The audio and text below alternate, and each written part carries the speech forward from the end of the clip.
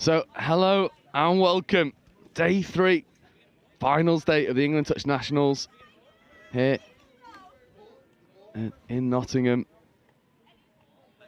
And we get underway with mixed open action. It's the Sharks versus the Tigers, two teams that have secured their way into semi-finals later on. As Teddy Brooks gets us underway, I'm Joan Wright, this time joined by Isabel on co-commentary. And you know a few of these players out here, don't you? Yeah, I play with them at Nottingham Touch. You see Day stepping, trying to get up the line and open the account. This is a dangerous combination of Teddy Brooks and a Day as Brooks spears one to this near side. It's a good early defensive set for the Sharks.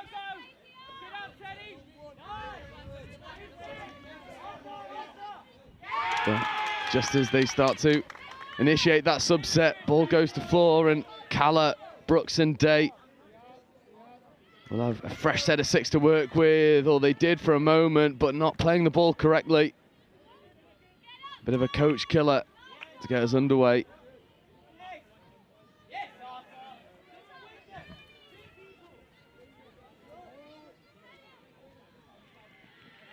And this is 5th touch coming now. What can they set for the 5th touch platform? Scooping, a little bit stuck in the mud, and then late switch play. We're trying to connect to Rhys Neal-Davies. It's not quite happening on that occasion as the Sharks get good meters initially, but then losing control of the ball. So Isabel, this game marred by some early turnovers. Yeah, I think maybe first game nerves, big game, both these teams, because they're both in the semi-finals, but their place on the table determines who they play next. So Absolutely, and we'll see just how authoritative this Tiger side wants to be as they look to fly around the outside of Pertucaro. Now feeding back on the inside, 4th touch, 5th coming. Scooping player, picking up, stepping, trying to get away from Pertucaro. Late switch, almost connected to Hodgson.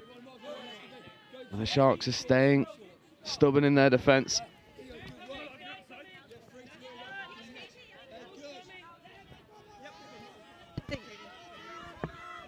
As we see Arman and Chan come onto the field on 5th. It's a sticky subset. Jackson Chan and Harmon trying to create something. And now, for a moment, there was an opportunity to go around the outside for Katie Harmon.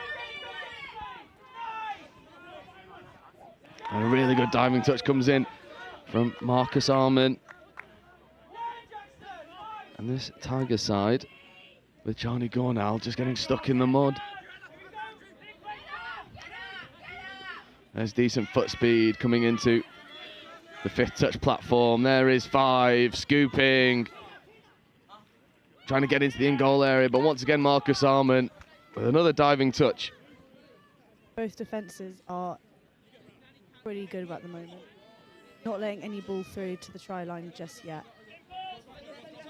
Arman, well, rescued by a combination of Oscar Davies and Jackson Chan. Is that pass just left a little bit to be desired, and Davies makes some good meters up the box side. And now we're rolling into the 5th touch. Can Teddy Brooks and Calla create something? Arthur Calla scooping and acting half. Play on call from the referee was there initially, but in the end it's 6 and turnover. Much better driving platform there for the Sharks.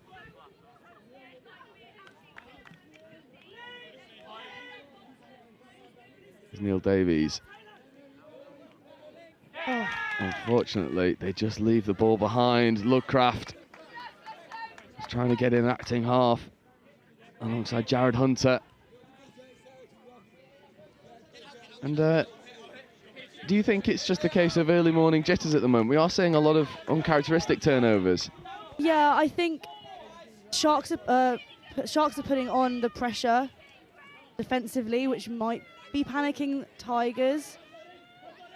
But also, Sharks are having a few rescued balls and turnovers as well. So maybe it's just getting into the first game and getting the team who gets the first try, it will elevate their game. Just brushing off some of the cobwebs early doors as again the Midlands Tigers make good yards off the subset, and now fifth touch, and then Franco has a dabble in the cookie jar, gives away the fresh set of 6. Tigers have to use this to get that first try. And we'll see if they can do exactly that. Gornal picking up at half, checking away. Gornal in at half, feeding back, stepping. Gornal once more. A hole just appeared for him, not taken though initially. And trying to get the touch on Frank. Extra pass plays away. It's good defence here from the Sharks, and it forces the indecision, but they are rescued by the referee's whistle. For the Tigers, that was a bit too indecisive between Hodgson and Gornal.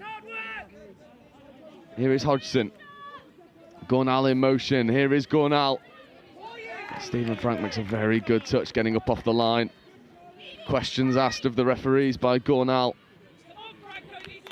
But the referees are happy. And there's big cries from the Sharks sub-box below us. Gornal steadying the ship. Snowden was picking away. And Hodgson trying to get over, and that touch celebrated by the Sharks contingent below us. As Hodgson was back in towards Gornal, and then a bit of a dodgy split of play. Noah Snowden tries to go long, but it's picked off on the far side. The Sharks 17, Jocelyn Asatis, and that was a really good defensive set from the Sharks. Very good defensive set. The Tigers were not able to get through. They knew exactly, the Sharks knew exactly who to go for. And I think this is going to be a very tight game. Yeah, see, this is fifth touch coming now, and that is wonderful midfield defence for the Midlands Tigers, with no touches remaining. Arman has to go the full length, but Marcus Arman might just stick the hammer down and go all the way. Diving touch comes in, but Marcus Arman rescues a sorry subset and goes full length for the score. That's going to give the Sharks a lot of momentum for the rest of the game now. Yeah, he just rescues what was a poorly executed subset initially. Fifth touch on the 10-metre line, and then Chan and Arman combine. Lazy defence from the Tigers, and we do get our opening score 7.5 minutes in. It was a bit of magic from Arman. And now Tigers, we'll see if that puts a bit of emphasis underneath the play. Is Cullen switching out. Cullen now in an acting half, checking away, back to Cullen. Cullen potentially looking to beat Teddy Brooks to the line, but Brooks makes a great touch. Cullen stepping away once more, but once more the touch comes in. Taylor Thompson. And now we'll see if the Sharks can get better momentum on their subset. That's third touch, getting right up towards the 10-metre line. Much better here from the Sharks. Fourth touch, and then a bit of a foot in the ruck potentially. And then, unfortunately for JJ Lister, gives away the foot in the ruck penalty. Sharks have swung the momentum in their favour, haven't they? Yeah, that try's really helped them, and I think currently are dominating the game. Chan, Davies and Arman combine. Davies gets the ball back on the rack, but good explosive defence from the Tigers. Sweeper player, a bit pedestrian so far in this move. It's Chan, Davies picking, ripping, but it's well crowded out. Davies recycling the touch, but Jackson Chan can't take it with him. And just a bit of tiredness creeping in, I think.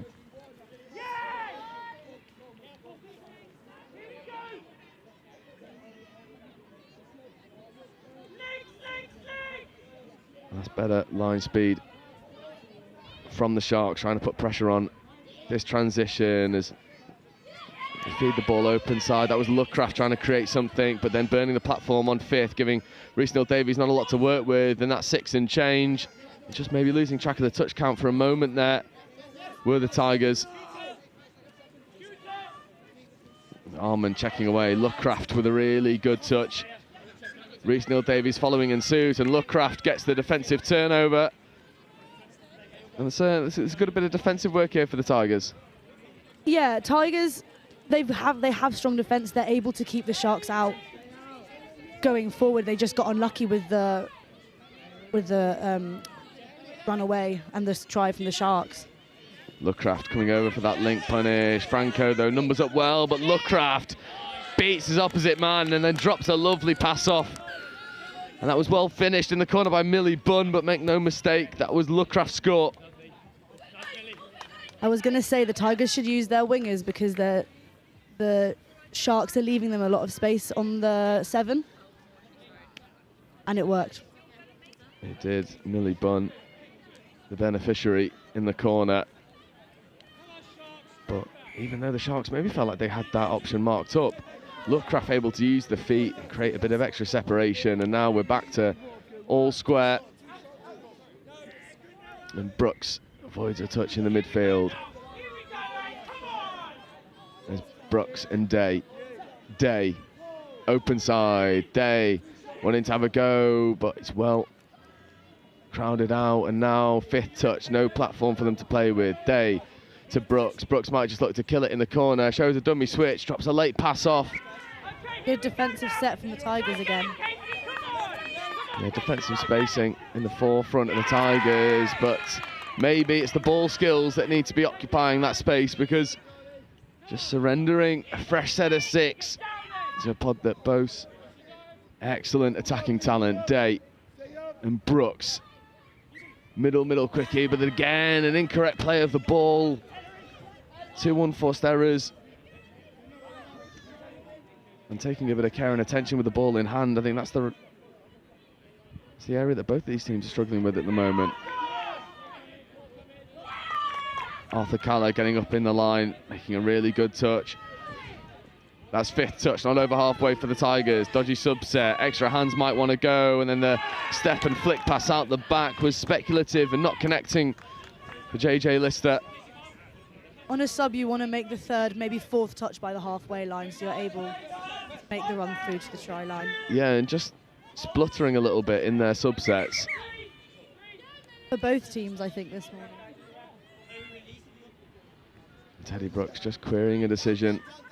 And now the Sharks can fly. Here's Davies, back to Arman, into Chan. Chan, 4th touch platform. Jackson Chan coming in towards Arman. Chan picking, stepping, throwing a nice late pass to Oscar Davies, who shows the dummy. And the smooth hips kick around the covering defender.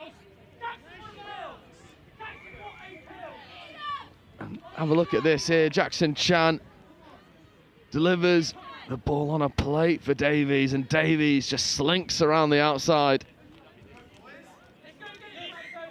And that was an impressive score from the Sharks. Very impressive. Now, Neil-Davies will look to bring some parity back to the scoreline. Lookcraft fizzing a nice ball into a decent enough area for Jared Hunter, but not taken. There's Hunter and Neil-Davies.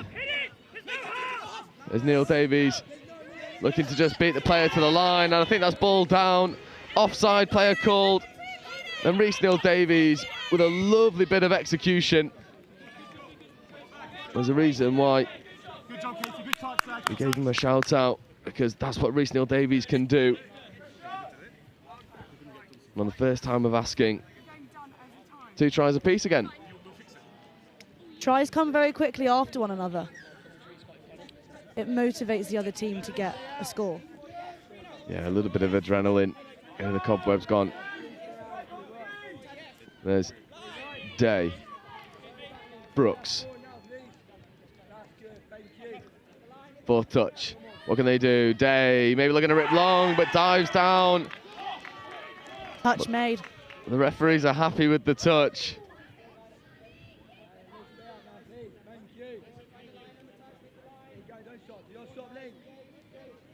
And that's now 5th touch. What can Day create? Goes left to right, over the top. It was a bit stop-start for a moment, but Again, Sharks doing a good job at completing their sets.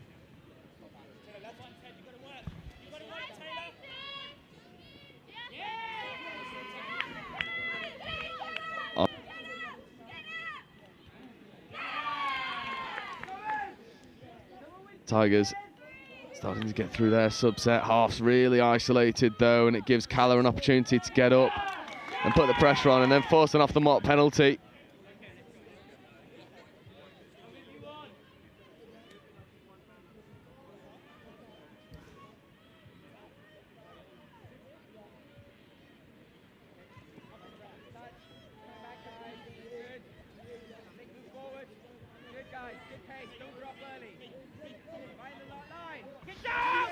Day trying to step at the line this time. Are they happy? They are indeed, and Day was denied once, not a second time. Calla forces the turnover, and then Day and Brooks take full advantage of it. His familiar open side quickie, and Day gets off the right foot and beats JJ Lister to the line. Ed Day brings the Sharks back into the lead.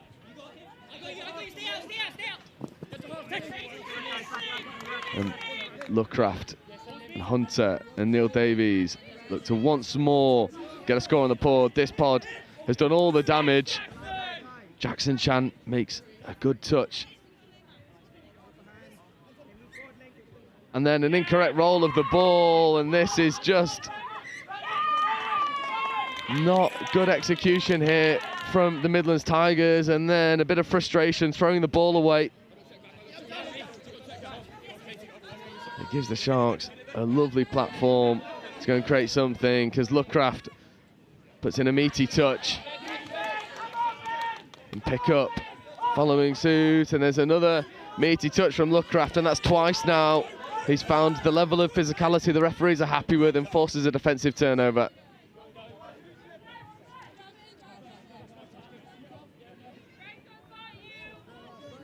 Neil Davies and Lookcraft.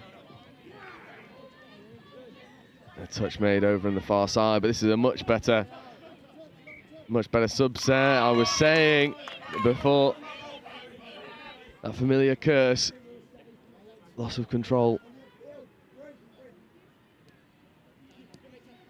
And Isabel, it seems like the Midlands Tigers just haven't kicked into gear as of yet. Yeah, I think they've been a bit thrown off by the Sharks' defence, but also they haven't had good control of the ball in much of the game. They keep dropping the ball in, and turnovers are happening. Yeah, you surrender repeat possession to this Sharks team, and they will certainly take full advantage of it. That's how their third score came about. And now the Tigers trying to use a little bit of disguise and invention to get some go forward on the subset, but just driving up the wrong side now. Now they try and move the ball over. There's nice interplay to get around Day, and then the extra pass realigns them in a more familiar position to get these subs rolling onto the pitch. Arthur Calla getting up, making a touch. Day putting on loads of pressure, but escaping the touch. Getting in behind the defensive line, and then a big touch comes in from Arthur Calla. And that was as red touch as you could possibly see. Easy decision there for the referees, but 90 seconds left to go. The Sharks will back their defensive prowess to see out the likes of Samble. Score here. That ball is down, and they do. Nice.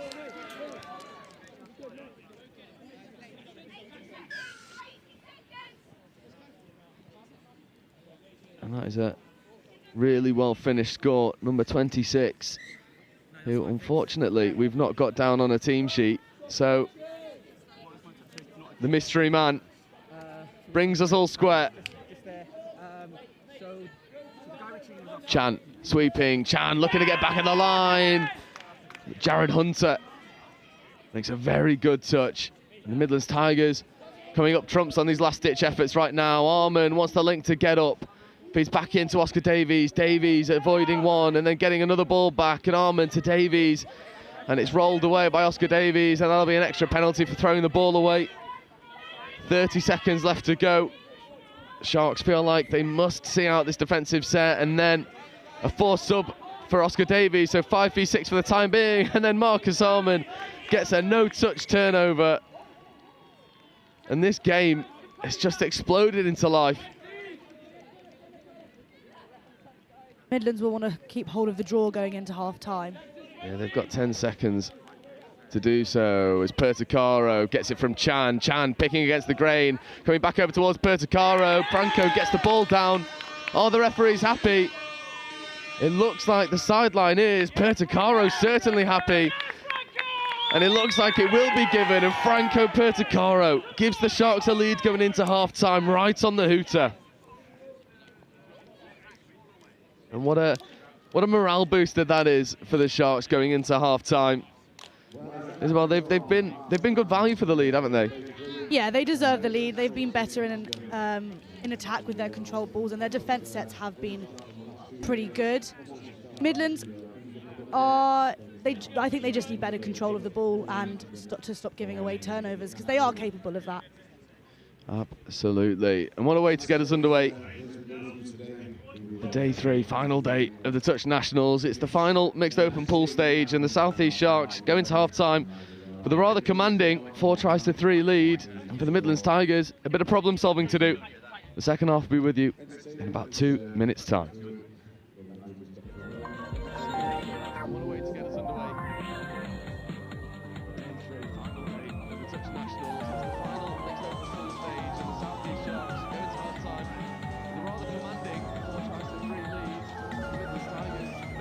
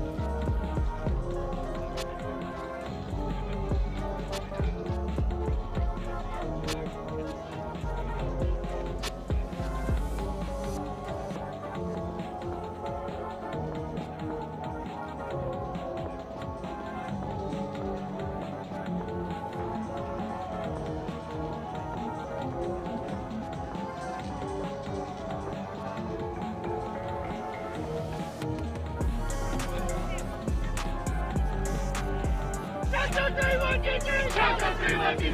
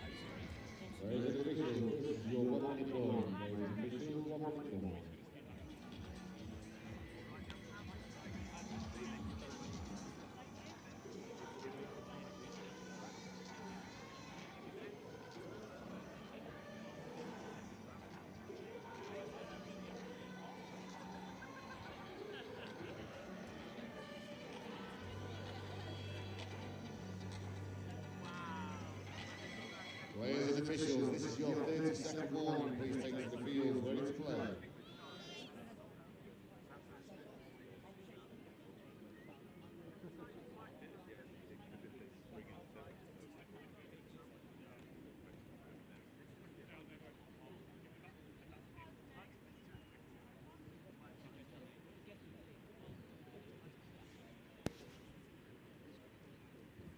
So welcome back,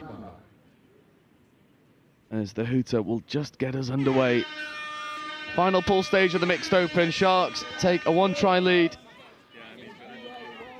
And the Midlands Tigers will be looking to reply with a fair level of urgency. Not quite kicked into gear yet of the Tigers.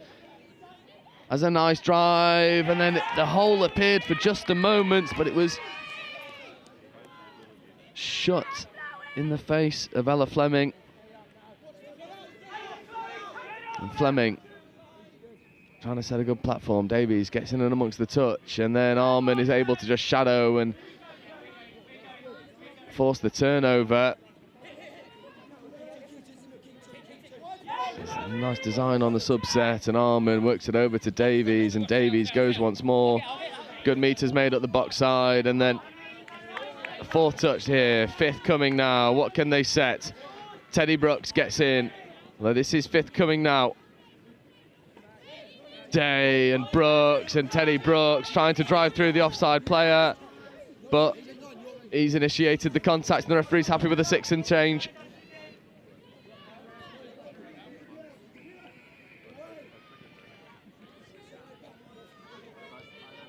Midlands need a good sub move here.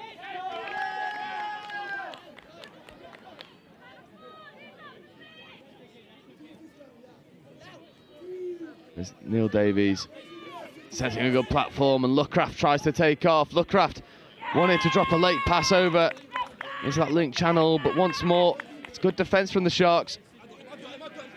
And Day just losing his footing and the touch.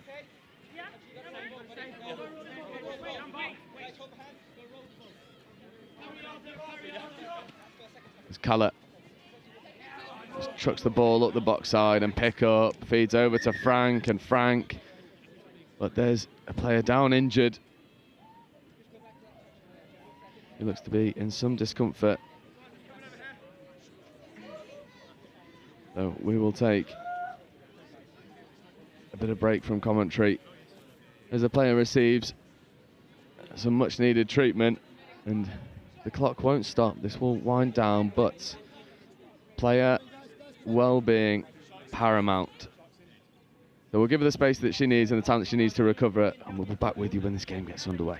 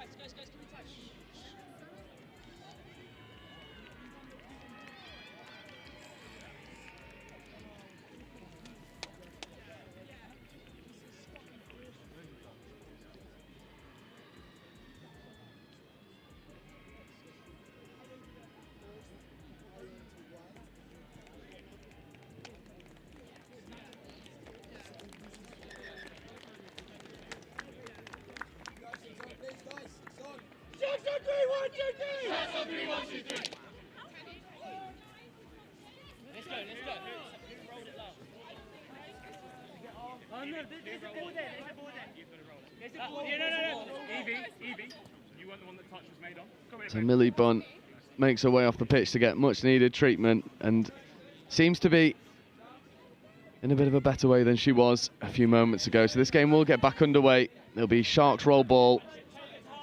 And this is third coming now. As Brooks platforming up, and now this is fifth. Teddy, Brooks and Day. Switching with Day. It's a little bit stop-start, and I think they thought they had an extra touch to play with, but that is Sixon turnover. And then a penalty for throwing the ball away. There's a few of these penalties coming in. It's something the referees are very hot on. Yeah, referees are very hot on the penalties.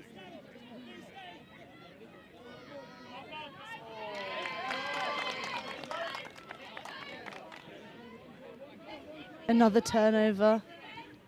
Midlands just can't keep hold of that ball.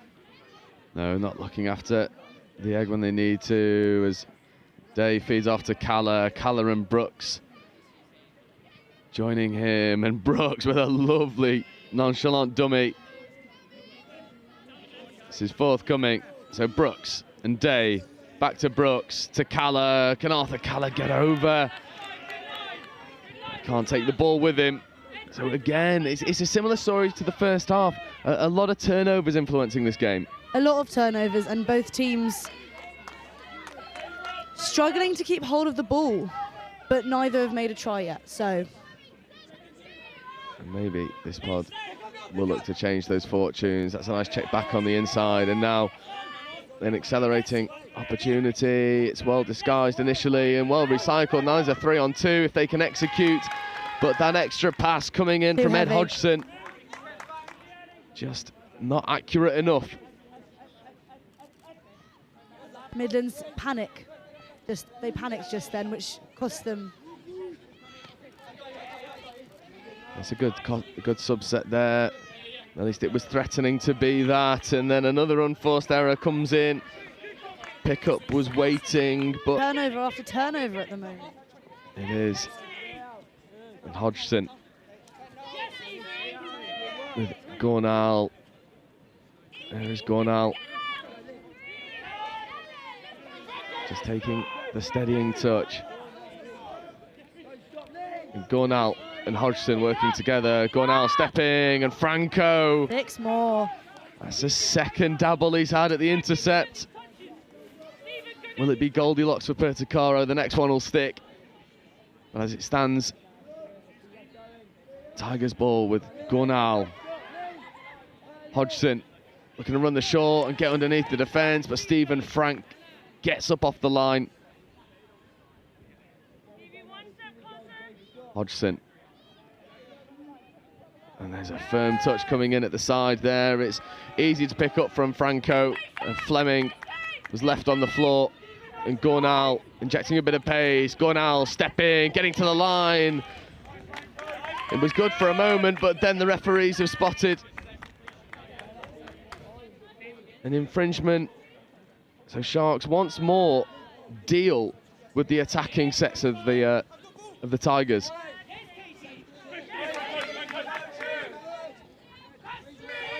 Much better subset here, getting up to third touch on halfway, and fourth comes near the 10.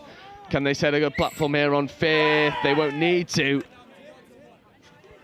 Sharks have improved their subsets since the first one, which has helped them.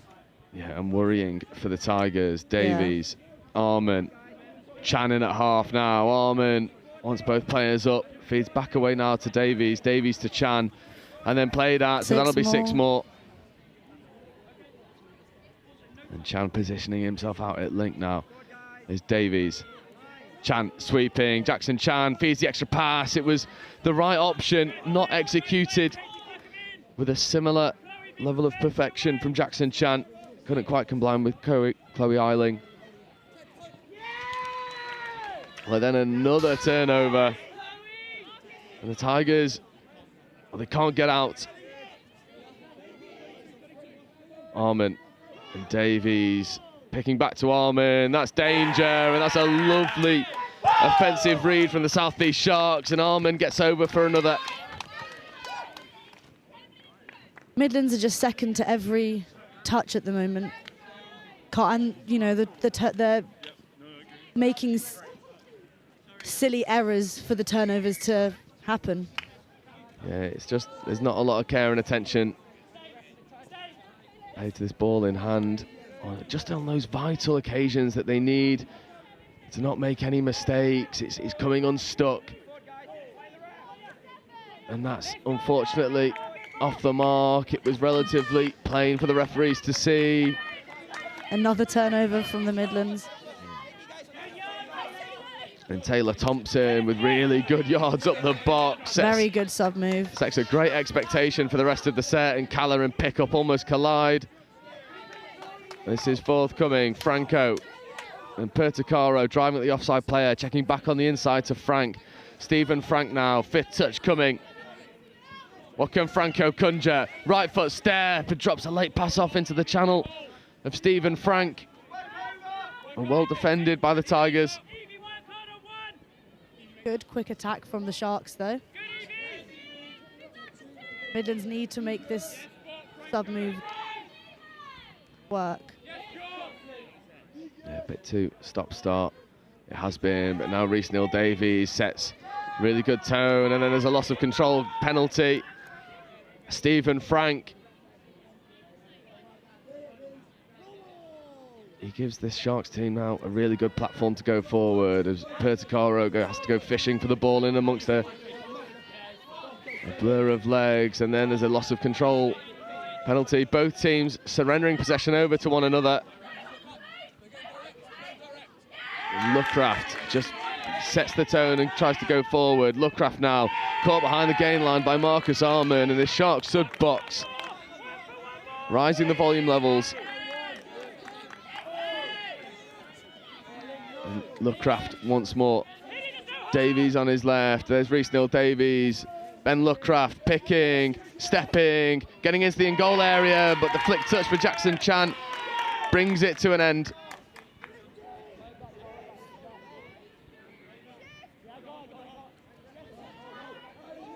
Jackson Chan is causing the Tigers problems at the moment.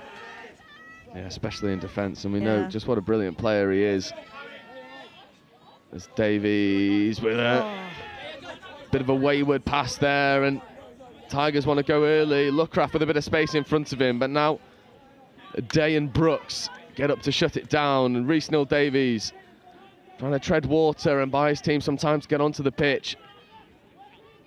Again, this subset just not operating with the fluidity that we're familiar with for Tigers. And the other thing to consider is both these teams with that semi-final position, so maybe holding a bit back. Look, Gornal gets on the link quickly. Gornal dives at the line. Did Gornal get down? No. Katie Harmon with a try-saving touch.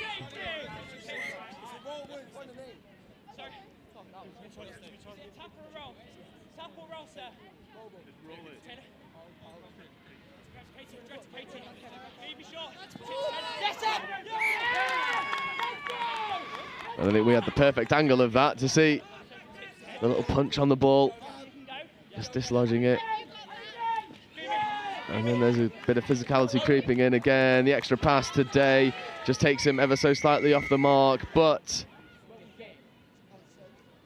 stepping out of the pitch, spotted by the sideline ref. So Tigers turnover.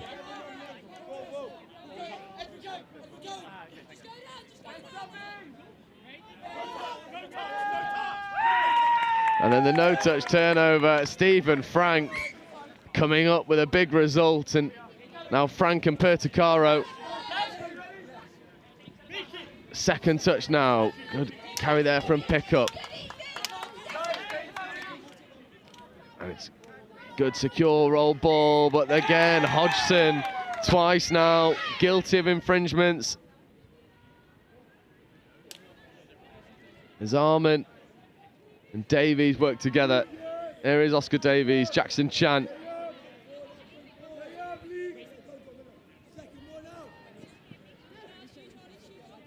Davies and Chan once more. Feeding to Arman. Arman wants the link to come get up. Arman just bounces around the outside and tries to go himself, but Arman debating with the referee about whether Midlands Tigers are advancing in that 7-metre line. Davies, Chan, Arman. Looking to come back on the inside, trying to play through what he thought was an offside defender.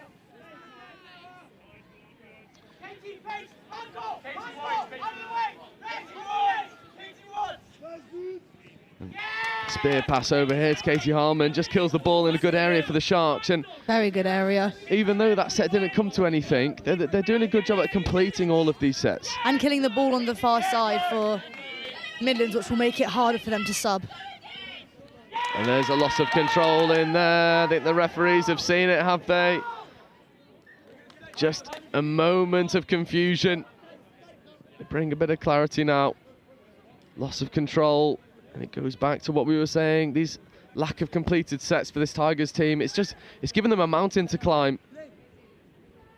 As Davies picks, comes back to Chan, Oscar Davies setting a platform in front of Arman and then checking back towards Chan, and that one's gone forward and there's a bit of overplaying. And again, this game's, it's been a story of the sets not completed here. It's been a game of turnovers for sure. Midlands have to take it in more. They've got to make better use of the sets that they've got available to them. They've got to have better subs. Their subs are quite slow at the moment. Yeah, although they run a lovely disguised play. As we're talking about a better subset, Rhys Neal-Davies and Ben Luckraft run the Redlands play and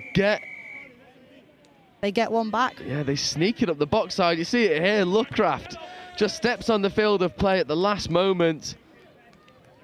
And that combination between Rhys Neal-Davies and Luckraft coming up trumps again for the Midlands Tigers, and with 3.5 minutes left to go, something that was once relatively settled for the Sharks now becomes less so. Midlands will want to use that try to get momentum and hopefully get a draw out of this game. Yeah, but Brooks will be having another thing to say about it. There is Teddy Brooks fizzing a lovely fire up to Day to Calla. Calla once more. Not quite taken over there by Asatis. The ball is on the best side for the Midlands here. If they can keep control of it, this could work out for them. Yeah, but it's this hesitancy at the roll ball. That's a better bit of foot speed. And now the line speed comes from the Sharks, but a big dummy goes. And the tiredness coming into play. Single shooters for the Sharks. Tigers picking them off.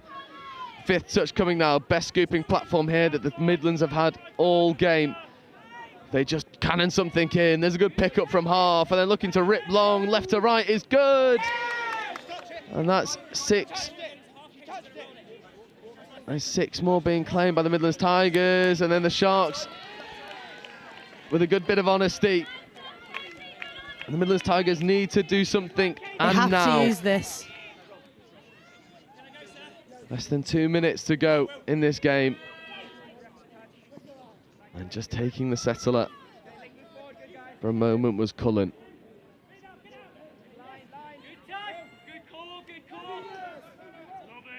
Feeding back over to Lister, and Arthur Calla with a good touch. Forthcoming. And Cullen getting in at half and then dropping a ball into space and the tap on. It was inventive from the Tigers, but lacking in execution. It would have been a moment of magic for sure. And Brooks. Day. There's pickup and Frank, and now Perticaro joining the fray. Frank platforming, and then Perticaro stepping and trying to get around the defensive player, and the referees were happy that he was onside. But with 45 seconds to go, it might be a case of this is the last opportunity for the Tigers. Can the Midlands execute this? And it'll be a bit of a... Well, it was probably a fairer reflection of these two teams on paper if this ends a draw, but it's certainly based on the performance we've seen here on live stream. It is a little bit of a tall ask for the smash and grab, and with 20 seconds left to go, if the Sharks look after the ball, they'll win this final pool game.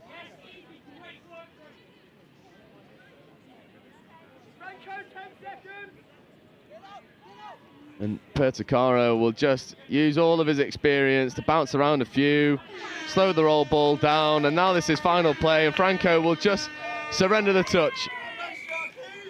And the South East Sharks start day 3 with a very well-deserved win over the Midlands Tigers. But considering just how many turnovers the Tigers had, this could have quite have easily gone the other way. It could have, and I think had the Tigers had more control of their ball, they could have gotten a draw or a win from this, but they're in the semi-finals, so yeah, they'll be happy. And it just wasn't their day with the ball in hand. Struggling to build any sort of sustained pressure, but that is it for game 1. And coming up for you next in about 5 minutes' time, it's the women's 40s final pool, Northwest Touch versus Midlands Tigers. But as it stands here, our opener for the mixed open, South East Sharks 5, Midlands Tigers 1.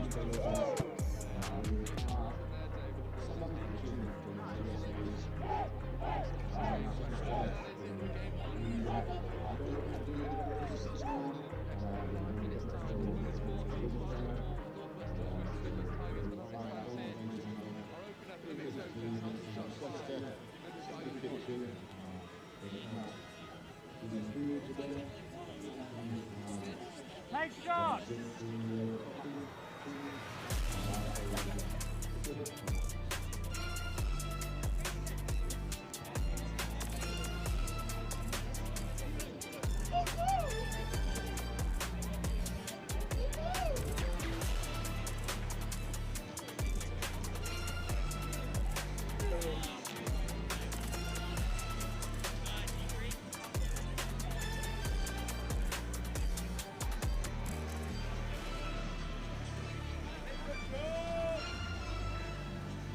I'm Mark Alders, England Men's Open head coach. My name's Martin Wright, and I'm the head of the women's programme for England Touch.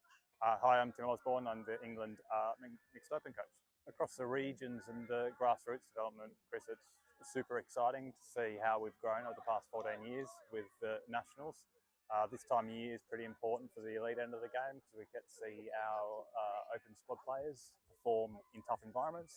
And that helps us with selection through to the next international tournament. Nationals is super important for us. It's the one point in the year where the whole country comes together, all the different regions competing really hard, playing amazing touch, but also great to see the community all together for this weekend. It's a really important weekend for us. This, whilst we see the players at camps, you get to see them in a live environment here. So very, very important.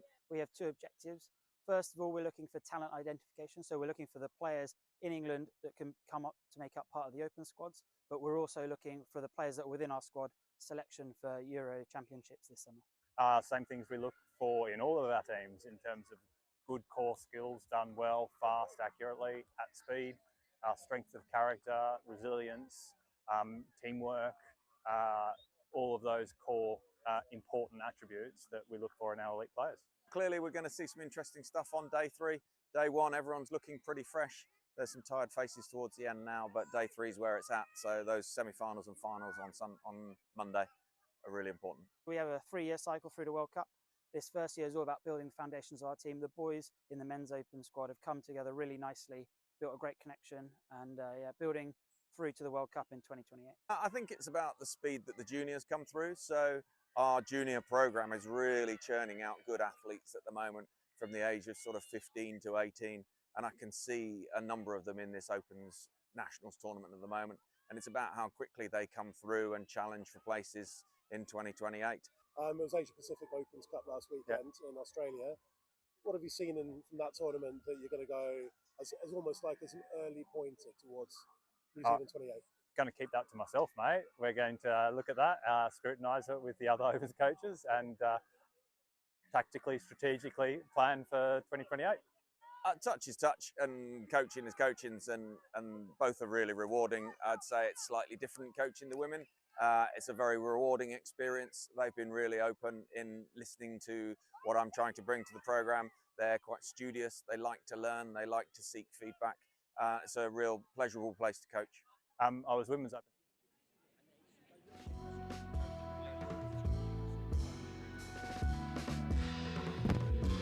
Welcome back then to the England Touch National Championships live here in Nottingham.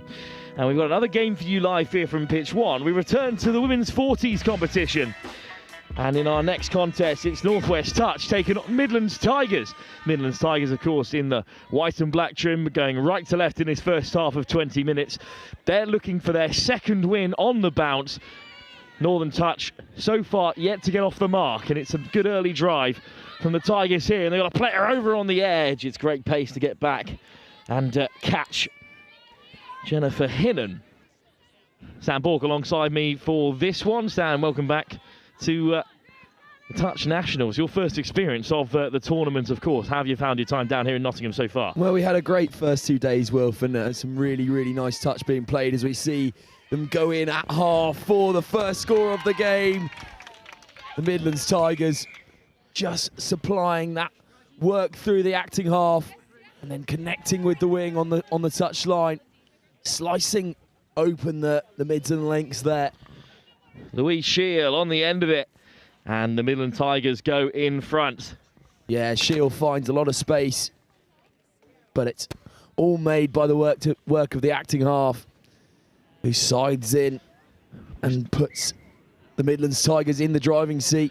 Still plenty of time in this competition, just 2 games played in the women's 40s category, and Northwest Touch can come forward for the first time. Physical touch on Toomey. And Toomey, good line, looks to slide over. Touch made just about by the Midlands Tigers. And Toomey will lay it back. Chance here for Northwest Touch to get on the board. As we've said, just 2 defeats in their opening 2 games. But narrow margins in this women's 40s competition, although that's a good turnover. Yeah, loss of control in the roll ball there, so gets turned back over for the Tigers and they get another opportunity to drive this subset. We'll have a look at the first subset for the Tigers. Just a bit congested there as they roll around. Fortunately, ball goes to floor, so ball back in possession for Northwest Touch. Just slightly off the mark there, so they'll have to slow things down as the referees call them back. Very precise at the Nationals. Gale. Toomey. Gale comes round the corner and will receive it at Link, and Toomey first there at half. Decent looking attack from Northwest Touch as they head towards the box. Nice ball off the deck, still that same attacking unit. Thompson drives forward, great line. Back onto the outside goes Grinter. Just run out of touches there, unfortunately, and stay at 1-0 to the Midlands Tigers. Yeah, another unsuccessful visit into the scoring zone for Northwest Touch. Hopefully they'll be looking to rectify that later in the game. That'll be 6 and out, and again, we see another subset for the Tigers. It's a better one this time, and they fill those numbers so well and get into the middle of the park. Well, touch taken, but 5 coming as Rickard takes it in. Rickard again lays it back. Brody. Wow, there's another fresh set of 6 for the Midlands Tigers, looking really threatening now. Brody, great line off the deck from Rickard. And manages to ship it away as well. Rickard will play half, and they've got a hint of an overlap here. Nice step back on the inside from Hinham. Touch made, but they're up to the 7. With a few more strikes here. Hinham. Rickard ships it on. Brody, back to Rickard. Brody at half. Pulls the handbrake for now. Midlands looking impressive here in the early stages. Looking to go 3 from 3 and undefeated at the top of the pool. Sliding from long range. But not given this time. Yeah, Emily Eve there on that sweeper line around the back of the half, and it was a really good one. Throws the dummy to open up a bit of space. And is there enough between the Lincoln wing? It's a great covering touch by Sarah McDonald. And they'll be disappointed, the Midlands Tigers, not to come away with anything there. Yeah, they had some really good set plays in that little forage into the Northwest territory, but again, nothing to show for it, unfortunately, for the Tigers. Great line speed from Eve as the Midland Tigers look to respond, but it's a really good box. So fresh set of legs on the field for Northeast Touch, but 5th coming is the call. So One final touch here, see if they can create something. It's lovely soft hands to the outside from Broom, but Broom is eventually caught. Yeah, late pass given there, so the Tigers will come back into it. So we see that ball just getting thrown over the shoulder, and it's good attack now from the Tigers. That's a nice little line, actually. Rickard. The try scorer Shield comes in at half as changes are inbound. Hinham with another good carry. Shield again plays half. Good start to the game for the winger on this near side. Little tip on in midfield from Sewell. And then some good acceleration to the edge. Great delay on the pass. Across comes the winger to make the touch. And that's 6 as well.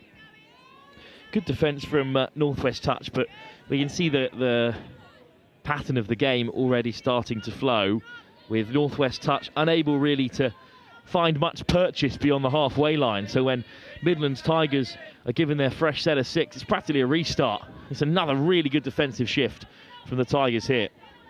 Yeah, they just got a penalty now for the Tigers as well. This Northwest side have just got to be able to straighten up those hips and get past that halfway line on 3, and they're just struggling to do that at the moment. Back to the open side they go. Just lofted in field for Hyde. Great ball round the corner. Chance for the Tigers here. Warren hits the deck. Well read by Twomey. Sewell.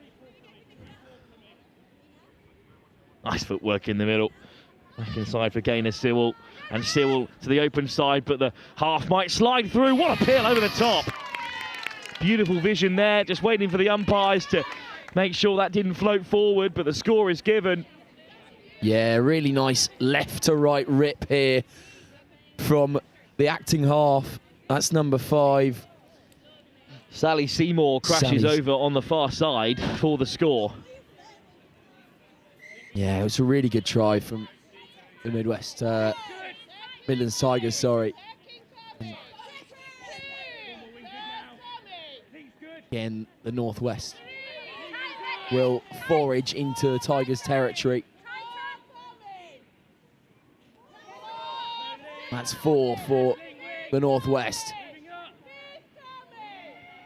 And they'll come back inside, but almost 5. 6 coming for the Northwest. Can they capitalise on this opportunity? Quickie played, then they'll dart in, but that will be 6 and out for the Northwest.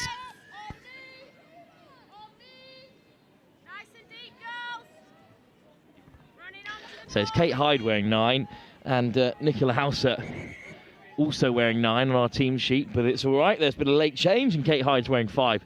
So good work from Hyde to set up that score. Midlands Tigers back in play. Yeah, Hyde was acting half there and manages to find that left to right rip for that try, and it proves ever so good. Big chance here though for Northwest Touch from the turnover. Fresh set of 6, just 7 out. Got to create something here. Hannah Gill. Oh, that's a waste, unfortunately. Yeah, coach killer there. Fresh set of 6 and in opposition territory. And this Midlands Tiger side, they're not going to hand too many opportunities to you in that area of the field. Back to this short side, heading towards the box. You see how keen the Midlands Tigers are to get back in play. Better subset there, Wilf, from the Tigers, and they can rip round now. Rickard, great acceleration. Brody sweeps through. Can she find a pass? It's an excellent defensive shift from Nolig Twomey, who gets back to make that touch. Yeah, again, all started by a really nice subset on this left-hand side, just outside the box, and allows that Midlands Tigers side to get into the middle of the park and set something really nice. And they just sweep through on acting half. Number 21, Lisa Brody, just going from 2nd to 5th gear really quickly. Quickly off the deck from Twomey as Northwest Touch look to break. It's a good early drive from them as they head towards the box. Nice hands from Broom. Twomey on the charge, and they're up to halfway. This is a decent set. Should be able to create something from here. Thompson. Another good line. And soft hands as well, but intercepted by Brody. So they'll have 6 touches from here after it's picked off in midfield. Nice dummy to wind back onto the inside from Hinham. Rickard. Only second touch here, so they have a real chance to go 3 ahead as we approach the midway point in this first half. Brody. Rickard at half, Brody on the hard line. Options left and right. Brody just slides to herself, knows there's still a few touches left to play here. Yeah, she's got touches to spare, Brody, and she's been fantastic both sides of the ball so far. Definitely one of those playmakers inside the middle of the park. Lisa Brody, missed pass over the top for Hulsey. See what the referee calls here. Just a turnover, I think. Turnover ball, not played within the air, so wait, maybe. Well, we're going to wait and see here about what the discussion is between the Northwest touch defender, and indeed it is going to be. Yeah, fresh set of 6. Played within the air there. So deemed to have been a non-accidental touch. Brody. Wide to Jennifer Hinham. Hinham on the return, and Hinham will slide in. Sent away, I think. The referees are in conversation here. Back to the 7. To Jennifer Hinham. Well, certainly labouring over the call. And eventually it's given. Well, Hinham did reach the line, of course, but I thought a touch had been made. And then in conversation between the officials, Jennifer Hinham has the score. The link goes over, and it's 3-0 now for the Midlands Tigers, and they're imposing themselves on this game. Yeah, very well played from Hinham there, in at link. Just stole away through the defence, keeping the Northwest honest all the time. Midlands Tigers then, now on defensive duties. They've been very solid so far. They're right at the top of this pool, undefeated after 2 games, alongside the West Wildcats, South East Sharks and South West Saxons behind them with 1 win apiece. And then down the bottom of the table, the North East Raiders, Northwest Touch still looking for their first. But a score here would make them feel a lot better. Diving over goes Jack Stainstreet. Good final touch. Good defence from the Tigers, although this is slightly further back than they've had to fend for so far. Now we'll see here when they set the subset. Can they get out of dodge, Wilf? Just a bit slower, and acting half is caught out a bit. That's a great dummy, though. It's another good transition from the Tigers because they are up over halfway. At the very least here, they're going to ask Northwest Touch to work their way back in field. Lovely ball over the top. Just can't be held by Foster. But they've managed to make about 70 yards in the build-up to this one. Yeah, again, the Tigers with a really mature subset and allowed to break into that middle of the park. A really good dummy just brings them forward, and they're bearing down on the line now. Touch made. But an offside call is given, and it's another try. It's a 4th, and it's Vicky Franks who slides over. Yeah, Franks sees her opposition offside and says, you know what, I'm going to have a go here. And the athleticism to reach out and dot that ball down. We were having a chat yesterday how these conditions can affect this game, Wilf, and some players actually enjoy it a lot more because the slide makes it a lot easier with the dewy grass. Now, the Midlands Tigers player from the previous game who went down, unfortunately, I think she might have done her Achilles there and is being carried away by members of staff here, and Chris Simon, of course, over to check on the Midlands Tigers team as well. But Rickard, in the meantime, for the Tigers, still driving on here, still looking to go further ahead. Brody steps off the right. Brody, good pickup. It's a long ball out wide there, and she's just caught before it could be shipped on by Lisa Brody.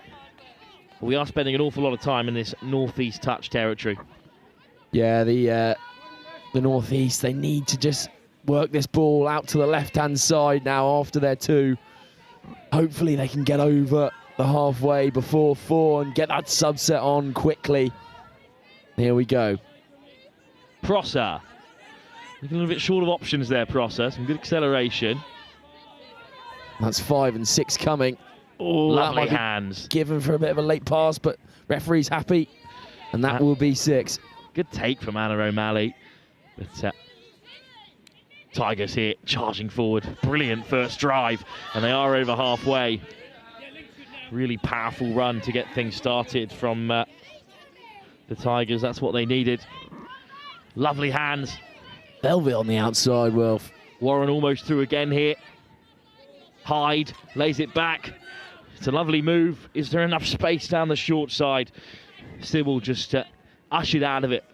Yeah, that dummy switch quickie is so effective, especially on early touches when you work your way into opposition territory. And the Tigers pull it off fantastically there. Penalty there, fresh set of 6 for the Tigers. Good pick up from Halsey. Hyde looking to find the link coming on the inside. The two middles linking up. Sent back to the 7. Kate Hyde.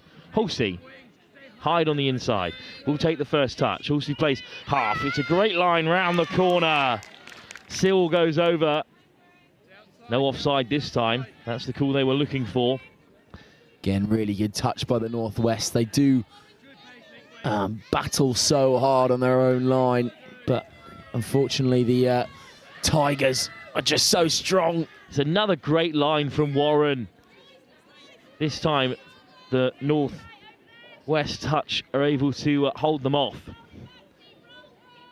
there's just so many options coming around the corner from both angles for Midlands Tigers. It creates space every time. And high line speed as well from them. They just work so hard to get back on side. That's a hint of a forward pass. Referee's going to let it play, and it's a great pick-up and maybe a chance for lovely hands. Really good hands there. Stain Street caught, and then in the end they run out of touches. Well, 5th coming actually, so there should still be a chance for Northwest touch. Yeah, I was going to say there, Wilf, the half was almost caught very open, but they'll have one more touch to see if they can prove anything here. Unfortunately, ball just goes to ground. Got to go ambitious at that stage, but Stain Street unfortunately misses out. 3 minutes to go until half-time. Midlands Tigers will be very happy with how their 3rd game is progressing so far, up by 4, and they've yet to falter at the tail as well. Yeah, just a bit of loss of control in the roll ball there, so Northwest will have another opportunity to set a platform. And Midlands Tigers with a positive goal difference of +6 from their opening 2 games, but the West Wildcats have got a positive try difference of 16 from just 2 fixtures, so it's going to be really competitive at the top of this pool. Yeah, it's a very interesting set and regiment, this over 40s women category. It's highly competitive and more a game about just mindset and keeping your body in it. And that's a heavy touch coming in there from the Tigers. Touch, and that will be a penalty, so fresh set of 6 for Northwest touch. Well, of course, you know, it wasn't long ago that the World Cup was here in Nottingham, and the seniors categories as they are described, although I hesitate to call over 40 senior by any metric, but they were played down at Riverside, and there was some real quality on show. There was obviously players with hundreds of caps in the past representing, and there's so much experience out there in these two sides. You know, a lot of these women are already big parts of the coaching setup, as well as representing internationally at this age group. Well, as that final ball is a little bit off target from Toomey, so the attack comes to a close. And that is a bit disappointing for Northwest touch. They've twice had a penalty, which is not a lot of chances, albeit, but you'd hope they'd manage to create something from those 2 opportunities. Alas, pretty stable at the back here from the Tigers. There's this big thing about red zone success here, Wilf, and kind of once you get into that final third, coming away with a point. And unfortunately for the Northwest here today in this game against the Tigers, the pressure on the high line from the Midlands has just been too strong. Good pick up from Brody again, and it's a dagger of a line from Hinham, but out of touches. Be interested to see how these pool games end up, of course, with the regions as they are, the national pools at all these divisions. lead to some interesting matchups, and it means that when we get to the semi-final stage in the open categories especially, all of the teams have already played each other at least once. So it'll be interesting to see how this 40s category is concluded, although we're a long way off from that stage. Lovely soft hands from Northwest Touch, trying to create a bit of space. Around the corner they come. Final touch here. Oh, look at the acceleration on the inside from O'Malley. Just can't slide through 3 defenders, but a bright end to the first half for Northwest Touch. No score to show for their efforts in the first half. Midlands Tigers up by 4 in this women's 40s category. We'll be back for the second half in just a few moments' time as the Tigers continue looking for a third win from 3.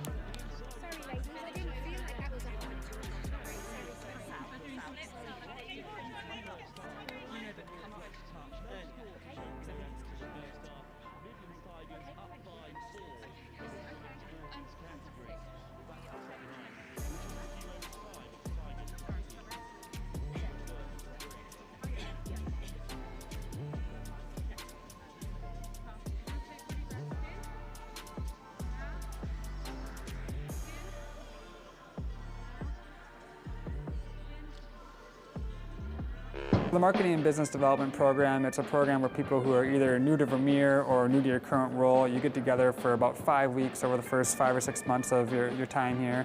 And you really get to start learning about the people, the products, the culture, and it really equips you to be successful in your role. Some people are coming into Vermeer not knowing anything, so it's meeting people and getting opportunities and getting your face exposure and getting their exposure to you so you know everyone already. And it kind of creates a more effective worker because they have that base knowledge of everyone that they're going to be working around and with. In my position with training, it exposed me to other areas of thought that I wouldn't originally include in my training exercises or in the way that I go about building those and routing those exercises. Vermeer is a huge worldwide manufacturer, over 3,000 team members. There's a lot that goes on here. So this program does a good job of boiling down how our products are manufactured to how we distribute them through our dealer network, and then just connecting you with different people all across the Vermeer miles so you can do your job. I've always been operations side, so this one showed me the other side of the company, and I have no idea when it comes to sales. So this has really kind of shown me using some of my engineering background and stuff about the product that I already know. Now I get to use it and learn about the sales and how we forecast and how we should sell it and how do we market it the right way. And so now I feel more equipped to be in my position than with my just engineering degree in general. My favorite part of the program was not only making friends in the group, because you kind of bond with the people in the group, and there was about 8 of us in there, and they're still my friends to this day, but my favorite part was also making contacts with the people and the presenters. In my position, there's a lot of times where someone will say, hey, reach out to this person, and you've never actually met that person before. So now actually meeting that person and putting a face with the name, it makes my job a lot easier. My favorite part was getting to meet with executives. We get a couple one-on-one sessions where they share kind of their whole career story, and you get a chance to ask them questions too about your own development at Vermeer. So you get to connect with them on a personal level, which is something you don't get a chance to do at a lot of other companies. So I think that was a really unique opportunity. I just graduated, and I know that working at a company like Vermeer, I'm cared for, and they want to push me to be the best person I can. And as a young professional, it gives me a heightened sense of value in me as an employee, that the company cares enough to build me and my character. And that's really what this whole process has been. People wanting me to grow, wanting you to do better, wanting to talk to you and make sure you learn the most out of what you can. I'm just really grateful to be at a company that will invest this time in me to learn more about the company and get more context to really succeed in my job. If I had not had this program, I would not be connected to so many people. Welcome back then for the second half here in the women's over 40s category. It is another great performance for the Midlands Tigers, looking to go 3 from 3 in the pool stage. Yeah, really, really great work from the Midlands Tigers so far, supplying their subsets really well and then working around into that middles and link area. They are super well drilled, this team from the Midlands, and again, just supplying all the force. Still a minute to go here, and of course it's a jam-packed schedule today. We've got action from each division still in play here on this Bank Holiday Monday, and then at 11:30 the Stadium 9 pitch, which was the opening field, the main field at the World Cup, of course, a few years ago, will be live as well. 2 pitches live at the Nationals, done properly for the first time, and it'll be great to have every semi-final and then all of the big finals live for you throughout the day. So do get on Tournify and check that schedule, because now there'll be 2 stadiums of live coverage. This field, of course, will continue, and it's listed on Tournify as Stadium 9. And it is the main field just on the other side here at the Nottingham Highfield Sports Ground. Well, Northwest Touch get us underway in the meantime. Nice little work between the link and middle, and then what a line by Toomey, catching them offside. Good start for Northwest Touch. It'd be great to see them get on the board early here and make this a more competitive fixture. It's a good little kick step from the number 48.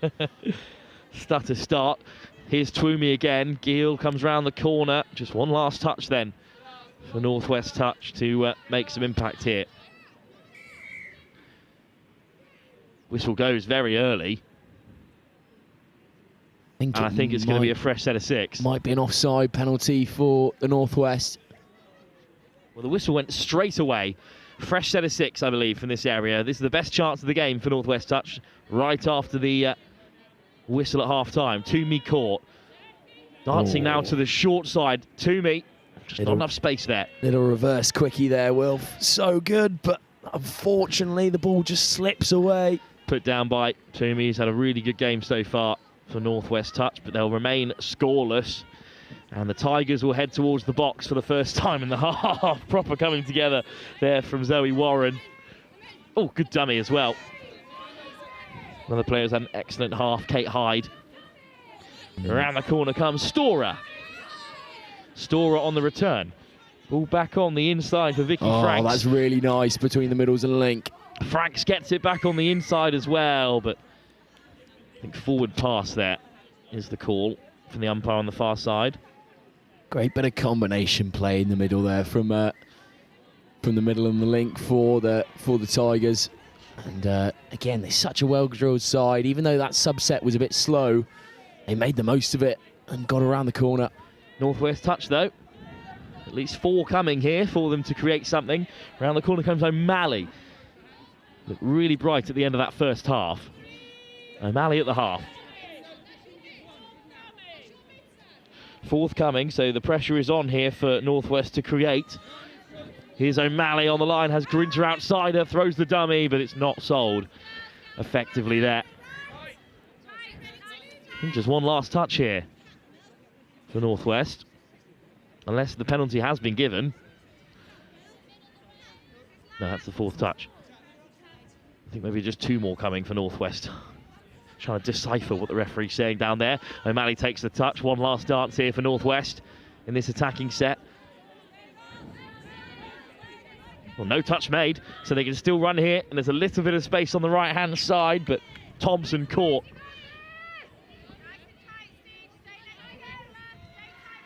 Grinter, Thompson, Grinter. Thompson will play half. There is a winger out there, but O'Malley goes herself. 4th coming is the call. 2 more touches, so it was a penalty that was initially awarded. O'Malley trudges back to the 7. Yeah, they've got to make this count now, and you wonder, got to work to your best players on the outside. O'Malley, Grinter having a really strong contribution so far. And Anna O'Malley, ball on the inside is off target, and that brings the Northwest Touch attack to an end. And the Tigers will look to head to the box. It's another rare error from there, and I think that's only the 3rd time they've given up possession in their half. So another set of 6 on the 7 for Northwest. Here's Anna O'Malley. McDonnell. Lorraine Grinter. Weaving onto the outside. Thompson. McDonnell. Lovely step. Touch made.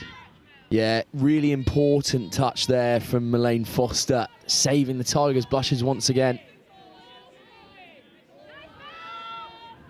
Here's Anna O'Malley again. Touch. It's Melanie Foster again off the line to make the touch. Do apologise to Melanie Foster there. Melaine slipped out. I've never read that name like that before. I've read similar names from the Pacific Islands in that fashion, but I'm going to take a gander that Melanie Thompson is Melanie Thompson, as it's driven on here by Midlands Tigers from the turnover. Good defensive set by Thompson. Brodie. Oh, that time it was Nicola Housey. Such a storied history in the game for her. I have been picking up, Wilf, on some of the headwear worn over these 3 days, and I am a fan of the San Francisco 49ers visor. It's a good one. Well, look, the matching white caps of Midlands Tigers, I really think they should hunker down on that policy as Brodie's ball on the inside is off target. Yeah, I do believe those are England touch caps, Wilf, which They're really are strong. A popular scene around here. Of course, it is a bit of a faux pas if you haven't represented England and you are wearing one, of course. Yeah, I'm sure these girls have, though. They do. Oh, no, absolutely. Do boast the standard. The likes of Brodie, who comes forward here for Midlands, is representing England on many occasions. No stolen valour today, as it's lifted off the deck again from Northwest Touch. Broom, Twomey, and Twomey with a brilliant carry over the top. It's just too high for Charlotte Prosser. Well, Caroline Prosser, I should say, this occasion, just couldn't get a hold of it. Last names are fine today, Sam. It's the first names, of which there are one too many, I think, as Grinter lays it back, and it's a good drive from the Tigers. Penalty. Off the mark, all the way back from where Zoe Warren first carried, I think. Yeah, just off the mark there. And it's something I was talking about with Joe Wright yesterday. Something I would probably fall fettle to if I played touch rugby. Staying on that mark and kind of taking your ego down. I did get touched back there. I'm really sorry. I will bring it back up to the mark. It's one of the most amazing things about this sport is the reliance on sort of good sportsmanship across the divisions about whether or not a touch is made, and such fine margins. And it can get really heated, of course, in the big games when those lines are blurred. Yeah, it's true. And honesty is a big part of this sport. And again, also, you come down, it's always nice to hear a defending player saying, oh, I didn't make that touch, they can have the try. And as you say, honesty is the best policy, Wilf. Where it was great to see was at the Tri Sports Finals in Oxford at school level, which will be returning to, of course, this season. Dom Tripp doing such a great job with Tri Sports and getting touch played at the school level, which is I think where it should thrive, really, with all the concerns at the moment about player welfare around contact. It's such a good introduction if you want to transition that way as a young player, or indeed if you want to give your parents a little bit more peace of mind about the sport you're playing. Very true. But that's a conversation for another day. We're all zeroed in on the women's 40s here, as it's a brilliant carry for the Midlands Tigers. Haven't seen a lot of them in this half. They are, of course, already up by 4 unanswered scores, but Eve makes plenty of yards here. You wonder whether they've reshuffled the pack at half-time, but here they go again. Foster, good ball on the inside, and now Foster looks to slide in. Well, a round of applause from the Tigers in front of us. I think the touch was made. This combination of Foster and Vicky Franks in the middle is really proving quite dangerous at the moment. Good pace round the corner from Eve, who floats it wide. Oh, what a grab! What a take! Right on the toes from Sally Seymour. And Midlands Tigers, with their first real attack of the second half, have a 5th try. It's not a bad ball onto the outside here, but it doesn't come cleanly out of the hand. It's a brilliant take, a diving take from Seymour. Yeah, it's all about the delay on the pass from Storer, actually, in at link, and she puts it right into the stride of Seymour, and that means that Seymour can start on her way downward into that slide as she's receiving the ball. Disappointing for Northwest Touch after all their hard work in the opening 10 minutes of the second half that they are not the first to score, and they would love to get on the board here. Bottom of the table at the moment, but it's going to get close down there if the Tigers and the Wildcats continue to perform. Toomey with a good carry. Up goes the arm of the referee. Toomey, O'Malley, Toomey again. Thompson's over. Didn't really fancy taking that one on the full, so it's going to come back for another touch. It's good to see Northwest still competing at this top level, of course. They had a sort of interesting period with the Northern Quarter Rebels from Manchester, who were the club in the region, and since then they've sort of regathered quite well. Toomey. Lincoln wing a bit isolated here. Taken in by McCormack. Toomey. Whistle goes. That's unfortunate. 2 turnovers in quick succession. Tigers will have it back. Yeah, just a bit of lost control. Hips not square, I believe, in that roll ball. Unfortunate one for the Northwest. Real heartland of touch traditionally, of course. This area of the country, Nottingham, and then London, where the expats from Australia and New Zealand first launched the first couple of organised club leagues, and then Manchester as well was traditionally a hotbed of the sport, and coming back with a vengeance. Of course, they got promoted at the end of the club finals, having dropped into Division 3. Nice ball over the top. Oh, it's a good grab from Eve, but the touch was made on the way through. Sewell did well there with a couple of darts. Really good try saver from McCormack on the edge. She's played a lot of rugby this game out in the wing, and is the way with most wingers here. Toomey heads towards the box. It's a really good set of substitutions from Northwest Touch this time, who haven't managed to make too much momentum here, but in the second half they are much improved. Grinter with a good carry, just dropped over the top for Broom, and they ran out of touches there, but they buried Tigers in that far corner. Much better second half from Northwest overall, Sam. I think they've improved remarkably after going 4 down in the first half. Yeah, I think it's one thing is the improve on the subset, swinging around. It's been a lot better, and means that they can get fresher legs on quicker and kind of roll around into that middle of the park. And now they've got a really strong pod on as well, Wilf. We'll see what damage they can do if they can defend this Tiger set. Foster steps back onto the outside. Big touch made by Lorraine Grinter, because Foster was on the roll there and had 3 players outside her. Yeah, Foster in that great bit of England touch headwear. Easy to spot. Another nice dart though from Northwest. This is a good transition. Grinter caught by the try scorer Seymour.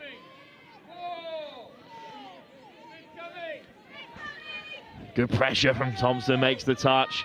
This will be the last dart for Northwest. O'Malley, well, bit of a miscount from Tigers, who now have to retreat, but O'Malley is caught. Big touch from Franks.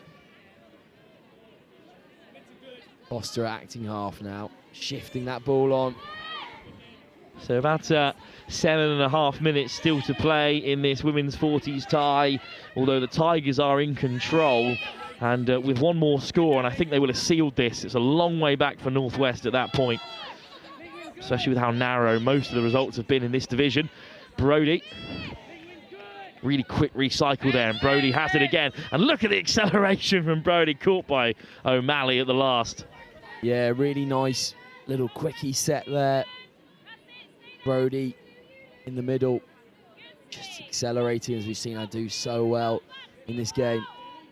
Well, Northwest Touch are back in action against the Southwest Saxons, who you've also seen this morning, but in the men's 50s division up next. And then at 11:30, we have our first set of dual live coverage. You can have your pick of 2 matches. The Midlands Tigers will take on the South East Taipans in the Women's Open semi-final. And here on Field 1, it will be the South East Sharks against the Southwest Saxons. So what a thrilling afternoon we have lined up for you here in Nottingham. Good ball by Brody there, and they come back on the inside. Just a lovely step from Shield. Subset just a bit congested, and then that loss of control in the roll ball all comes from being a bit disorganised, and then the pressure gets put on and everything gets affected. It's one big link chain, this England touch. Well, who knows if the Midlands Tigers can concede from this set. We might have a game on here. Round the corner comes Broom again. He's miscontrolled. Really looking for a heavy touch there, but I don't think they're going to get it. Northwest.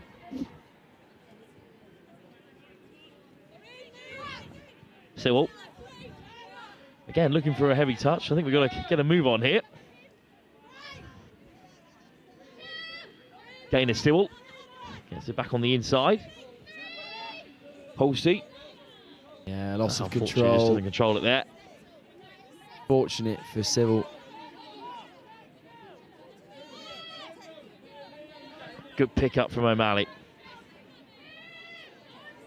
Maybe something on here for Northwest if they can get their box right. Get round, get round, get round. Oh, it's a good dummy though. Really good line speed from Holsey. But quick ball for Northwest here. Broom, 2 outsider, happy to take the touch. It's a good pickup. Broom, lovely hands, Really caught it nice from behind set. her. But touch main. Storer once again being the hero for Midlands Tigers. A very important touch down in the depths of her own half. Playing with 1 short at the moment, a late change and then miscommunication, just letting standards slip a little bit in these closing 4.5 minutes here. I know they've got a good lead, but plenty of touch still to be played in this division. Around the corner now. Northwest brings something into action. That's a good line, and they're up to the 7, and they've got 4 touches still left to play with here, looking to draw out this women's 40 side for the Midlands Tigers. This strike looks very promising, but again, an absolute coach killer for the Northwest. You've cursed them there, Sam, as Loss of per. control. Yeah, I'm coming down with something, well, could be commentator's curse. Nice ball onto the outside, a really good carry, and a good D set here from Northwest, or South. The Tigers are on a great drive, so it's a good pickup from Eve. Eve looks to spread it wide, and hang on a minute, off comes the handbrake. It's fantastic acceleration from Seymour, who takes a tumble a few inches short, but then just crawls over the line. Seymour with her second. It's a brilliant long-ranged effort. Now, was that performative, or did she not know where the try line was? I'm going to leave that up for the Tigers to decide. Sally Seymour going from 1st to 6th gear in a matter of seconds there to get her brace. I mean, it's a great bit of touch, and the Tigers worked out to her really well, and gets her brace in this game. There's some women's opens players who would be thankful for pace like that on the outside, let alone women's 40 swingers. The athleticism here on show is absolutely astounding, Wilf, and look, massive whatever, hand to these women. We are at the very top level of 40s women, of course, with this regional competition, but for whatever reason that you take up the game of touch at whatever age you are, there is always going to be a club for you. There's always going to be a team that's happy to take you in. You know, we're not all going to make it to regionals, but as you can see here, that's a brilliant delay, and Seymour denied her hat-trick. Yeah, Seymour looking to fill the hat up there, and fortunately, the pass from Brodie just wasn't in her stride. She was on her way down, much like her first try. Of course, we love touching on the expansion of the game of touch rugby, with 2 pitches live here, all the semi-finals on show. You won't miss a minute of the action as we move into the afternoon. Just great to see, but also that there's more and more players in every category of touch. 40s and 50s continue to grow, as does the junior level of the game. And when you've got growth at every level, it's a pretty exciting future for the sport. Definitely so, and we'd love to see it. Just 2 minutes to play here. Tigers win it back, up by 6 unanswered tries. You'd be surprised if anything could change in the game here. It looks like Tigers are going to head into their 4th game undefeated. Good carry to the short side by Rickard. That's really good. Can they get away? Oh! Well, it was forthcoming anyway, but they've coughed it up a couple of phases short. Gale. That link line on the inside has proved so opportunistic for the Tigers throughout this whole game, and they just couldn't pull it off there. And Northwest with another strike opportunity. Toomey. Back to the middle. Takes a dart onto the outside. Toomey with a good line, but they're going to progress down the short side here. Toomey looks to pop it over the top. Hail Mary stuff. And it's going to be Tigers with possession again in the closing 40 seconds or so of our 2nd game on day 3 of the English Touch Nationals here on the Bank Holiday Monday in Nottingham. We will have all of the grand finals to come from the major 3 divisions, as well as the final fixtures from the 50s and 40s later on. But here in our second game of the day, it's the Tigers will go marching on for their 3rd win from 3 in this women's 40s category. Dink on the inside for Franks. Good pick up from Melanie Thompson. He plays that off from Melanie Foster, I should say, and Foster! Oh. That would have been brilliant if it could be regathered on the inside. What a pairing those two are, Foster and Franks. But that'll be all she wrote in this women's 40s tie. The Midlands Tigers 6-0 the victors against Northwest Touch. They go 3 from 3, and I can't wait for that game against the West Wildcats later on to see who will top this pool heading into what I imagine is a simple playoff final in this division. But time will only tell what the knockouts will look like. Another great advert for touch rugby, though, of course, this 40s division continuing to thrive. We'll be back in just a few moments' time for some action from the men's 50s competition. Northwest Touch again back in action against the Southwest Saxons. And then at 11:30, it's Women's Open semi-finals times.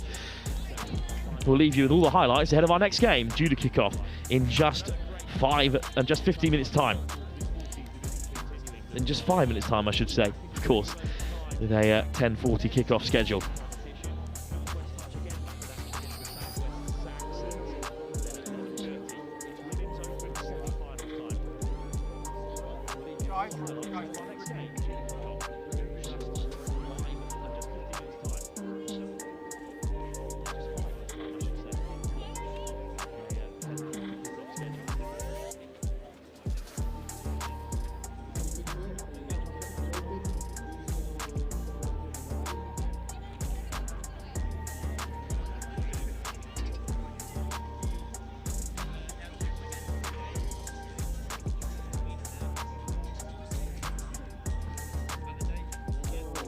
I'm Mark Alders, England men's Open head coach. My name's Martin Wright, and I'm the head of the women's programme for England Touch. Hi, I'm Tim Osborne. I'm the England mixed open coach. Across the regions and the grassroots development, Chris, it's super exciting to see how we've grown over the past 14 years with the nationals. This time of year is pretty important for the elite end of the game because we get to see our open squad players perform in tough environments. And that helps us with selection through to the next international tournament. Nationals is super important for us. It's the one point in the year where the whole country comes together, all the different regions competing really hard, playing amazing touch, but also great to see the community all together for this weekend. It's a really important weekend for us. This, whilst we see the players at camps, you get to see them in a live environment here. So very, very important. We have 2 objectives. First of all, we're looking for talent identification. So we're looking for the players in England that can come up to make up part of the open squads. But we're also looking for the players that are within our squad selection for Euro Championships this summer.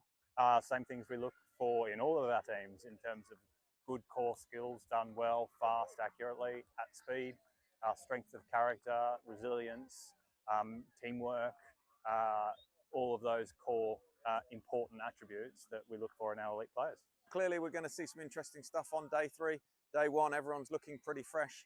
There's some tired faces towards the end now, but day 3 is where it's at. So those semi-finals and finals on Monday are really important. We have a 3-year cycle through the World Cup.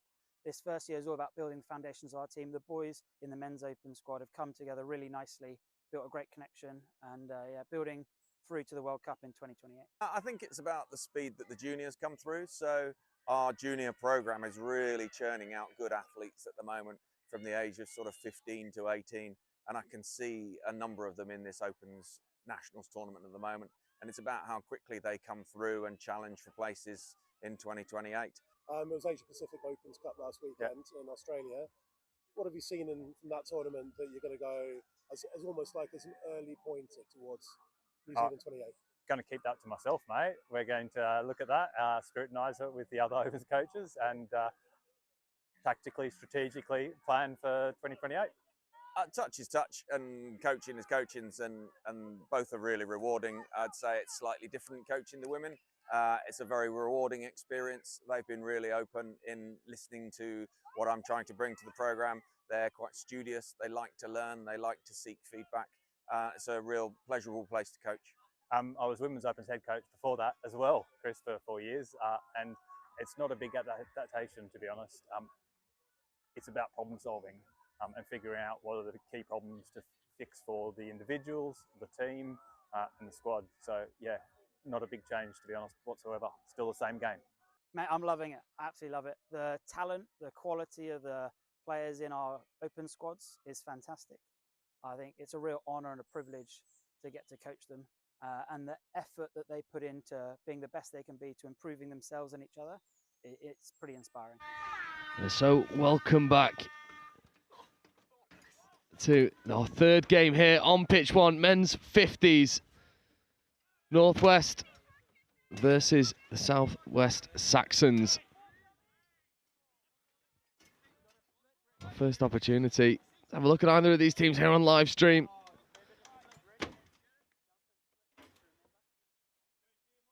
As a missed touch comes in, and that is the opening score. That was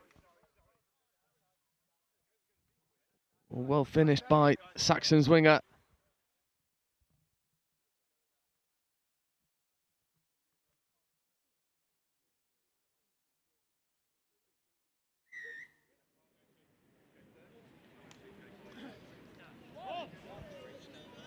And now Northwest looking to reply as swiftly as that early score went in for the Saxons. Nice bit of interplay in the midfield, just checking away and then setting a decent platform. And ball goes to the wing, but just finds the floor.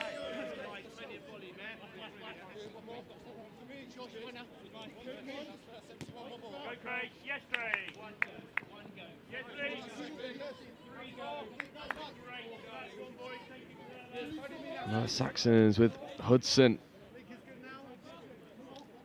Looks to roll into their striking platform. There is Hudson. Just pulling up short. Fifth touch coming now. He's to Hudson. Hudson picking, scooping, putting on a good bit of gas and then finding the extra pass away. Hudson orchestrating that score for the Saxons, who double their lead early.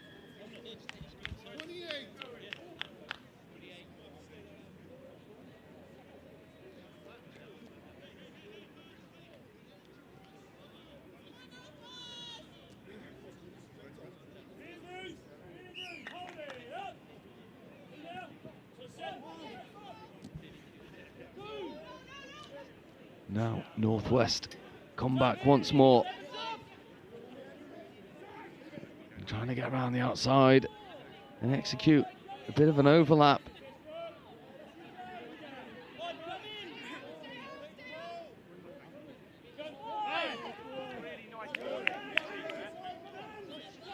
And there's nice hands on display, trying to get it all the way to the outside edge to John Regan.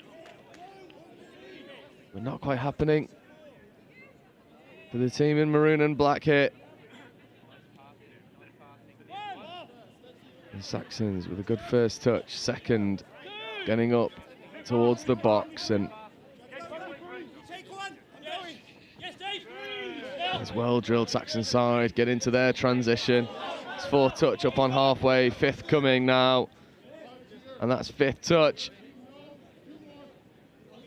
Right. There's fifth touch here. And a bit of an audacious flick pass there from Mark Townsend.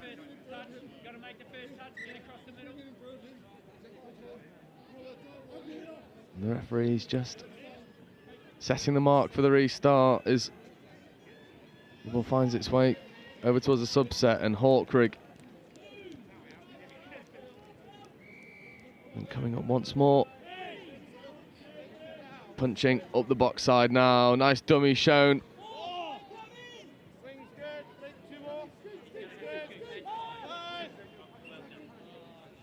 That one just hits the deck, and it's a little bit stop-start here for the Northwest 50s. Saxons just looking a little bit more well-drilled.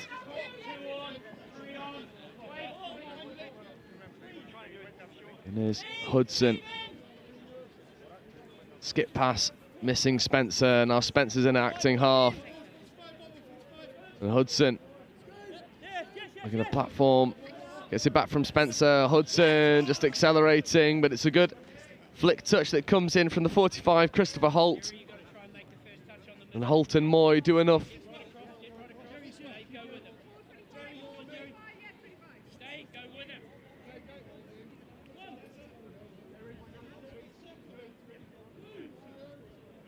Moy in an acting half. A little bit stop-start there for the Northwest transition. Comes to a bit of a halt. A good foot speed into fifth touch. Bobbly roll ball. Referees have spotted it. So another good defensive turnover for the Saxons.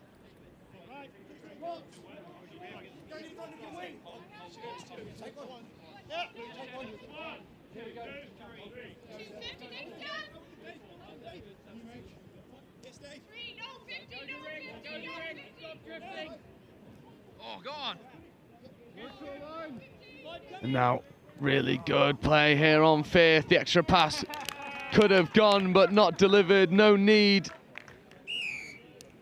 It's the pace of the Saxons. Enough to undo this Northwest defence. Players not in the defensive line. It was a splitter platform. And the Saxons accelerate over for a very commending 5 minutes of touch here.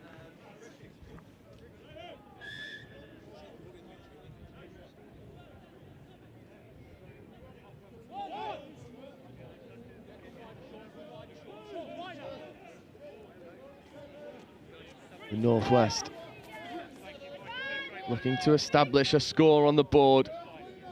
Sweeper platform, in fact, coming back against the grain. Long ball option might have been there, but a bit of a stutter step tries to undo the defence for David Sharp.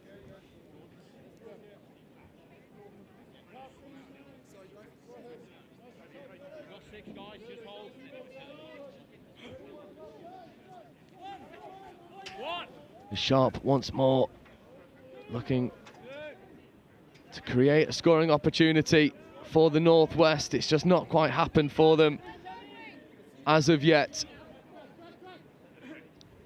Just retreating a little bit too far back now, not on the 7 metre line, and that ball goes to ground in a bit of frustration there. And the referee's just happy with the roll ball turnover. And the Saxons get back into this really well-drilled subset that is causing Northwest all sorts of problems. Driving up was Attry, and now Hudson and Spencer. There is Hudson just showing a dummy and then feeding out and almost connecting with that far link.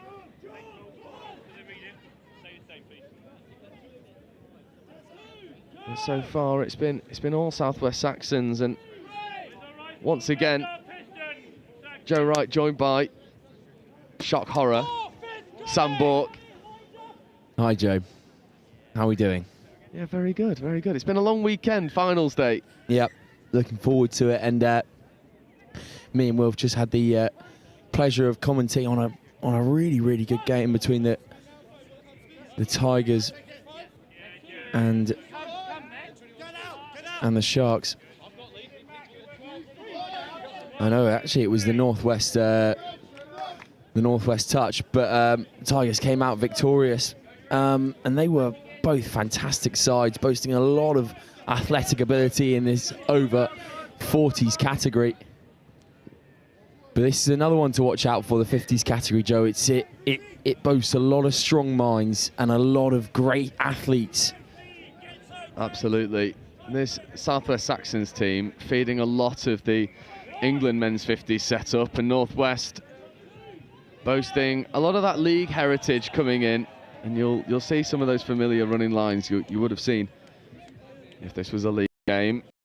But so far, the Southwest Saxons, 3 tries to the good, 9 minutes in, it has been all one-way traffic.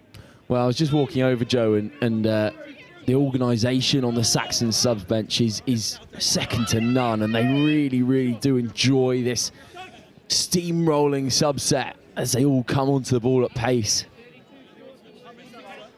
Now, unfortunately, trying to score on the 7 was the Saxons 17, Craig Wheeler. We've all done it. We've all been there. You see a white line. Any white line will go. And now Saxons going hard at the line. It's a bit of a lofty ball out there, but it just drifted forward. But again, the Saxons showing what they can do in attack. Offside pen there, so fresh 6 for the Saxons. Because the subset was looking to come on, but instead it's a penalty, so to spare their breaths for just a moment more. Yeah, keep an eye out for 34, Lee Thompson. Just in that right middle position now. Here is Thompson. He'll be looking to get on a 32 short. It is, starts to engage, but then the ball goes the opposite way. I think there was an offside penalty that came in, so that'll be the second in the set. Yeah, obviously that third coming with a caution, so watch out for that. The referee's just wanting the correct restart as the ball finds its way back to Thompson. Thompson wants a familiar setup. This time opts to move towards the link channel, and that is a bobbly roll ball, and the referees have spotted it. It wasn't Keith Wilding's best work.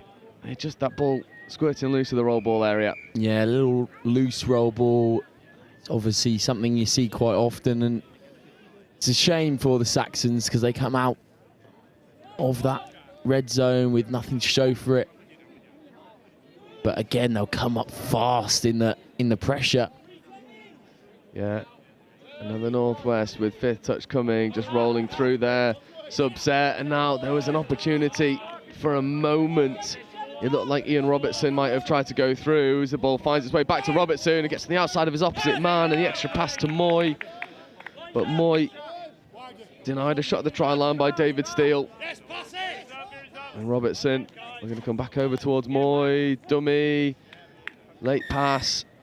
And it's a good, well-regimented Saxons defence. Yeah, getting that 6 and out, it's a tough task, and now they'll roll into this subset on the left-hand side. Look at the way they come at the ball with pace, Joe. It's so impressive.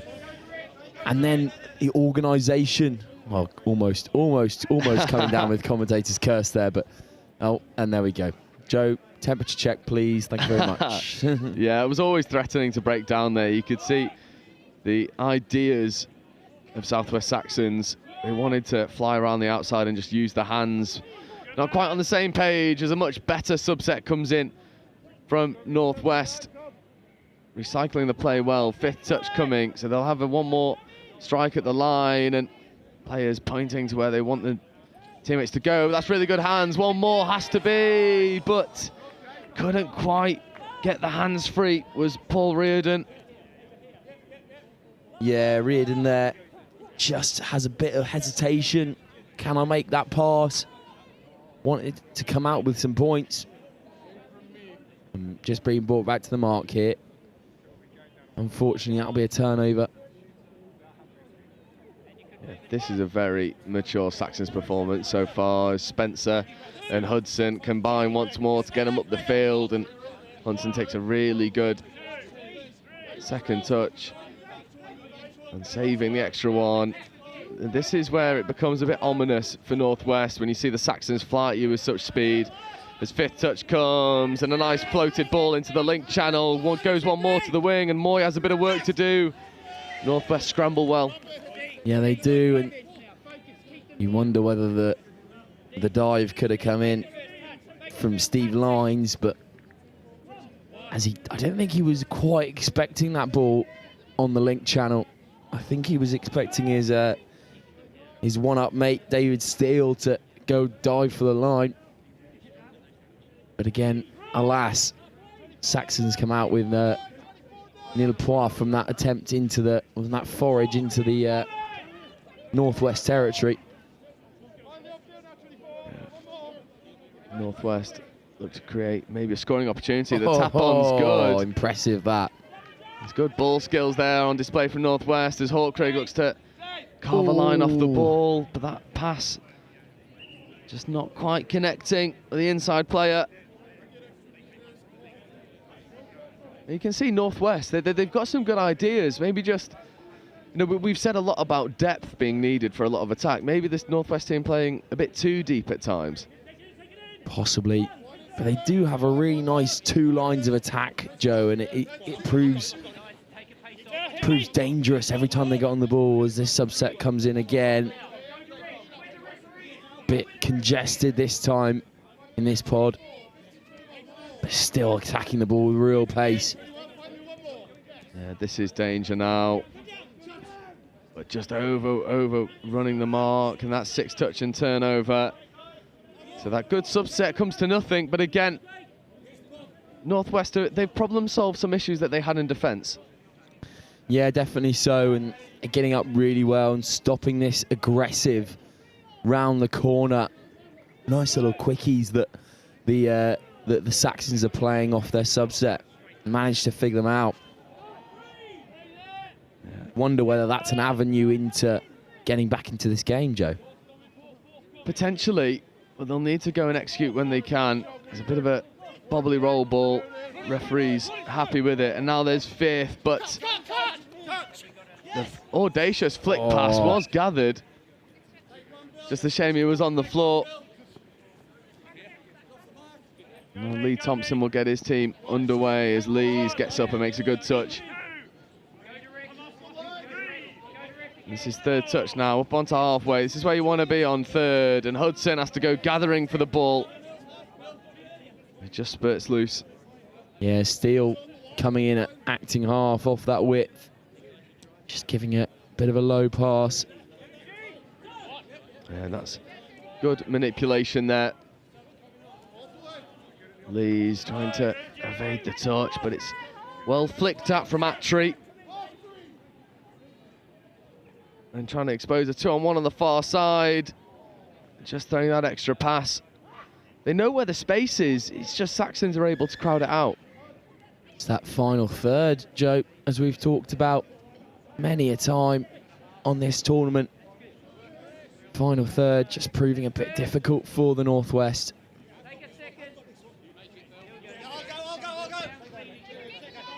Yeah, Spencer carrying well, and then really good. Just sees the space and eats it up in front of him, and now this spells danger. 5th touch coming. Can they set a good platform?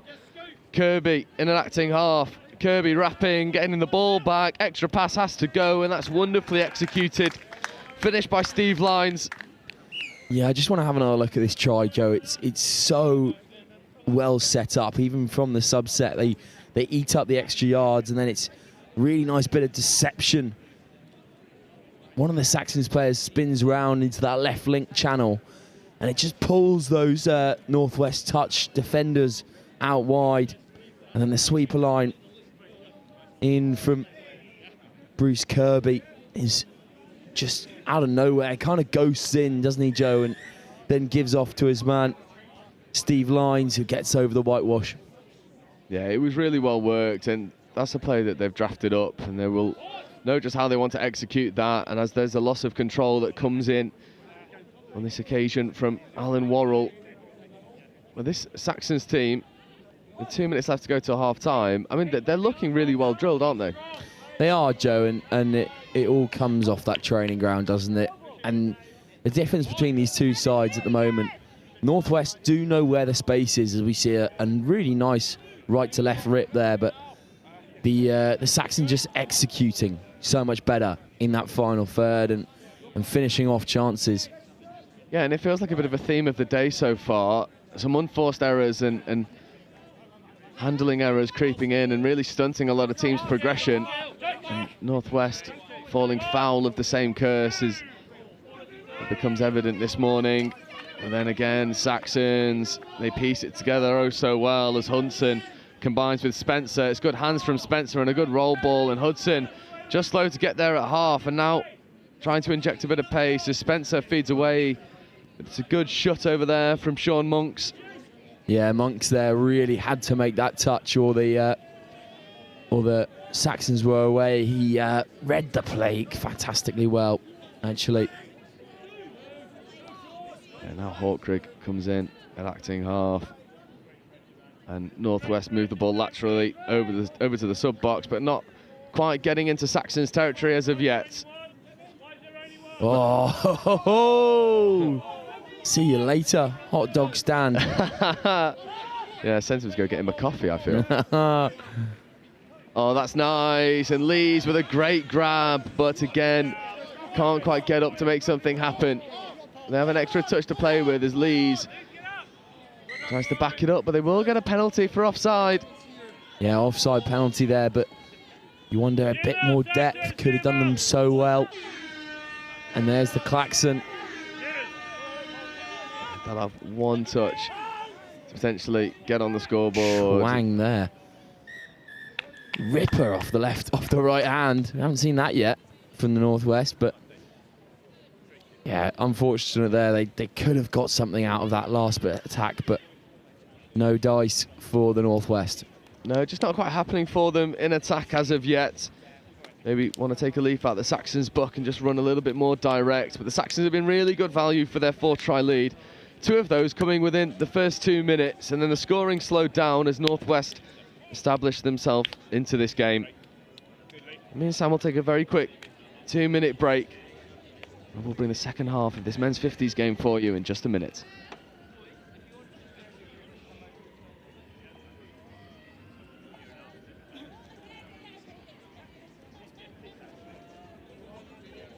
The Marketing and Business Development Program, it's a program where people who are either new to Vermeer or new to your current role, you get together for about 5 weeks over the first 5 or 6 months of your time here. And you really get to start learning about the people, the products, the culture, and it really equips you to be successful in your role. Some people are coming into Vermeer not knowing anything, so it's meeting people and getting opportunities and getting your face exposure and getting their exposure to you so you know everyone already. And it kind of creates a more effective worker because they have that base knowledge of everyone that they're going to be working around and with. In my position with training, it exposed me to other areas of thought that I wouldn't originally include in my training exercises or in the way that I go about building those and routing those exercises. Vermeer is a huge worldwide manufacturer, over 3,000 team members. There's a lot that goes on here. So this program does a good job of boiling down how our products are manufactured to how we distribute them through our dealer network, and then just connecting you with different people all across the Vermeer miles so you can do your job. I've always been operations side, so this one showed me the other side of the company, and I have no idea when it comes to sales. So this has really kind of showed me using some of my engineering background and stuff about the product that I already know. Now I get to use it and learn about the sales and how we forecast and how we should sell it and how do we market it the right way. And so now I feel more equipped to be in my position than with my just engineering degree in general. My favorite part of the program was not only making friends in the group, because you kind of bond with the people in the group, and there was about 8 of us in there, and they're still my friends to this day, but my favorite part was also making contacts with the people and the presenters. In my position, there's a lot of times where someone will say, hey, reach out to this person, and you've never actually met that person before. So now actually meeting that person and putting a face with the name, it makes my job a lot easier. My favorite part was getting to meet with executives. We get a couple one-on-one sessions where they share kind of their whole career story, and you get a chance to ask them questions too about your own development at Vermeer. So you get to connect with them on a personal level, which is something you don't get a chance to do at a lot of other companies. So I think that was a really unique opportunity. I just graduated, and I know that working at a company like Vermeer, I'm cared for, and they want to push me to be the best person I can. And as a young professional, it gives me a heightened sense of value in me as an employee, that the company cares enough to build me and my character. And that's really what this whole process has been. People wanting me to grow, wanting you to do better, wanting to talk to you and make sure you learn the most out of what you can. I'm just really grateful to be at a company that will invest this time in me to learn more about the company and get more context to really succeed in my job. If I had not had this program, I would not be connected to so many people who help me do my job every day.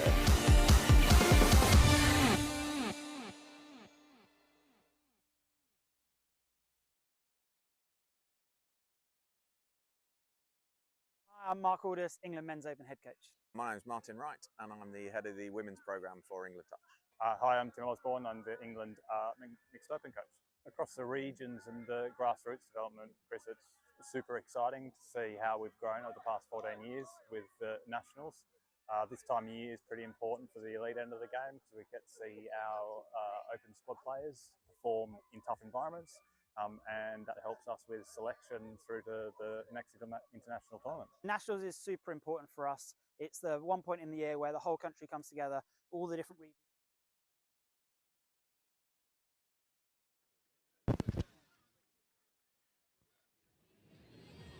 So the hooter about to get us underway. The second half of men's 50s. Saxons with a comfortable lead. Northwest. Well, mission one is just to get a score on the board, isn't it, Sam? Yeah, definitely so. They looked a lot more promising at the end of that first half, and figuring out this rolling thunder of the Saxons on their subset is a difficult task, but they managed to get almost there at the end of the first half, and they'll start us off with some really good carrying in the second. Yeah, this is a dangerous pod here. David Sharp wearing 2, coming back over. Trying to drive at the line, throws a dummy. A good decision to keep the ball in hand. Winger was marked.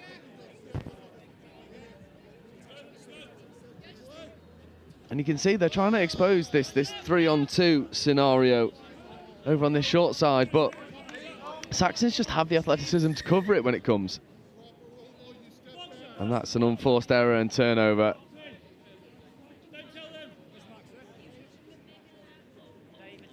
Yeah, again, unfortunate for the Northwest, but the Saxons, as you said, Joe, showing their athleticism in the defence. Barking orders down on the touchline after that subset was a bit congested, a bit sticky there, Joe. Yeah, that's really good foot speed into the roll ball, and what was sticky for a moment now becomes threatening as the extra hands go. Did it drift forward?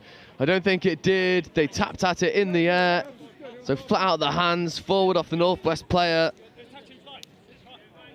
And David Steele gets over.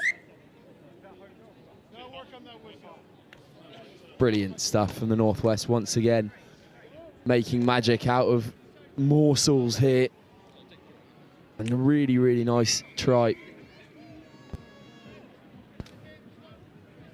Oh. And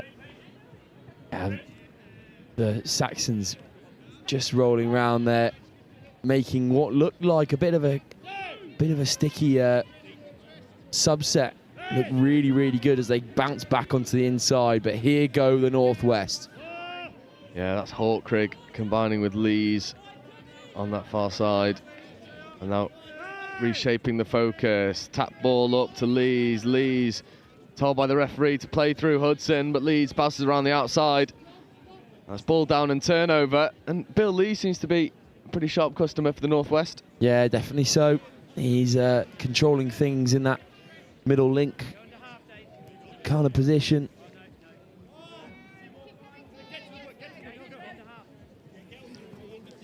But again, the Northwest not really able to unsettle this efficient subset from the Saxons. And then the referee had a thought about blowing the penalty, not given in the end. As this is fifth coming now, what can they create off the final striking platform? Ball pops back onto the inside, keeps things relatively sweet, and then he had a hand in the cookie jar. I haven't done that one yet, Joe. That's good. Thank you, thank you. That's good. You got to bring the big guns out on finals day. Come on now. Yeah. Say not a lot of exciting headwear on the Saxon side of things. I can't quite see on that left wing, but that's the only one I've seen so far. I do like the pink socks from Bruce Kirby. I'm imagining it gives him some different attributes that nobody else has. I agree. And he stands out as well. You know who he is from a commentator's perspective. Very true. Makes life oh so easy. As we see Northwest come back over to that short side, and then they manufacture a 6 more. Kirby just couldn't help himself but have a go. Yeah. Maybe they act as a devil on the shoulder, the pink socks. I'm gonna get to that ball. I know I am. Just in the back of his mind. Do it. Do it. You're a coward.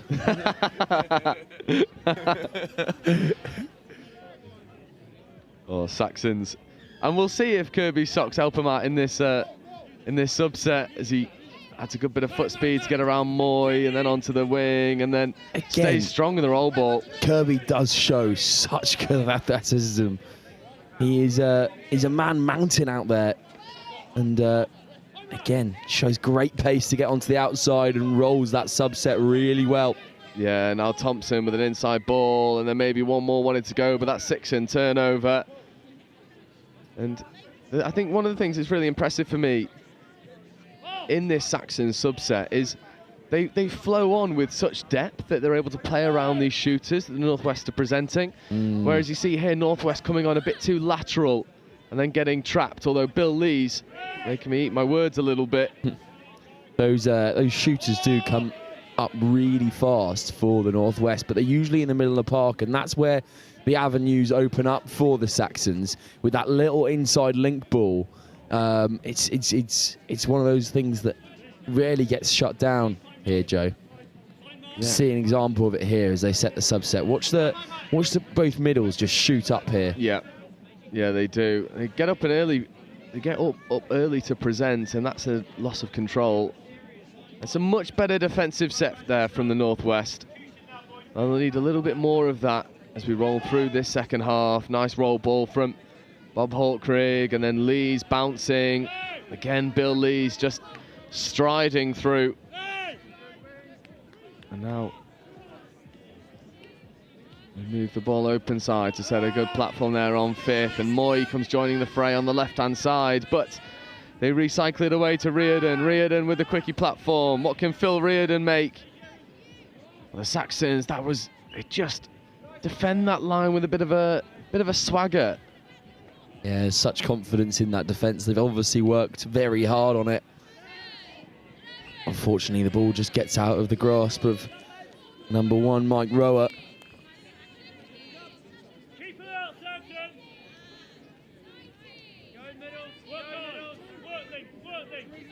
Now Reardon in at half is Sharp. Coming over in front of Moy, and Moy to Sharp, and Sharp going at the line. Cutting back on the inside now is the wing, and he might go all the way, but Hudson makes a last-ditch touch. Really, he's got to make that touch, Hudson. And again, the tracking from the Saxons in D is really, really nice. Is that ball down? It is. The referees are happy. They wave the Sharks away. And David Sharp gets the opening score. And he crashes that line, doesn't he? Does indeed. Gets onto that ball with extreme pace. You see when he started that run about 2 phases before, and he gets there exactly on time. Yeah, it doesn't break stride to get that ball in hand. The timing of the play and release of pass, excellent, and enough for Northwest to break down the Saxons' wall. And the Saxons come back into their line attack and floating a nice ball out to Kirby, and Kirby tried to give the extra pass. But again, Northwest guilty of letting their hands linger in the passing lane.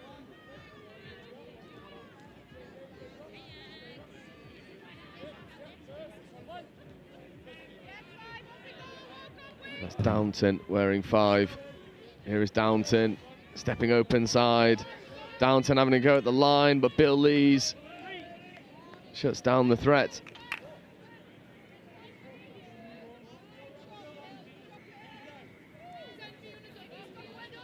Here goes Saxons once more.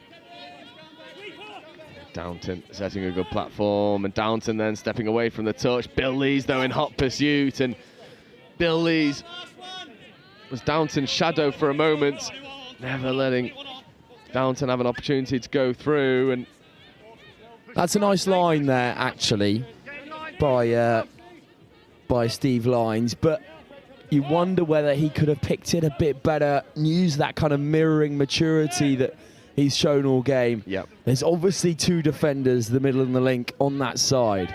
Can you pick a line bouncing onto the outside that squares you up against 1 defender instead of 2? Yeah, agreed. It's these angles that we're so used to talking about, starting from wide and then bouncing out, and we see a nice switch pass come back in, but Kirby gets up and makes a defensive touch for the Saxons. And so far for me, really the standout player has been Bruce Kirby. He has, and again, the way he exits the field, it's just it's so pacey, and it allows that subset to really come onto the ball with pace, as we see here, the little hop over, and now the Saxons driving force. Oh, but they'll come back for a late pass, but Lee Thompson hurdles the grounded Northwest player. Never seen anything like that, Joe. It was, I mean, pure skill to get that right. Maybe he's got a career in hurdling. I'm sure he has. I mean, Lee Thompson has been around the block a few times in terms of the touch setup here in England, and knew there was no infringement and knew what line he wanted to pick and won't let a grounded player stop him. This is fourth touch now, fifth coming for the Northwest. Moy now in an acting half. There is Moy beating away, dummying, but then dropping a late pass off, and that's 6 more off Lee Thompson. It's good work there from Graham Moy. Yeah, Moy there. I mean, making his namesake proud. Who do you think I'm going to say? I actually don't know. Well, there's a young Australian man who used to play for Huddersfield Town called Aaron Moy. And I'm showing my ball knowledge there, but I thought he was fantastic when he used to play. But yes, Graham Moy making the Northwest tick. So close for the Northwest. A rogue Saxons hand denies the boys from the North an opportunity to get over. They'd manufactured that overlap so well. And now trying to take Saxons out wide. Well, they stand tall. Yeah, the Saxons' defence is just superior at the moment. There's nothing getting past them. But the Northwest will try and get in here. Oh, dummy on the inside and a loose pass. Again, disappointing for the Northwest. Coming out with nothing to show after several forages into Saxons' territory. Yeah, they're just coming unstuck at the last moment. The Northwest and Saxons doing a really good job of recycling the play, saving touches when they can. And now Hudson to Spencer. Spencer getting the ball down well for Luke Hudson. And this is the pod that has always had something to offer, as Ian Spencer just leaves that ball behind. It was good defensive work rate from the Northwest, but they need to get off the field with a little bit more energy, I feel. It's just a little bit stop-start here for the boys in maroon.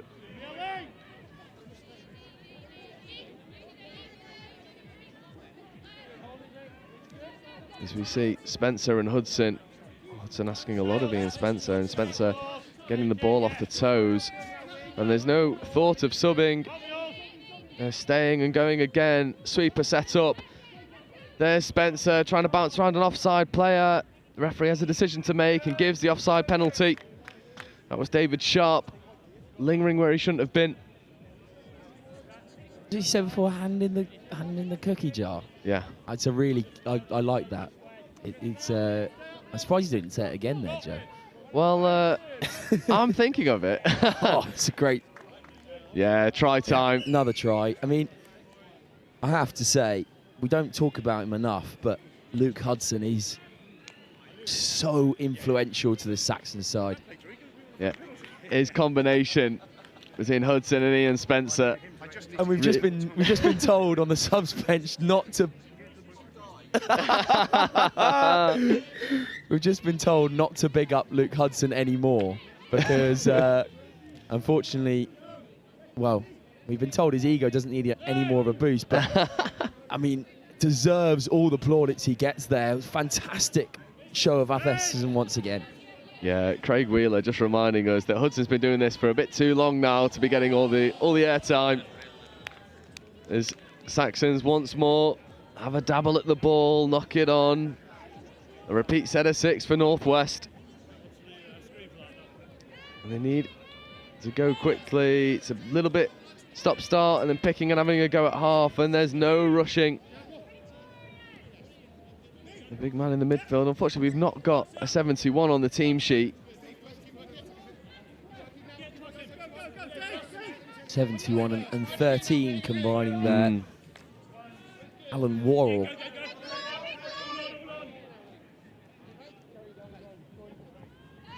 Oh, this is good momentum. Thompson feeding away to Townsend. Townsend back to Wheeler. This is fifth coming now as Thompson drags over for a fifth touch platform, and Townsend straightens and looks to drop a late pass away. It's really good hands. How good is that from the Saxons? So impressive from the Saxons. I mean, there's no stopping them at the moment, Joe. They just play with such fluidity. And here we go. Diving finish. Not sure. I think it's Keith Wilding. Yeah. With that really nice bit of play. But again, we said it yesterday in the finals, Joe. These tight games, well, this isn't so tight, but these games come down to moments of individual brilliance. You can get your subsets right, you can get your strikes right, but those little moments of ingenuity from an athlete, it's what wins you any game, to be honest. It does, and Saxons have a lot of talent to rely on in that respect as Northwest try and get over. The inside pass was potentially an option. That trail line not run initially from Lees. As Hawkrid gets in at half, but again, an incorrect play of the ball, and we've seen it all day today. We had Open, and I went to go watch Men's Open Taipans versus Northwest, and there were so many in that game. It seems like the referees have noticed an area to fix here, not playing the ball properly and stepping over it correctly. Yeah, and as we said yesterday, this is the way it will be refereed at the European Nationals, European Internationals, sorry. And there's no point in pretending, Joe. It needs to be right. Absolutely. You gain an unfair advantage from not stepping over that ball. So referees doing a good job at setting some standards out there as the ball makes its way over. Kirby potentially in an acting half, not taken. It's a little bit stop-start there between Downton, Kirby and Co. as Downton takes the ball in, and Kirby plays a nice inside pass, but Northwest do well to see it off. Really a fan of Steve Lyons working off the wing. He's a dangerous character, and he comes onto the ball really, really well, picks his lines really well as well. And him now at link is a dangerous factor. That's really lovely good late pass, and Kirby, oh! Well, that's a good bit of jouet. It is, and champagne rugby is what they'll call it, and very impressive from the Saxon side once again. Yeah, showing that these old boys have got a box of tricks to dive into. Saxons playing with an almighty level of confidence. 2.5 minutes left to go. The result very much wrapped up for the Saxons. And they're showing out on live stream a bit now. They are indeed. And as you say, Joe, box of tricks is being delved into here. The Northwest with not much to say about it. No, and it's always a tall task when you come up against a very well-drilled senior side who are maybe just a little bit further down that development track than you are. And I mean, this subset's a good example of it. Yeah, and again, I'll highlight the athleticism of Bruce Kirby. Gets to that outside channel so well. Once he gets that ball in link, just sprints his way so that the subset can be rolled through easily. Yeah, and gives an easy respite to everyone else. Absolutely, he does. And whilst we're rolling through the end of this game, Sam, I'm going to draw your attention to the games that we have coming up here on live stream. As of 11:30, both pitch 1 here and stadium pitch live for you. And we've got 2 Women's Open semi-finals. The one here on pitch 1, Southeast Sharks versus Southwest Saxons. We've seen both of these teams play, Sam. That's going to be a corker of a game. Yeah, it will be exciting stuff. And the semi-finals is really where show up and show out. Everything is left on the table. I've been knocked out in semi-finals before. Everyone remembers if you win. Yep. Nobody remembers if you lose. Absolutely. And it'll be our first opportunity, aside from the final game yesterday, to have a look at what might be a drop-off, and we'll walk you through drop-offs later on in the scheduling. But then the game on the stadium pitch, potentially an upset on the cards as the Midlands Tigers take on the South East Taipans. Again, two teams that we've seen. Tigers have a good shot there against the more established Taipans. They do indeed. And again, one of those ones where all hangs in the balance and it will come down to moments of individual brilliance. From chess down from chess up to equestrian. Yeah. Those little moments of magic, little nuggets will carry you through. It can all come down to one drop of the ball. Absolutely. And that's our Women's Open semi-finals. And then following that, again, both pitches live streamed. Here on pitch 1, Saxons v Taipans Men's Open.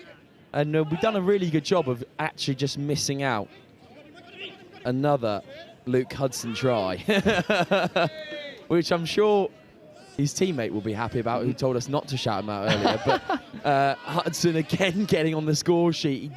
Everything he touches turns to gold at the moment for Hudson. Yeah, one of the more experienced players here in this men's 50s setup, been part of the high performance setups for age ranges for a fair while now as Luke Hudson. And men's 50s head coach Mark Holmes, I've seen him hunting round the pitch, keeping an eye out on potential talent to keep an eye out on, and Hudson's put himself in good stead.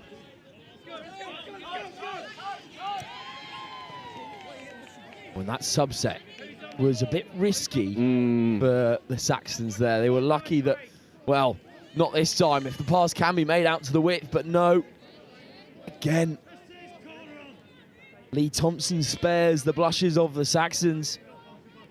Subset was well, it's a risk-reward game, isn't it, Joe?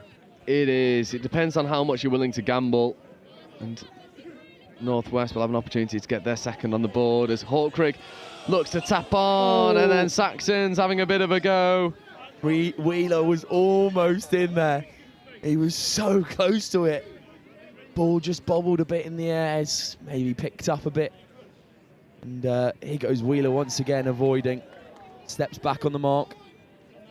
Yeah, Bob Hawkrigg for Northwest would have loved to score there. Both of his kids sat in the in-goal area, Matthew and Lucy. That would have been a moment to remember for Bob Hawkrigg, but the Saxons, well, they're unceremonious in their defence. Yeah. Always come to spoil the party.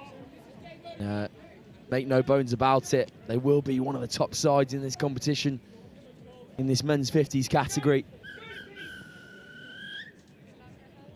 Yes, I was thinking, I was just holding quiet for a moment. Our clock's in 42.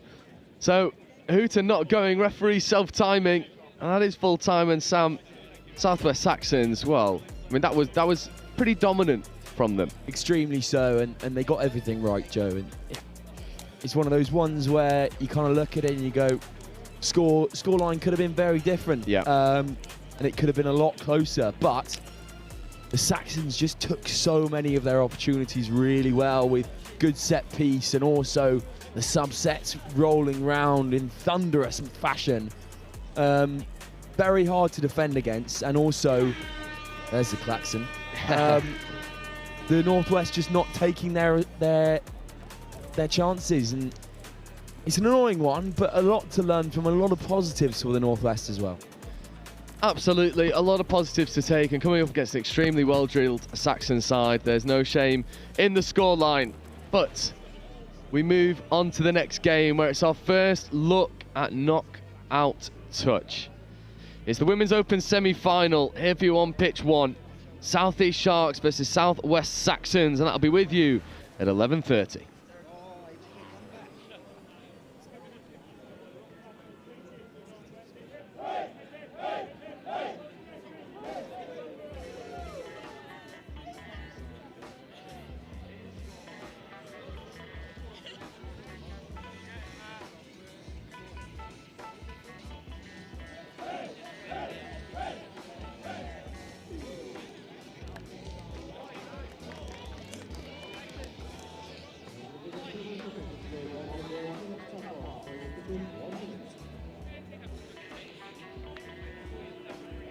Mark Aldous, England Men's Open head coach. My name's Martin Wright, and I'm the head of the women's programme for England Touch. Hi, I'm Tim Osborne. I'm the England Mixed Open coach. across the regions and the grassroots development, Chris, it's super exciting to see how we've grown over the past 14 years with the nationals.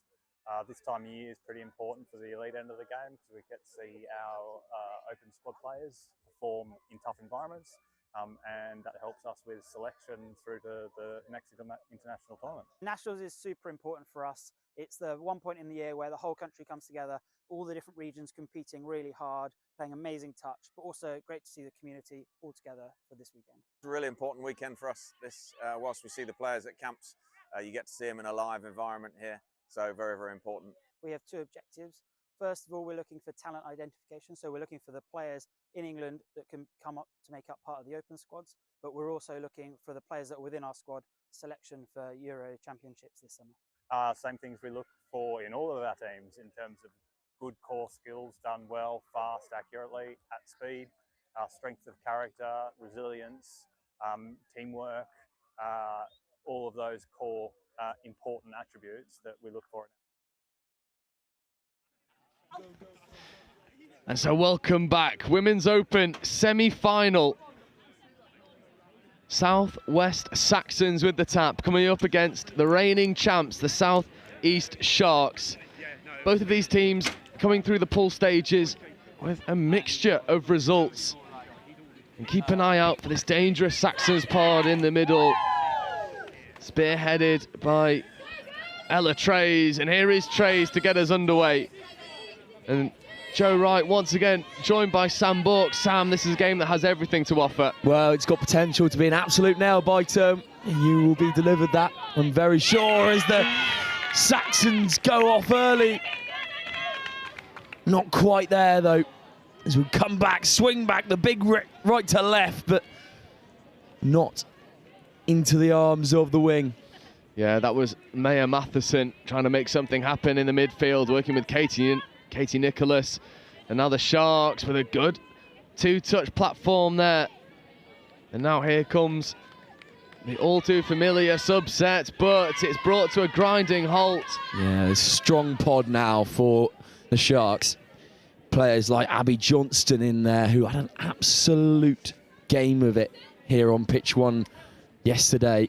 Indeed, and the final winning player for the South East Sharks. And now Ella Trays and Maya Matheson roll into their line attack. They'll come and stay. They won't be looking to sub as Nicholas takes the ball out into the link channel. Katie Nicholas trying to get around Heather Richardson, but Richardson stays strong. This pod for the Saxons really boasting every weapon you can ask for as Ella Trays comes back over to this short side and kills the ball in the corner. She'll be asking the Sharks to go the full length for the subset. Now, this is important for the Sharks. Can they capitalise off of the Saxons' mistake and get out of dodge? Johnston with some good hands there. Yeah, this is Heather Richardson over to Grace Pyrgos. Pyrgos, really a key part of the championship winning side last season. Johnston will carry and then a subset will come through. They'll look back to swing on the inside. Here's Irons. Oh, and they just put the ball down, unfortunately.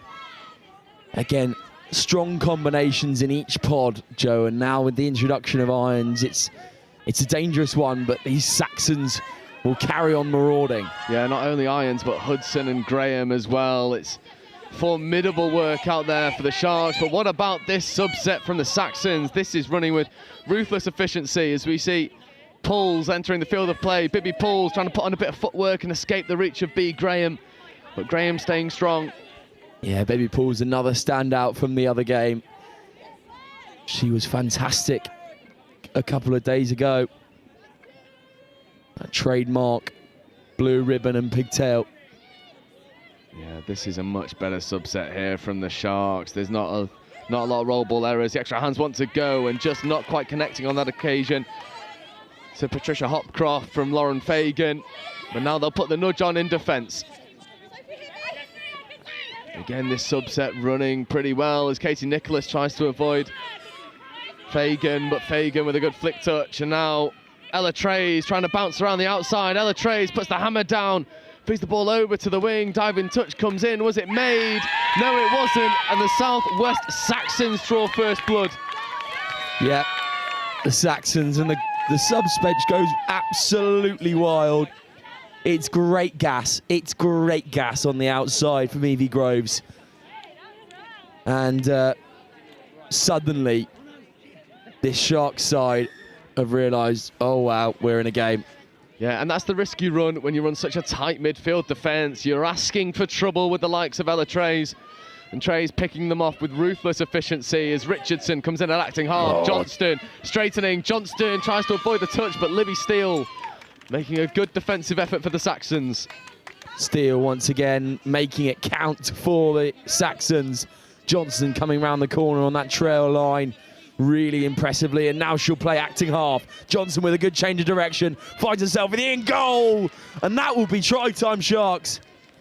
And that is Bronte Sykes getting over for the South East Sharks. And who else but Abby Johnston to create something for the Sharks here, scooping through, ball away, dive and finish.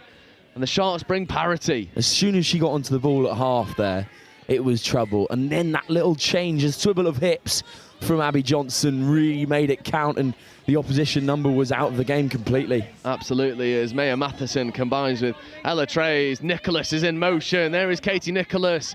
But that ball not able to stick in the hands of the Saxons number 8, and Sharks with Irons and Hudson will get this subset underway. Emily Irons dragging over towards the box side. Hudson crashing up. There's good meters on display, and Sharks, well, it seems like it's only taken them one error at the roll ball to fix that subset. Yeah, it's extremely true, Joe, and now they're coming onto the ball with such ferocity. Really nice little chicken wing there. That's... Oh, it's beautiful. Can the extra pass connect? Hayley Hammond just drifting forward, but Sam, what about the invention from the Sharks? Yeah, Hayley Hammond reading her middles really well, and seeing that chicken wing was going to come round, and then getting onto it with explosive pace. That move would never have worked if Millie Hayley Hammond wasn't on her way already, on her bike, and providing that absolute gas that we know she has. Absolutely, as we see a good nudge coming in from Lauren Fagan. And Ella Trays does a bit of damage control in this subset as Saxons get fifth touch platform, not even into the 10-metre line, as Steele looking to connect on that outside edge. Libby Steele, well, we spoke about yesterday, she didn't quite get an opportunity to throw long. First time of asking, well, it looked threatening for a moment. It was winding up there for a while, and I thought we were going to see the big right to left ripper from Libby Steele wearing the number 12, but no dice this time for the 12. Yeah, Richardson, Johnston in at half, Johnston picking and scooping. Danger. Abby Johnston finds a way into the in-goal area, but a diving touch comes in at the last moment from number 9, Roni Rojek, that is so important, and that could be the game there. We never know. As soon as Abby Johnson gets into that half space at half, it's danger all the time, and you've got to stick someone on her. Yeah, and Rodjak was capable of doing just that. Steele with a solid roll ball, and extra passes go. I think there might have been an offside penalty being called by the sideline ref. On-field having none of it. There's Nicholas to Pulls, feeding out once more. Bibby Pulls now picking and going. There's a 3-on-2 here if they want to execute. And now there's an acceleration. The ball goes back away to Bibby Pulls, and Bibby Pulls will fly over the line for the Saxons, and it's that interplay from Bibby Pulls and Chloe Hill that's doing the damage. Yeah, Pulls and Hill here, just little 1-2, 1-2, and straight underneath over the whitewash. And Bibby Pulls makes the most of that opportunity. Such a charismatic figure in this Saxon setup. And yeah, the trademark white hat, blue ribbon, and I do apologise, it's actually a braid, not a pigtail. My sister would be extremely annoyed at me if I got the type of hair on. I think that's a fair bit of chat here. As Irons looks to influence the game once more, and the Sharks, I think, have realised that they found themselves in a bit of a dogfight with the Saxons. As Irons gets in an acting half, plays away, and there's a nice bit of disguise out there. And unfortunately for Patricia Hopcroft, the Saxons' defence staying strong, but I don't know if you agree with me, Joe. This game is just bubbling at the moment. The effervescence is coming off. Yeah. We can see what's going to happen, Joe. It's going to be an one that hangs by the wire, isn't it? Absolutely, as Irons picking, Hopcroft back to Irons. Irons dropping a late pass off, but a wonderful shot comes in. It's that number 2 again, Evie Groves. Groves has got to make that touch, and she just does. And it's such good defensive work from the Saxons once again. They so up in the face of these experienced Sharks. Yeah, Irons now. Hopcroft gets it back, feeds away to Irons. Irons throws long. Was that played at? Oh, it's unfortunate. But it'll be a 6 more, and this is not the pod you want to give a fresh set of 6 as Irons swaps out the middle partnership now with Graham. Graham back to Irons. Irons stepping. Ella Trays was stuck in the mud for a moment, but rescued by her teammates. Ella Halsall with a bit of a captain's contribution coming in at VCs. Graham's and Irons picking up and stepping and looking long, but this time it is picked up. Sophia Hardwicks with a good defensive play, and the Saxons survive an onslaught. Indeed. Nice pick 6 from the Saxons. I don't know why we don't use that more, Joe. Obviously, common referencing to an interception touchdown in the NFL, and obviously it could be used here. You suppose you intercept and you get 6 touches. I agree. Let's see if we can use our influence a little bit. I like that. I'm going to use that more. It's Pyrgos. Yeah. Taking Bibby pulls out wide, and then here comes Hudson, and this is dangerous, and Fagan with a good bit of hands, and Zan Hudson getting in at half, stepping away from one, accelerating through the other, finds the spare player out on the far edge, and the South East Sharks are having a game of it. Matilda Tinker finishes in the corner. Zan Hudson is so dangerous when she gets on the ball, and that show and go, and then again the composure to rip her left to right in these kind of conditions is so dangerous. And we've seen again why Zan Hudson is one of these big names at the regionals. Absolutely, and we've been saying it all week. You need that bit of depth, and Tinker held her depth wonderfully. Easy pass in the end for Hudson, executed under a lot of pressure. As Trays and Matheson combine once more, sending Poppy Riddleston out on the wing, but Trays dummying, getting through, and Ella Trays, well, she's flexing here on pitch 1. That was nasty.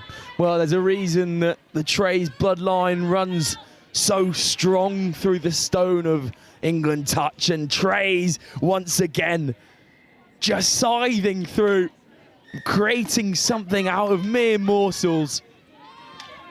And again, the Saxons in the driving seat once more. Yeah, this is an absolute classic here as Pyrgos playing Matador with a defensive line. Pyrgos, Fagan picking. Hayley Hammond now. Hammond stepping. Hammond scoring.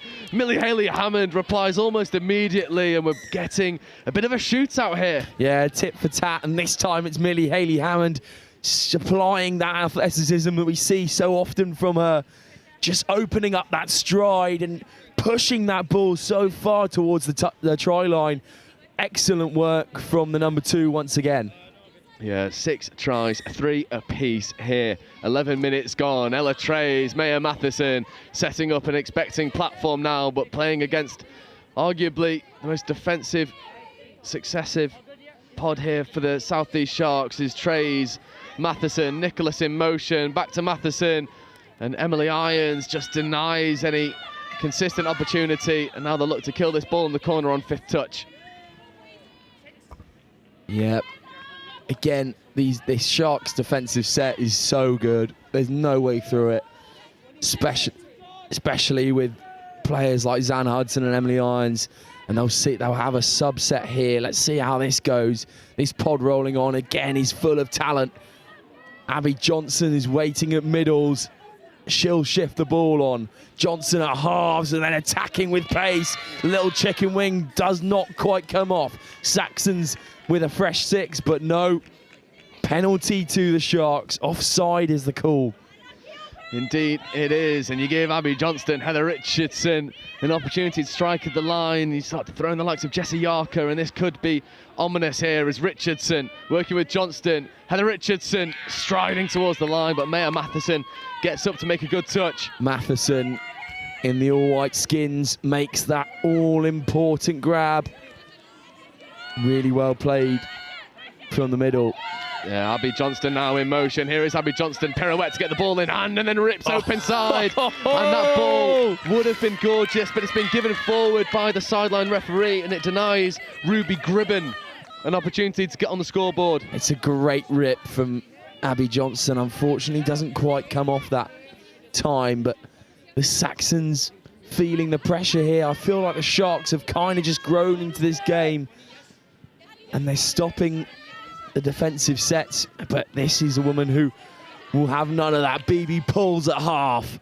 Yeah, she has rescued that subset for the Saxons, and now this is dangerous as Pulls tries to take on Heather Richardson, but that is a foot race and a half. Heather Richardson has wheels to burn, and this time using them in defence to shut down Pulls. Yeah, as you say, it's a star-studded lineup for both sides, and we'll see what will come through as the pressure not really coming too high from the Saxons this time, so giving a lot of space and freedom for this Shark side. Really great touch there from the number 17, Emily Freeman this time, stopping them in their tracks. Yeah, Hayley Hammond now, Fagan in at half, Hudson in motion, coming back over towards Hayley Hammond. Fagan gets into the in-goal area, this time does connect with Hayley Hammond, and that is absolutely filth from Lauren Fagan, picking against the grain, fixing defenders, and then the presence of mind to connect with who else but Millie Hayley Hammond. You know what, Joe? I wouldn't be surprised if Millie Hayley Hammond competes in some other sport, such as track or field. She's just got the stride and the running style of a very, very top-level athlete.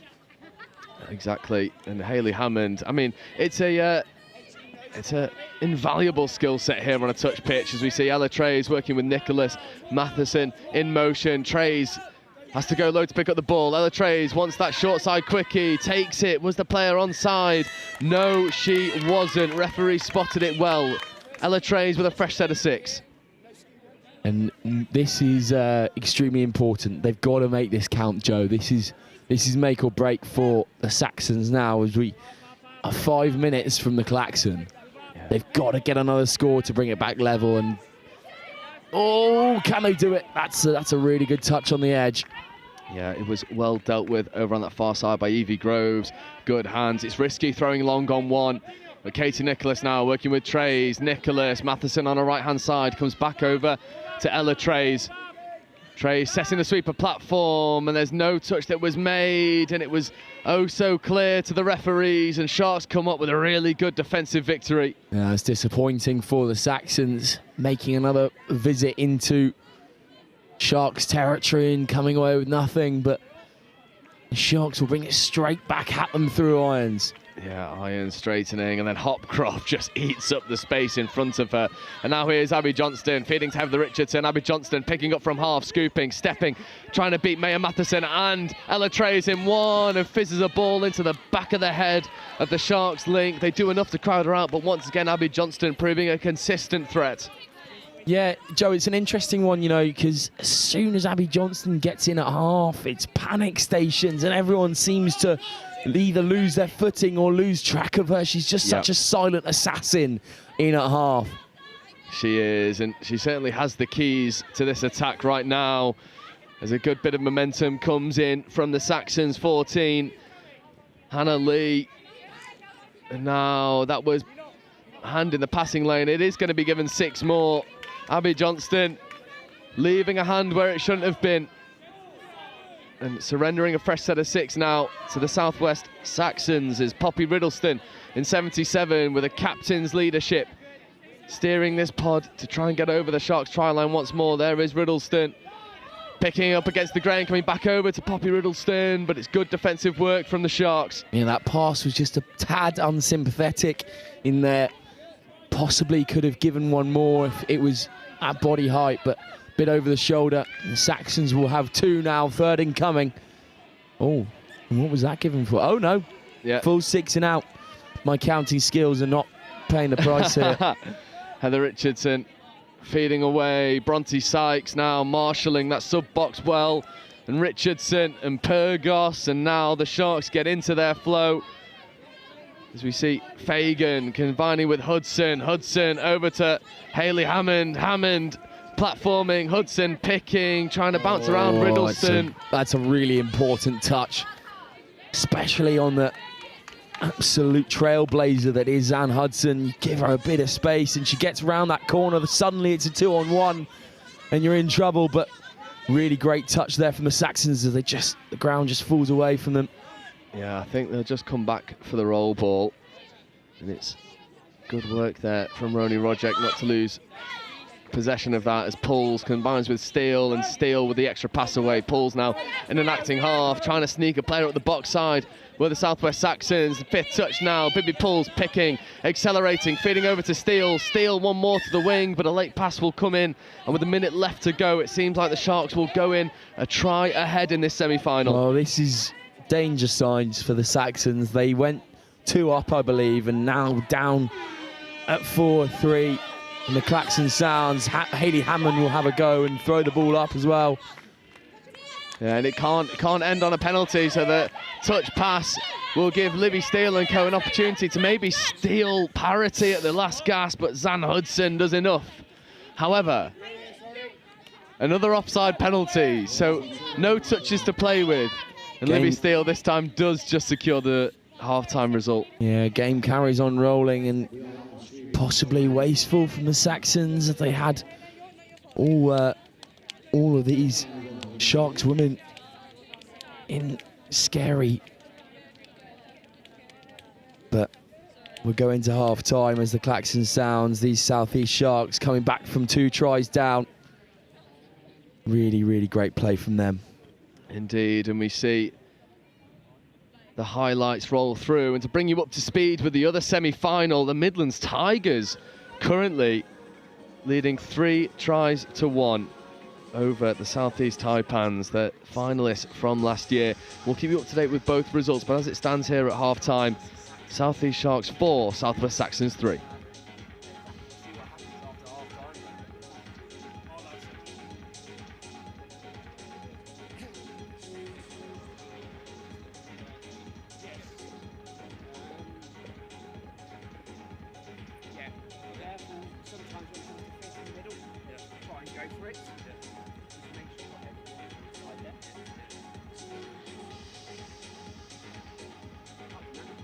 The Marketing and Business Development Program, it's a program where people who are either new to Vermeer or new to your current role, you get together for about 5 weeks over the first 5 or 6 months of your time here.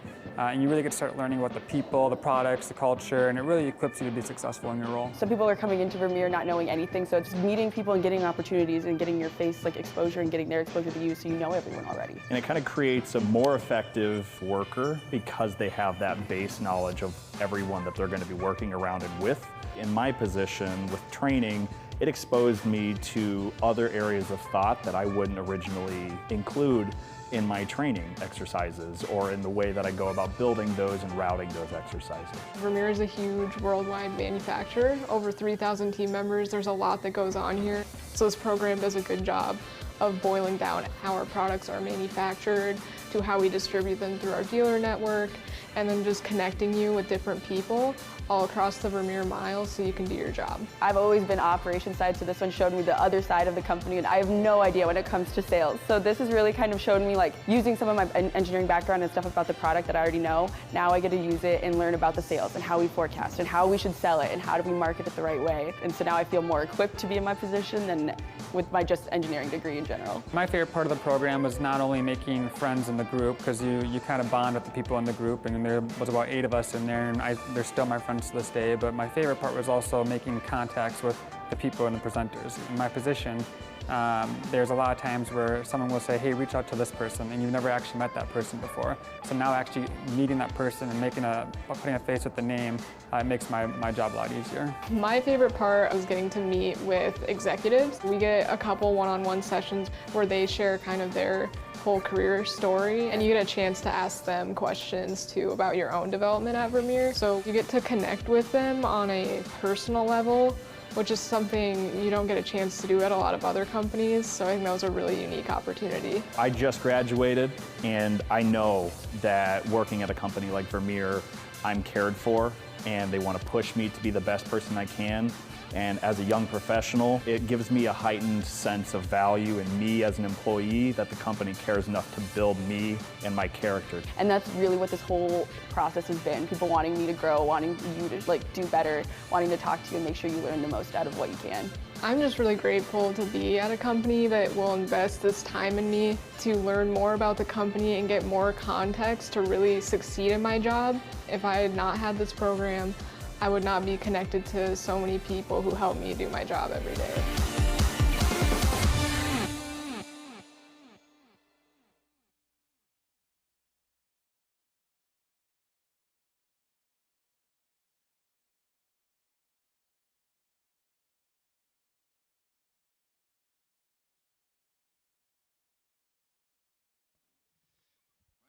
So here we go.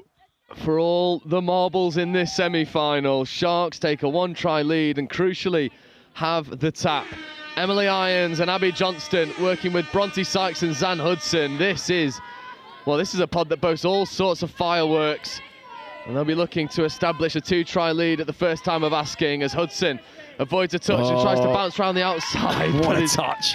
What a touch that is. I didn't see the number. I think it was number 5, Ella Halsall, the vice captain. I mean, she's used everything there to get that touch, but the Sharks will go through once more. Another defensive intervention by Ella Halsall denies them. She slams the door in the face of the Sharks as they try and get over. And we were having a cheeky little discussion there with Chris Wearmouth, head of the media team here at England Touch, and he was sort of asking what our predictions were. Well, this Saxons team have absolutely performed beyond their means in the first half. And when you've got that motivation and you've got the momentum coming out the sub-box spearheaded by your coach, anything could happen. And these players are more than capable of causing an upset here against the Sharks. Yeah, definitely so. And the Saxons, led by Ella Trays and co, it's just one problem after another for the Sharks, but again, it's gone tit for tat in this game, Joe, and you couldn't call it for the world, really. You couldn't, as Fagan now feeds over to Hopcroft. Hopcroft platforming for Hayley Hammond. This is danger. Hayley Hammond to Fagan, and Libby Steele with a last gasp touch on Millie Hayley Hammond preserves their 1-try deficit. And here is Libby Steele. Maya Matheson following in suit. Matheson with a really good bit of platform, and Matheson claiming the touch, but the referee's happy with the no-touch call, so it'll be a midfield turnover for the Sharks. Oh, I mean, it's classic there. But as soon as Hayley Hammond gets the ball, Joe, you just got to watch, and it's the push off. Yeah, it's what you see in sprinters, and it's straight away the kind of those short twitch fibers in the hamstrings. Bang, straight away. She is so explosive, and bought the tap penalty there for a yes-no call there from Poppy Riddleston as we see Fagan get in motion. Fagan with Hopcroft on her right, and that's ball down there for Lauren Fagan, and the Sharks do establish a 2-try lead. And Sam, you give the likes of Millie Hayley Hammond and Lauren Fagan a repeat set of 6, they more often than not go make it pay. Yeah, Hagan and Hayley Hammond in there. Hayley Hammond playing at halves there. Fagan just coming back onto it. Oh, it's a really nice sweeper line, actually. Just read it so well, and the athleticism to get down there is one to have a second look at. And Bronte Sykes making a defensive turnover there for the Sharks, and the Sharks will go direct. And Richardson and Sykes and Johnston, this is dangerous.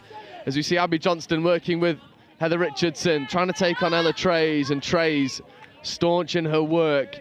And Richardson and Johnston working together once more, feeding over now to Bronte Sykes. Johnston wrapping round, Abby Johnston back inside to Heather Richardson. Ooh. One more to Bronte Sykes, and that's 6 and change. Good defensive set from the Saxons. Yeah, good touch in there.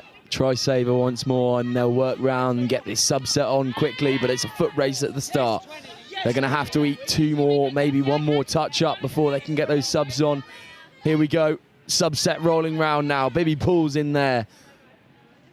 Good Footwork on the outside, eating up more of those meters. We're now at 5th, though. Pulls. Yeah, this is danger now. Hill accelerating, checking back on the inside, and that's played at, and I think the referees, number 18, did try and grab at that and was in the sort of attacking line there for the Saxons, and potentially getting away with one was Jesse Yarker, but the referees agree, definitely played at. So now Riddleston and Pauls have an opportunity. Here is Bibby Pauls going at the line. Was she onside? No, she wasn't, and Bibby Pauls accelerates over and brings it back to a one-try game. Well, that's something you'd see on a professional stage. This finish from Bibby Pauls. Notices that her opposite number is offside, and then the diving score with a little swanny as well. Who doesn't love that? Yeah, Bibby. Well, maybe a Sharks player, but yeah, maybe Jesse Yarker, who was in that link channel, but. Just Bibby Pauls showing her class here on pitch 1, and Emily Irons getting the Sharks back underway, looking to re-establish a more comfortable lead than 1.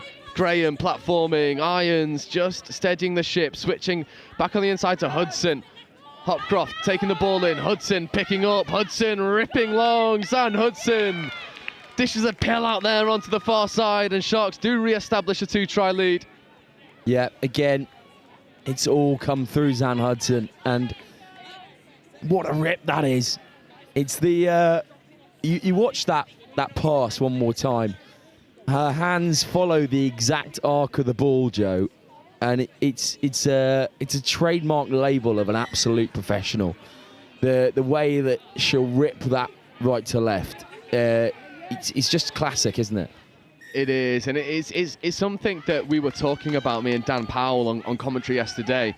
The level of core skills here for the Women's Open is just absolutely filthy right now.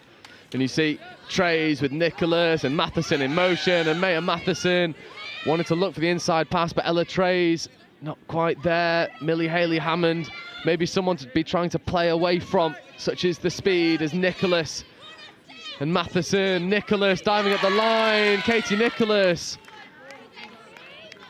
Almost getting a decision from the referees, but a forward pass comes in and alleviate the pressure that the Sharks had felt, and Saxons trying to get a few fresh legs on in the defensive setup, leaving an overlap here for the Sharks. Yeah, risky there, and now the Sharks have got an easy subset to roll through after making their way up in 2. And there's 3 on the half. Abby Johnston comes through this time. Johnston at half once more. Shows and goes, then gives back on the inside. Great defensive set from the Saxons. Yeah, Saxons staying strong in defence, and at half-time we brought you the results from the other semi-final. Well, it's taken Taipans 5 minutes to bring parity back to the scoreboard there. Over on the stadium pitch, it's Taipans 3, Midlands Tigers 3. Both of these games running simultaneously. As it stands here, 6-4 for the Sharks, but the Saxons with a 5th touch platform to strike from in just a moment as Riddleston with a late pass away. 3-on-2, extra hands needed to go, but it's well shut down here by number 19 for the Sharks, Ruby Gribben. Yeah, pass just a bit unsympathetic up in the shoulder, got a bit caught there. That pass definitely could have come. It was a 2-on-1 down on this box side. But unfortunately, from a Saxon point of view, doesn't quite get there. Yeah, and now Hudson combining, late check away, just not quite on the same page there. And that's not something we've been able to say all too often. By and large, the Sharks team hasn't created any unforced errors, but a couple creeping in over the previous sets. Is that a sign of a bit of fatigue creeping in? There was a Sharks foot in the ruck, not spotted by the referees. Trays with the extra flick pass over there, feeding back on the inside, back to Ella Trays. Maya Matheson in at half. Here is Matheson bouncing over towards Trays. Matheson diving for the line, and that is a try saver coming in from Bronte Sykes. Yeah, Bronte Sykes there making sure that there was no way that Matheson would get in there with an absolute flying one-hander. The chat from Sharks, but what a try, as you hear by more experienced commentator rebel into the Gary Neville side of things. That was full Gary Neville. Emily Freeman the Sharks just switched off for a moment, and Freeman off the left foot step brings Saxons back down to 1, and you are so right, Sam. That was a full Gary Neville. It's brilliant though, Joe, and it shows how much this game has hung in the balance for the whole time. We can't call it either way as the Sharks go through. Hayley Hammond. Hammond swings one out, cut back inside, shut down again by Livy Steele. Move the ball on, one more. Could be try time. No, say the Saxons. Oh, the sideline refs are going to have a chat. There's something that they're not happy with. I wonder if it's an offside penalty. It is offside. The winger releasing too early. So a fresh set of 6 here for the Sharks. This semi-final. I mean, Sam, we've re-established our pedigree of only calling nail biters. There's Hayley Hammond and Hudson combining. Abby Johnston on the right-hand side, coming over towards Johnston, dropping a pass off to Abby Johnston, and Johnson off the bootlaces, re-establishes a 2-try buffer. I mean, that was always going to happen when you've got Johnson and Hudson in those middles. It's such a dangerous pairing.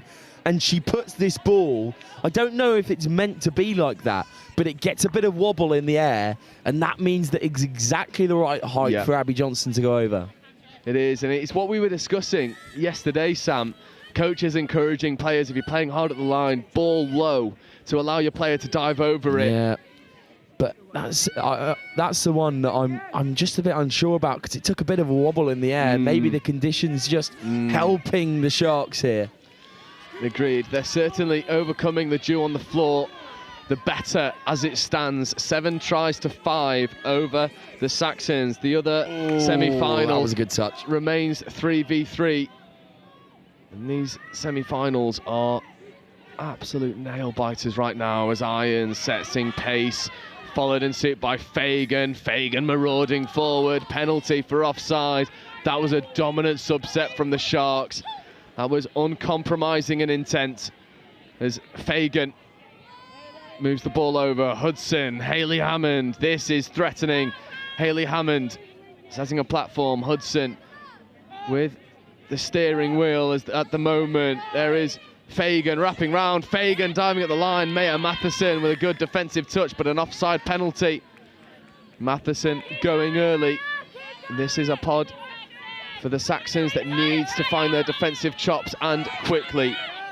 Hudson, Fagan in motion, Fagan driving, Fagan ripping, but it's well crowded out there, and once again Evie Groves with a defensive play for the Saxons. Groves has been an absolute brick wall out there all day. There's nothing coming down that channel. There's Hudson picking, delay pass there to Hayley Hammond, but the blast of the referee's whistle brings that to a grinding halt, and this Saxon sub-box is roaring forward, and they'll go all the way to the halfway line. 7 players on the pitch subbing early for the South East Sharks.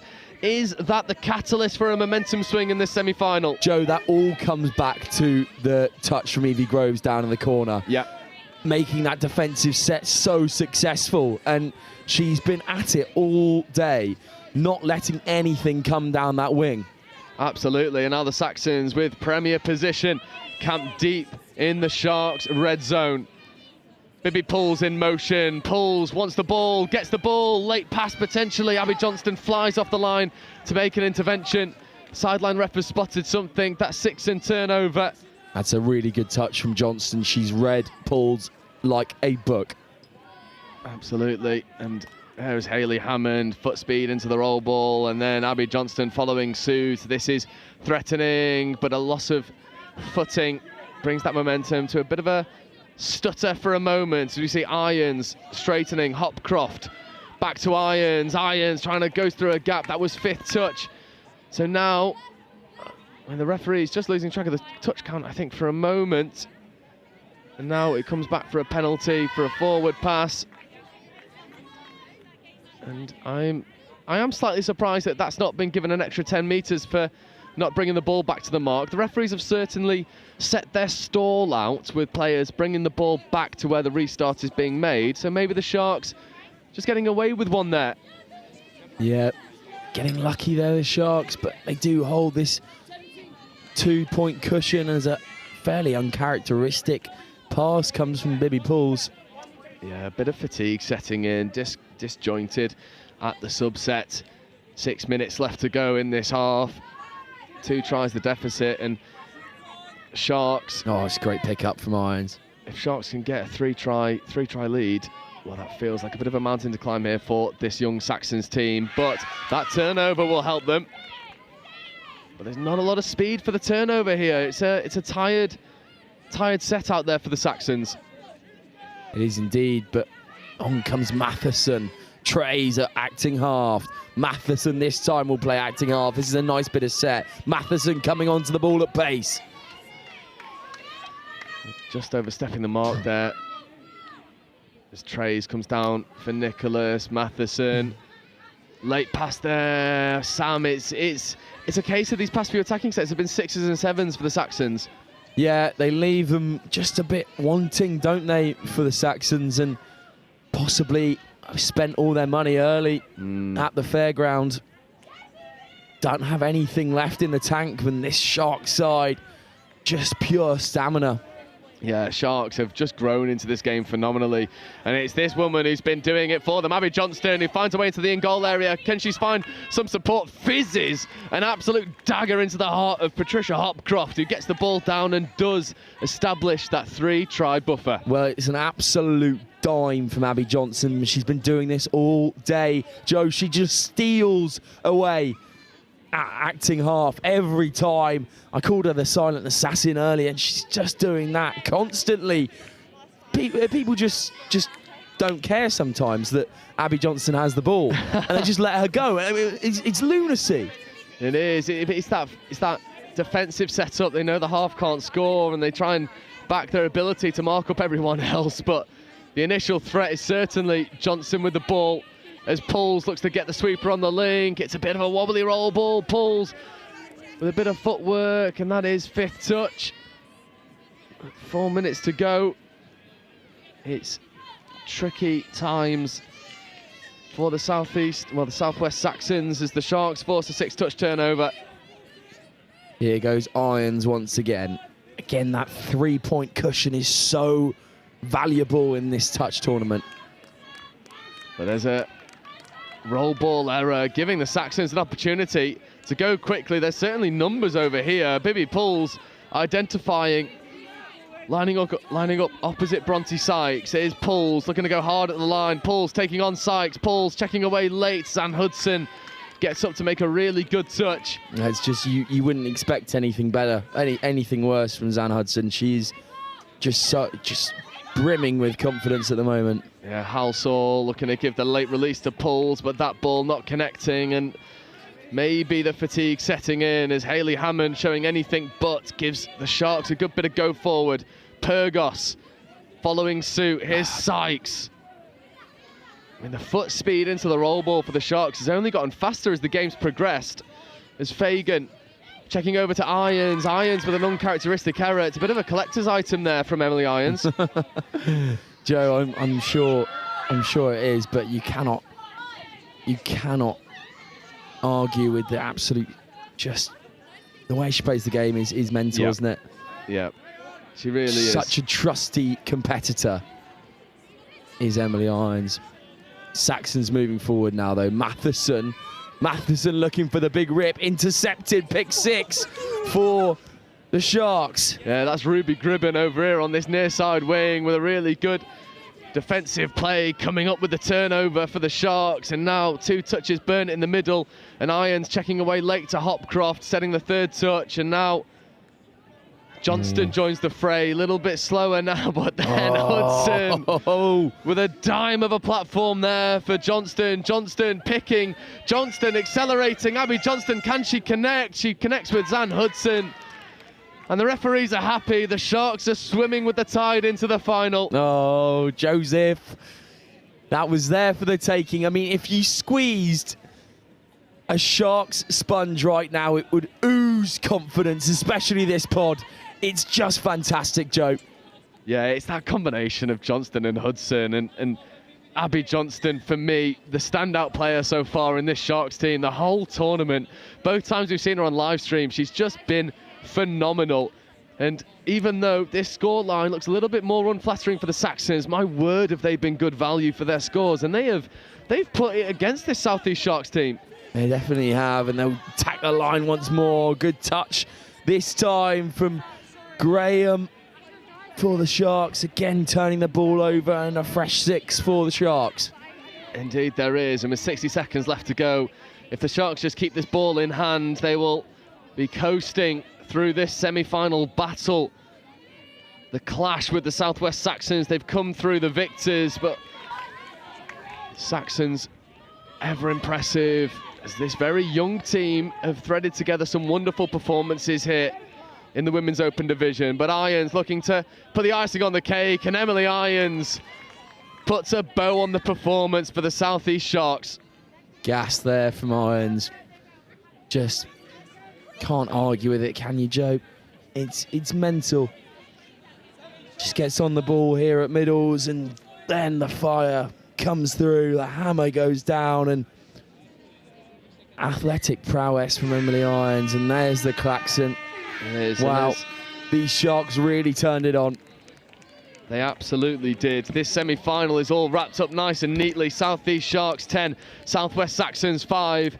And the scoreline doesn't reflect the performance from the Saxons. They were valiant and brilliant, but at the end of 40 minutes, the Sharks the victors and go into the final to look to retain their championship. However, if you're not aware, you might want to quickly jump over to Stadium Pitch as we have a drop-off in the semi-final between the Midlands Tigers and the South East Taipans. That's been locked at 3 tries apiece, and once the result of that has been signed, sealed and delivered, we will bring you the next game on Pitch 1, and it's Men's Open semi-final at 12:25. That's the Southwest Saxons versus the South East Taipans. But for now, get yourself on over to the Stadium Pitch where Tigers take on the Taipans in that other women's semi-final at drop-off.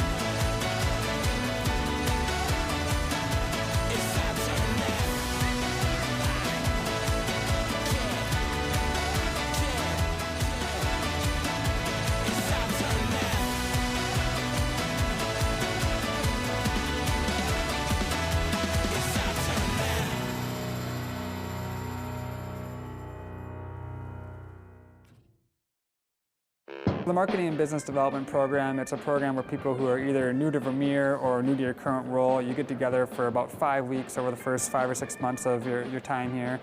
And you really get to start learning about the people, the products, the culture, and it really equips you to be successful in your role. Some people are coming into Vermeer not knowing anything, so it's meeting people and getting opportunities and getting your face exposure and getting their exposure to you so you know everyone already. And it kind of creates a more effective worker because they have that base knowledge of everyone that they're going to be working around and with.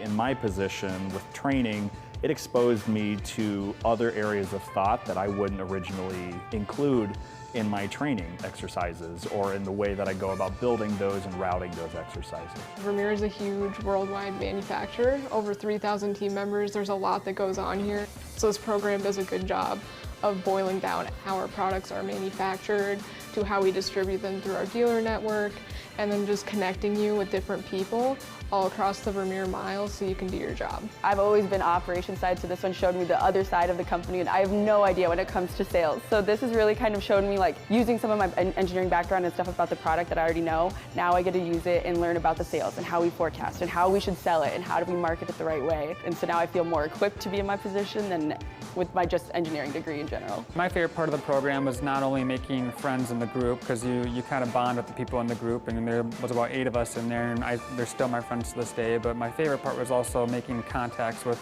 the people and the presenters. In my position, there's a lot of times where someone will say, hey, reach out to this person, and you've never actually met that person before. So now actually meeting that person and putting a face with the name, it makes my job a lot easier. My favorite part was getting to meet with executives. We get a couple one-on-one sessions where they share kind of their whole career story, and you get a chance to ask them questions too about your own development at Vermeer. So you get to connect with them on a personal level, which is something you don't get a chance to do at a lot of other companies. So I think that was a really unique opportunity. I just graduated, and I know that working at a company like Vermeer, I'm cared for, and they want to push me to be the best person I can.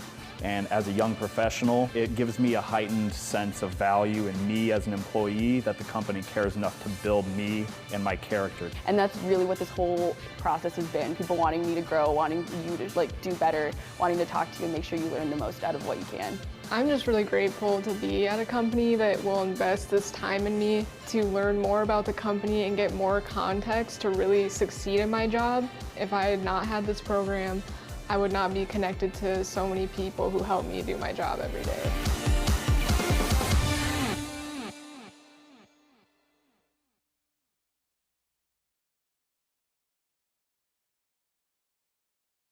Hi, I'm Mark Aldous, England Men's Open head coach. My name's Martin Wright, and I'm the head of the women's programme for England Touch. Hi, I'm Tim Osborne. I'm the England Mixed Open coach. Across the regions and the grassroots development, Chris, it's super exciting to see how we've grown over the past 14 years with the nationals. This time of year is pretty important for the elite end of the game because we get to see our open squad players perform in tough environments, and that helps us with selection through to the next international tournament. Nationals is super important for us. It's the one point in the year where the whole country comes together, all the different regions competing really hard, playing amazing touch, but also great to see the community all together for this weekend. It's a really important weekend for us. This, whilst we see the players at camps, you get to see them in a live environment here. So very, very important. We have two objectives. First of all, we're looking for talent identification. So we're looking for the players in England that can come up to make up part of the open squads, but we're also looking for the players that are within our squad selection for Euro Championships this summer.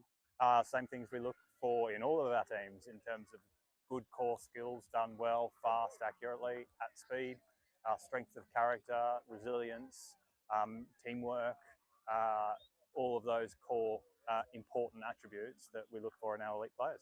Clearly, we're going to see some interesting stuff on day three. Day one, everyone's looking pretty fresh. There's some tired faces towards the end now, but day three is where it's at. So those semi-finals and finals on Monday are really important. We have a 3-year cycle through the World Cup. This first year is all about building the foundations of our team. The boys in the men's open squad have come together really nicely, built a great connection, and building through to the World Cup in 2028. I think it's about the speed that the juniors come through. So our junior program is really churning out good athletes at the moment from the age of sort of 15 to 18. And I can see a number of them in this Opens Nationals tournament at the moment. And it's about how quickly they come through and challenge for places in 2028. It was Asia Pacific Opens Cup last weekend in Australia. What have you seen from that tournament that you're going to go as almost like as an early pointer towards New Zealand 28? Going to keep that to myself, mate. We're going to look at that, scrutinise it with the other Opens coaches, and tactically, strategically plan for 2028. Touch is touch, and coaching is coaching, and both are really rewarding. I'd say it's slightly different coaching the women. It's a very rewarding experience. They've been really open in listening to what I'm trying to bring to the program. They're quite studious. They like to learn. They like to seek feedback. It's a real pleasurable place to coach. I was Women's Opens head coach before that as well, Chris, for 4 years, and it's not a big adaptation, to be honest. It's about problem solving and figuring out what are the key problems to fix for the individuals, the team, and the squad. So yeah, not a big change, to be honest, whatsoever. Still the same game. Mate, I'm loving it. I absolutely love it. The talent, the quality of the players in our open squads is fantastic. I think it's a real honour and a privilege to get to coach them. And the effort that they put into being the best they can be to improving themselves and each other, it's pretty inspiring.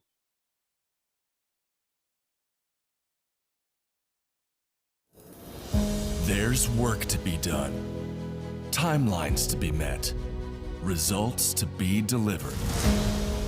That's what drives us. partnering with the people who do the work. So here we go. Men's Open semi-final for a place on stadium pitch and a chance at glory. 40-minute stand between both teams. The Southeast Taipans in red with the tap, and the Southwest Saxons in blue in defence. And Sam, for me, this could be game of the tournament. Both of these teams will not be wanting to give an inch to either, and it's a bit of a who's who of the England touch setup. The familiar names for the Saxons: Archie Devlin, the Ballon Boy, Cole Graham in 10, Rory Grant, Ben Greer, Matty Horse, and then always Louis Trays, the familiar number 6. But then for the Taipans, Josh Bendel, Gus Gillespie, Vaughan Meredith, James Barron, Josh Henderson, Harrison Cross. This is two sides that boast all the weapons you could ever be hoping for.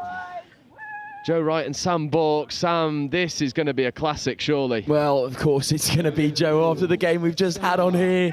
I mean, if you didn't flick over to Stadium 9 as well, that was an absolute cracker with the Tigers winning in drop-off. But I'm sure this game is going to be an absolute one to remember as the Taipans kick us off, or tap us off on the klaxon. Penasir. Yeah, this is going to be absolute danger here. Western Stanley working with Penasir. Penasir getting open side, diving at the line.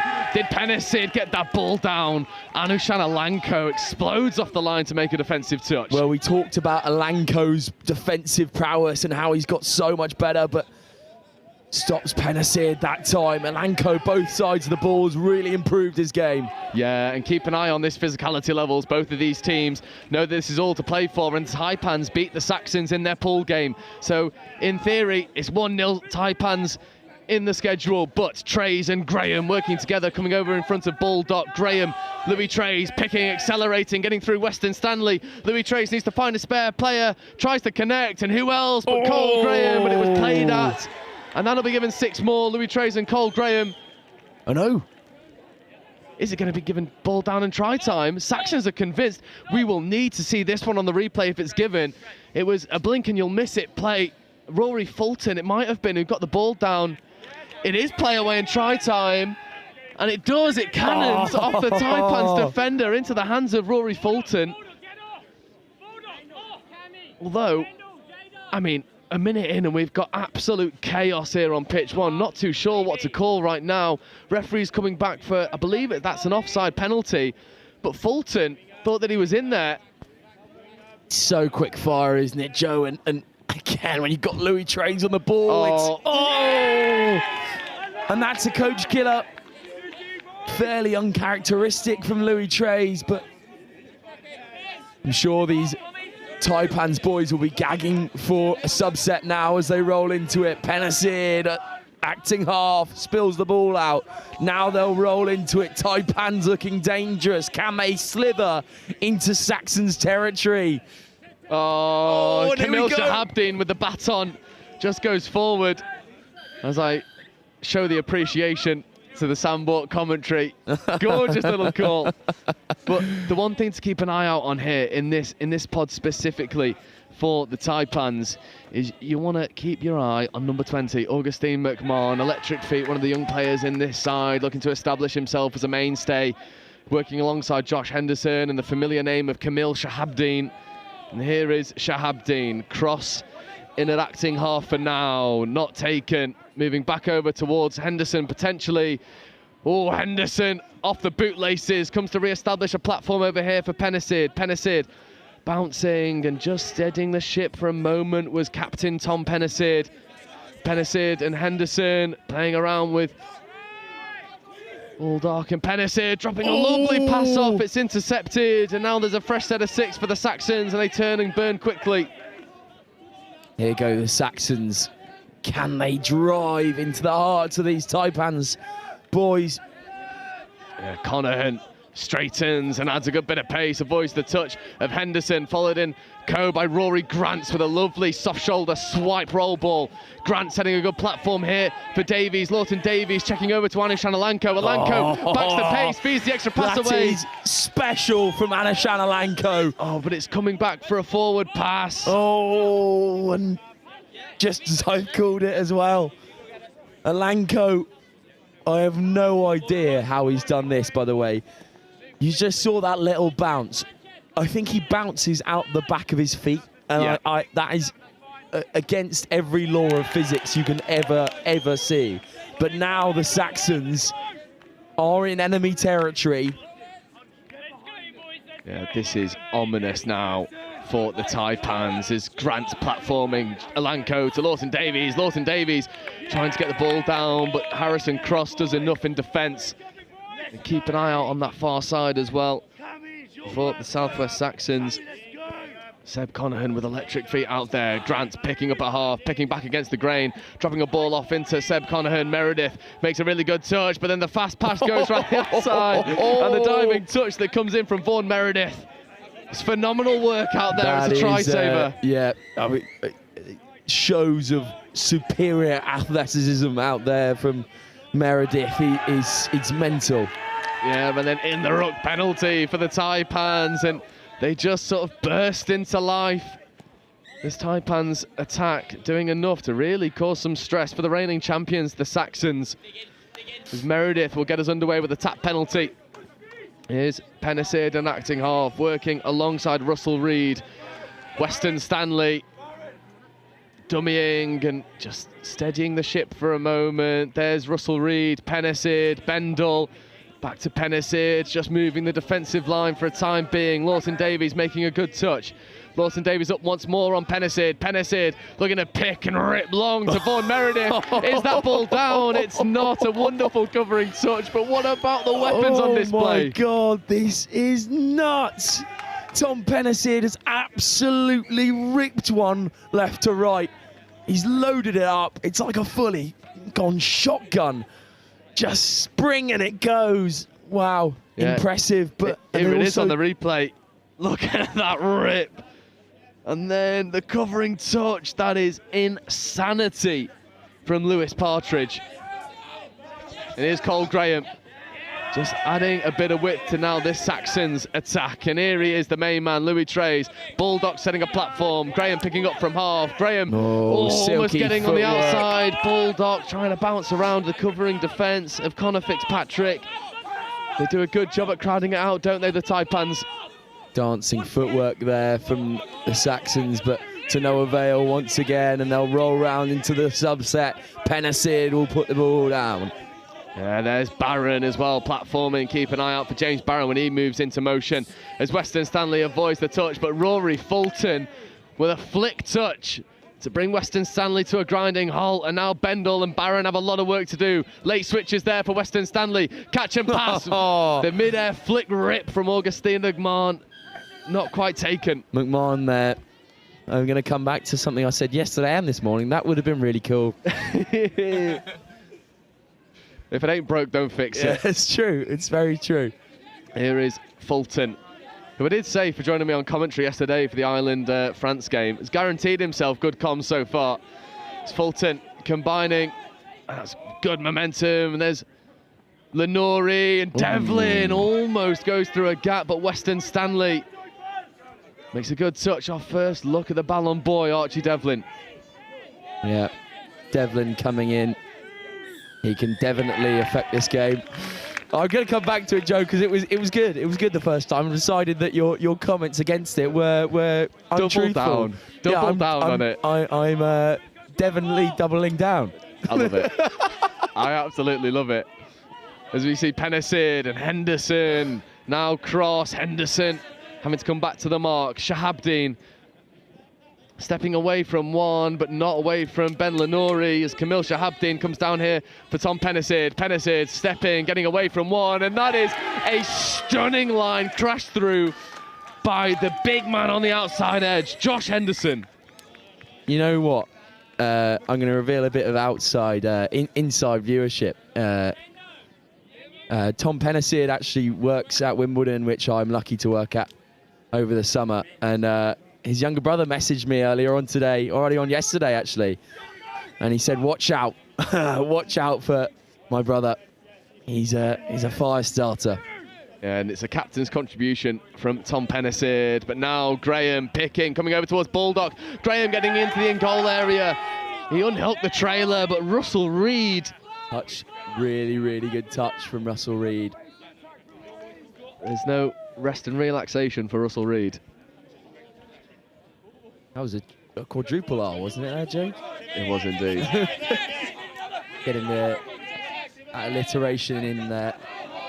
Oh, Baldock for the good touch, but offside and play through, call from the referees as Pennisid and Weston Stanley come into motion. There is Weston Stanley, and there's Bendel platforming there for Barron. No, he doesn't. Flick pass back on the inside, and Bendel, little left foot step, late pass there for Weston Stanley. It's the right option over there, not able to execute when they need to right now. This is just hell on both sides from these boys. So hard to be able to keep up with. It's just chaos. It's pure chaos and mental stuff. Shows of stamina and athleticism, but what I really want to delve into, Joe, is the kind of fast twitch fibers that both of these teams possess. It's so quick. The movements are so explosive in every angle. Absolutely. No other sport boasts this as Tom Pennisid rips another. Unfortunately, the ball goes down that time and Lanko will play away. Yeah, it's a really good roll ball there from Tom Lawton-Davies, who gets the hard touch penalty. Coming in at the side, absolutely destroying that roll ball area was the far wing, coming in illegally. And now the Southwest Saxons, with their dangerous combinations, get to come and march forward as Lenuri with a steady roll ball, followed in suit by Archie Devlin. Devlin taking on Harrison Cross. Devlin once again now bouncing away from Shahabdeen, just playing around with the Taipan's defence right now as Archie Devlin gets on the open side quickly, diving at the line. But Tom Pennisid flying up and making a touch. Devlin asking a question. And the referees providing answers for the Taipans. It looks to be ominous as Archie Devlin's left out there singularly for the time being as they roll through the subsets. And my word, what an attacking pod this is that's just entered the fray. Archie Devlin, Cole Graham, Louis Trays and Sam Baldock. This is scary moments here. Louis Trays stepping, Baldock back to Trays. Trays trying to get at the line, condensing defences. But it's a good touch that comes in from a combination of Shahabdeen and Cross. Shahabdeen has been so good either side of the ball so far in this game. Really leaving his mark on the semi-final. Yeah, Baldock to Devlin. Oh, Archie Devlin. It's trademark stuff from the Ballon Boy, exploding off the left foot, getting over and leaving players in his wake. I'm really sorry there, because I've just cursed. And Devlin, he's absolutely stolen in. But yeah, it leaves me speechless, because that will be one for the Kalen Ponga Awards, I'm very sure. It absolutely will be. Archie Devlin with a good bit of nastiness here on pitch one, as we see Gus McMahon trying to go long, Conahan up in the passing lane. It was close, but no cigar here for the Taipans as Fitzpatrick busts a gut to get off the field. Bendel stepping, Bendel passing away to Weston Stanley, but Rory Grant getting up and making a good defensive touch. Pennisid now joining the fray. Weston Stanley organising the troops, coming over towards Gus McMahon. McMahon platforming, Pennisid driving, Pennisid diving. But Anushan Alanko again with a try-saver of a touch. Yeah, he's so good at that. Just reads the game so well, gets really low, and Taipans, can they go through one more? Surely that's gone forward, so we'll be a full 6 for the Saxons.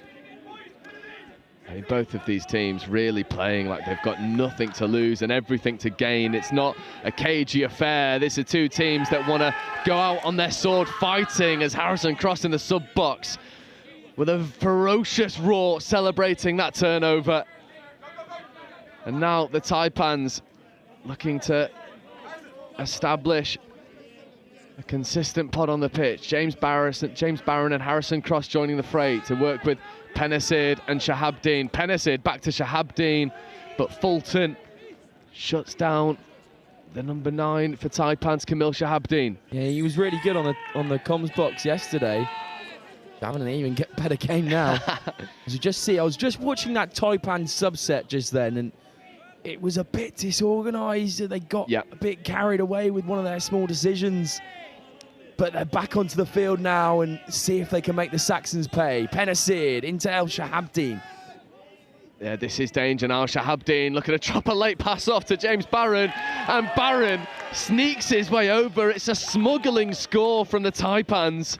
And Shahabdeen shapes to go long, and you'll see just engages that defence, shapes to go long, drops a late pass off to Barron, and Barron full extension over.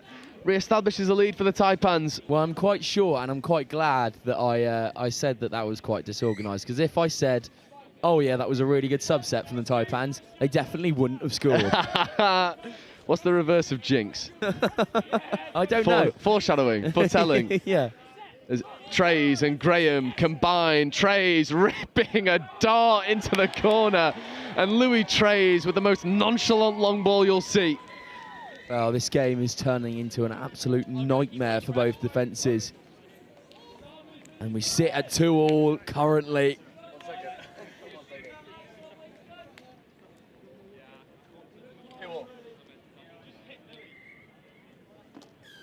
An interesting bit of chat there coming from the near side winger for the Taipans, Dom Brook, saying we've got to hit Louis, we've got to get on Louis, and that's the read there as Western Stanley has 2 chances at picking up the ball, wanting to give back to Barron, but an unforced error there. Good competitiveness at the roll ball now. And here's Anu Shanalanko getting up over onto Barron, followed in suit by Grants with a cannoning roll ball. And now Lenori, but that is a hips not square penalty given against Ellis Pearce. And this is, again, something that probably wouldn't have been picked up on if we weren't at regionals. You've got to learn it right. Yeah. Most of these players definitely heading to nationals, international level. Refereeing is going to be so tight, so there's no point in pretending. Joe, it's got to be right. It's got to be perfect. This is why we play touch rugby. Absolutely. What better prep it is for high-performance squads. But Taipans will only have one option in mind as Penicid drops a dagger off to Henderson. Oh! And it's almost gathered in that far side by Vaughan Meredith. My word, Sam, that was a bit of magic. That would have been one of the tries of the tournament, Joe. I almost lost my rag there. That was mental. Gary Neville 2.0, hey? Indeed, indeed. Contagious. It's just so dangerous when Tom Penicid coils up that left arm and you know he can rip it in absolute speed. Oh, Rory Fulton with a wonderful roll ball there. And now Fulton looking at a set platform here for Graham. Graham picking. Trays now entering. Cole Graham down for Louis Trays. Trays off the left foot into Cole Graham. Rat pass was on and it'll be given 6 more. Tom Penicid with a shake of the head, with the referee with a shake of the hand. 6 sets more for the Southwest Saxons. And we've got quite a crowd here, Joe, now. This game, again, an absolute nail-biter as Saxons go once more, but Penicid makes up for his mistake a couple of moments ago. Brings them back for 3, I believe. Yep. As Trays, Bulldog, back to Trays. Graham feeds quick. Oh my word.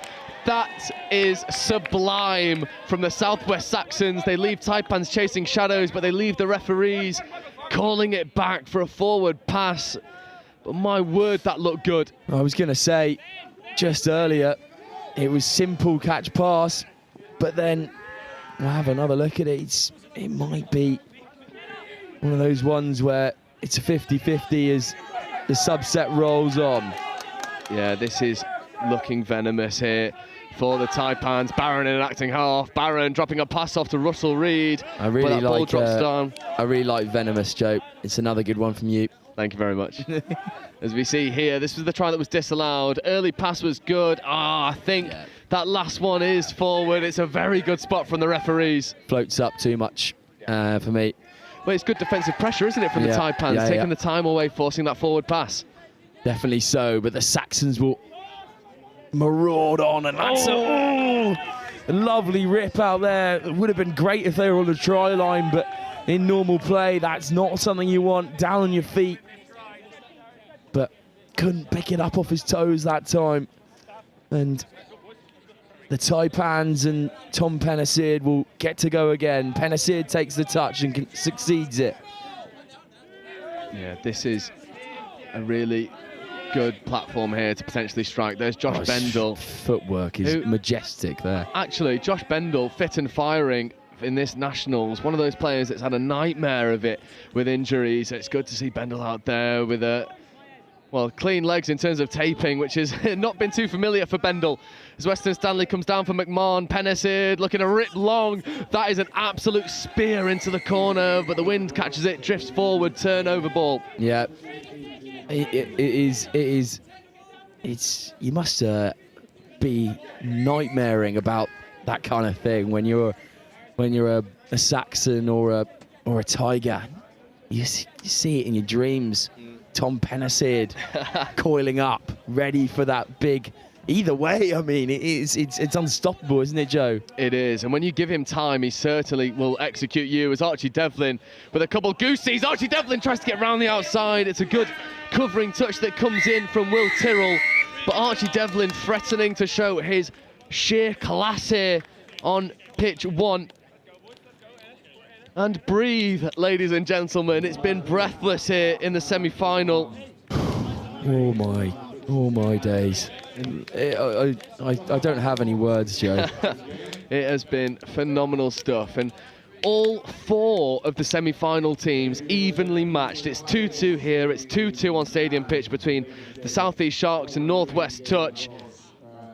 This men's Opens pool really for anyone's taking right now. The second half will provide our finalists, but as it stands here on pitch 1, Taipans 2, Southwest Saxons 2, with the second half coming for you in just a moment.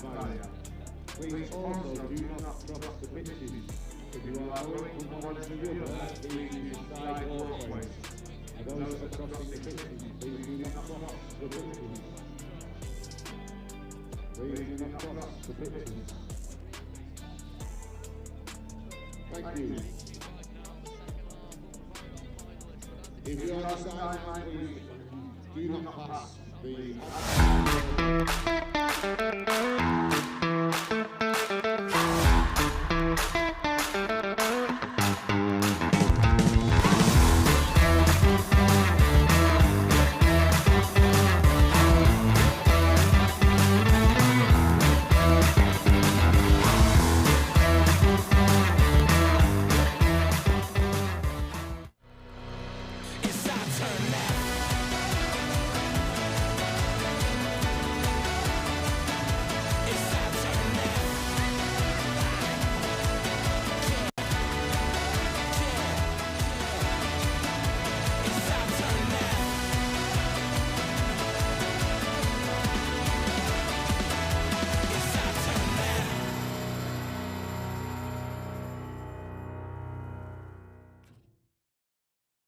The Marketing and Business Development Program, it's a program where people who are either new to Vermeer or new to your current role, you get together for about 5 weeks over the first 5 or 6 months of your time here.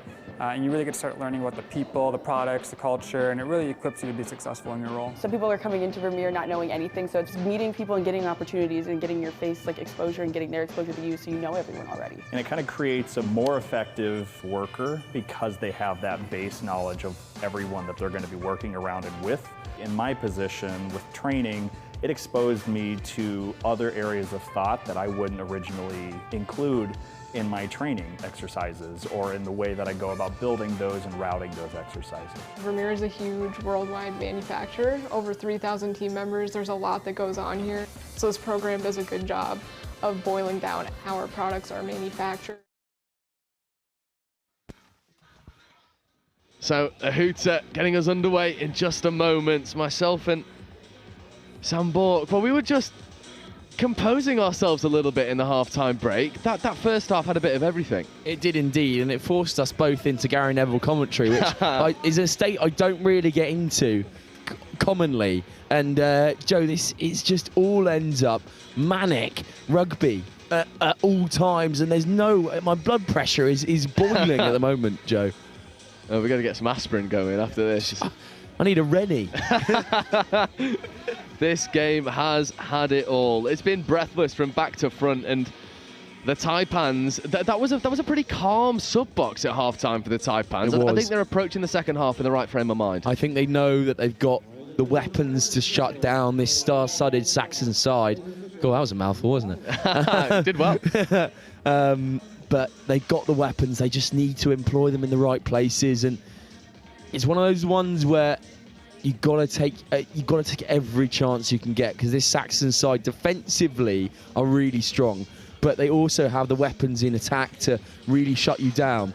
You've got to be able to hit that link line really, really early and at the right time, because as good as Tom Pennicid is, he can't rip those balls all the time, because suddenly you get the link and the wing both marking that wider man. You need someone to draw the attraction away in that link channel. Absolutely, and that's where we'll see ball playing come to the forefront. And a lot of little stories happening here, players playing against university teammates. Louis Trey's an ex-Southeast Taipans player, and all of these players representing England and having a good go of it in a high-performance setup. So there'll be no mystery about the players they're coming up against. This is a bit of pride on show as well, as Trey's and Cole Graham get us underway, working with Fulton and Baldock. And there is Trey's and Graham. Louis Trey stepping, rips to Sam Baldock. Baldock goes one more, but it's unceremoniously battered down by Will Tyrrell. Says, not in my house. And here's Trey's and Graham. Trey's looking to go long, bouncing around, but Shahabdeen and Russell Reid staying wise to the footwork threat of Trey's. Shaping to go towards Fulton, nothing doing now. Now makes his way over towards Rory Fulton. Fulton back to Trey's. Trey's stepping. Trey's with a basketball pump fixes Russell Reid and Louis Trey's. Well, that's highlight reel stuff there from the diminutive maestro. Yeah, Trey's again. I mean, who saw that coming? Everyone.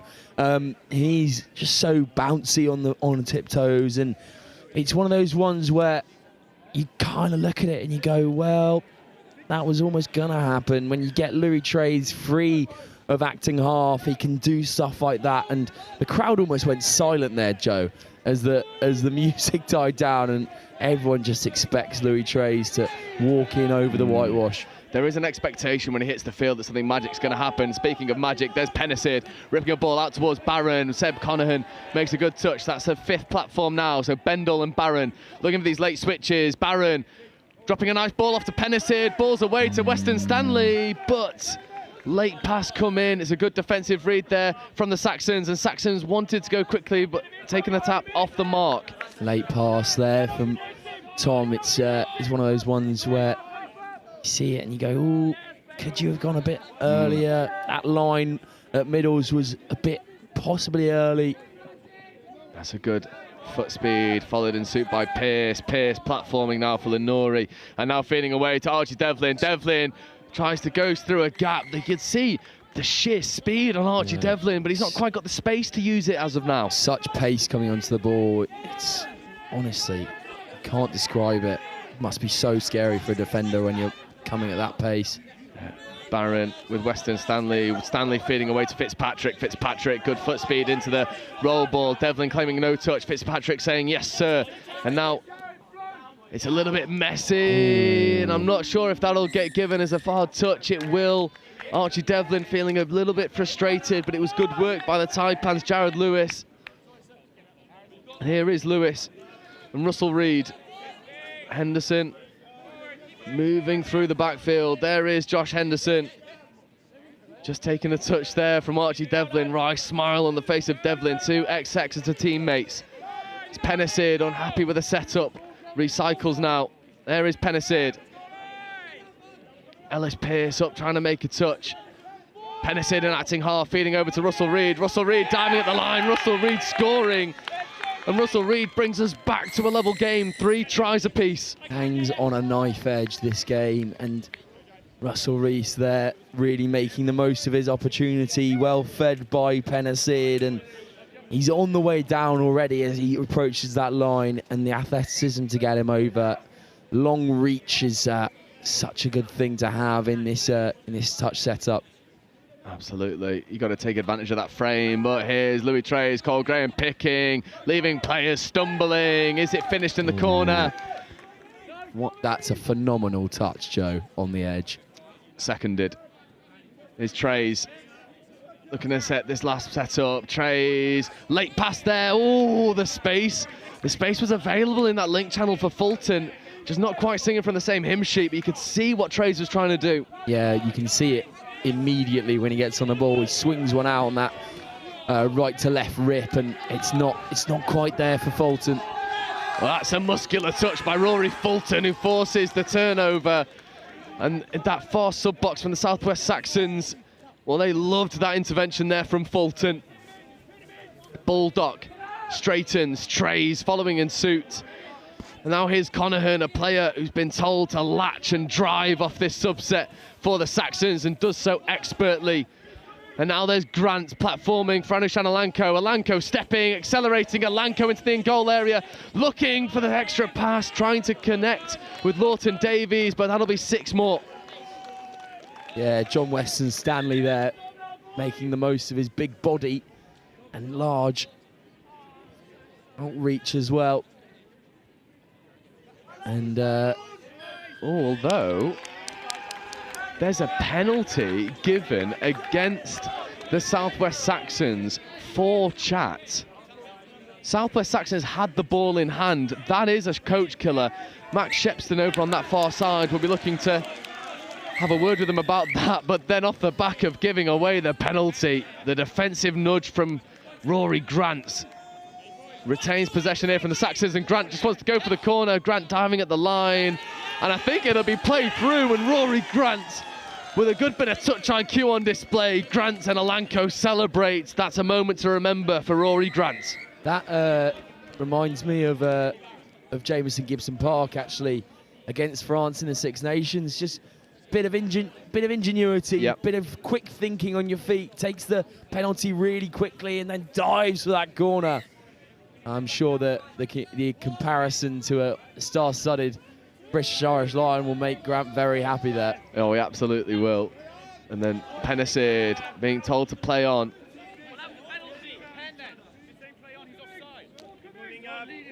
There's just a bit of chat there coming over the microphones between Taipans and referees as we see Harrison Cross looking to drive at the line, but it's heart-in-mouth stuff at the moment for the Taipans as they're not able to establish any real consistent pressure, and maybe some refereeing decisions going against them and feeling a bit hard done by as Connahan platforms lovely for the oncoming play of Cole Graham, and Graham feeding away, and who else as Graham feeds the absolute wheels of Rory Fulton.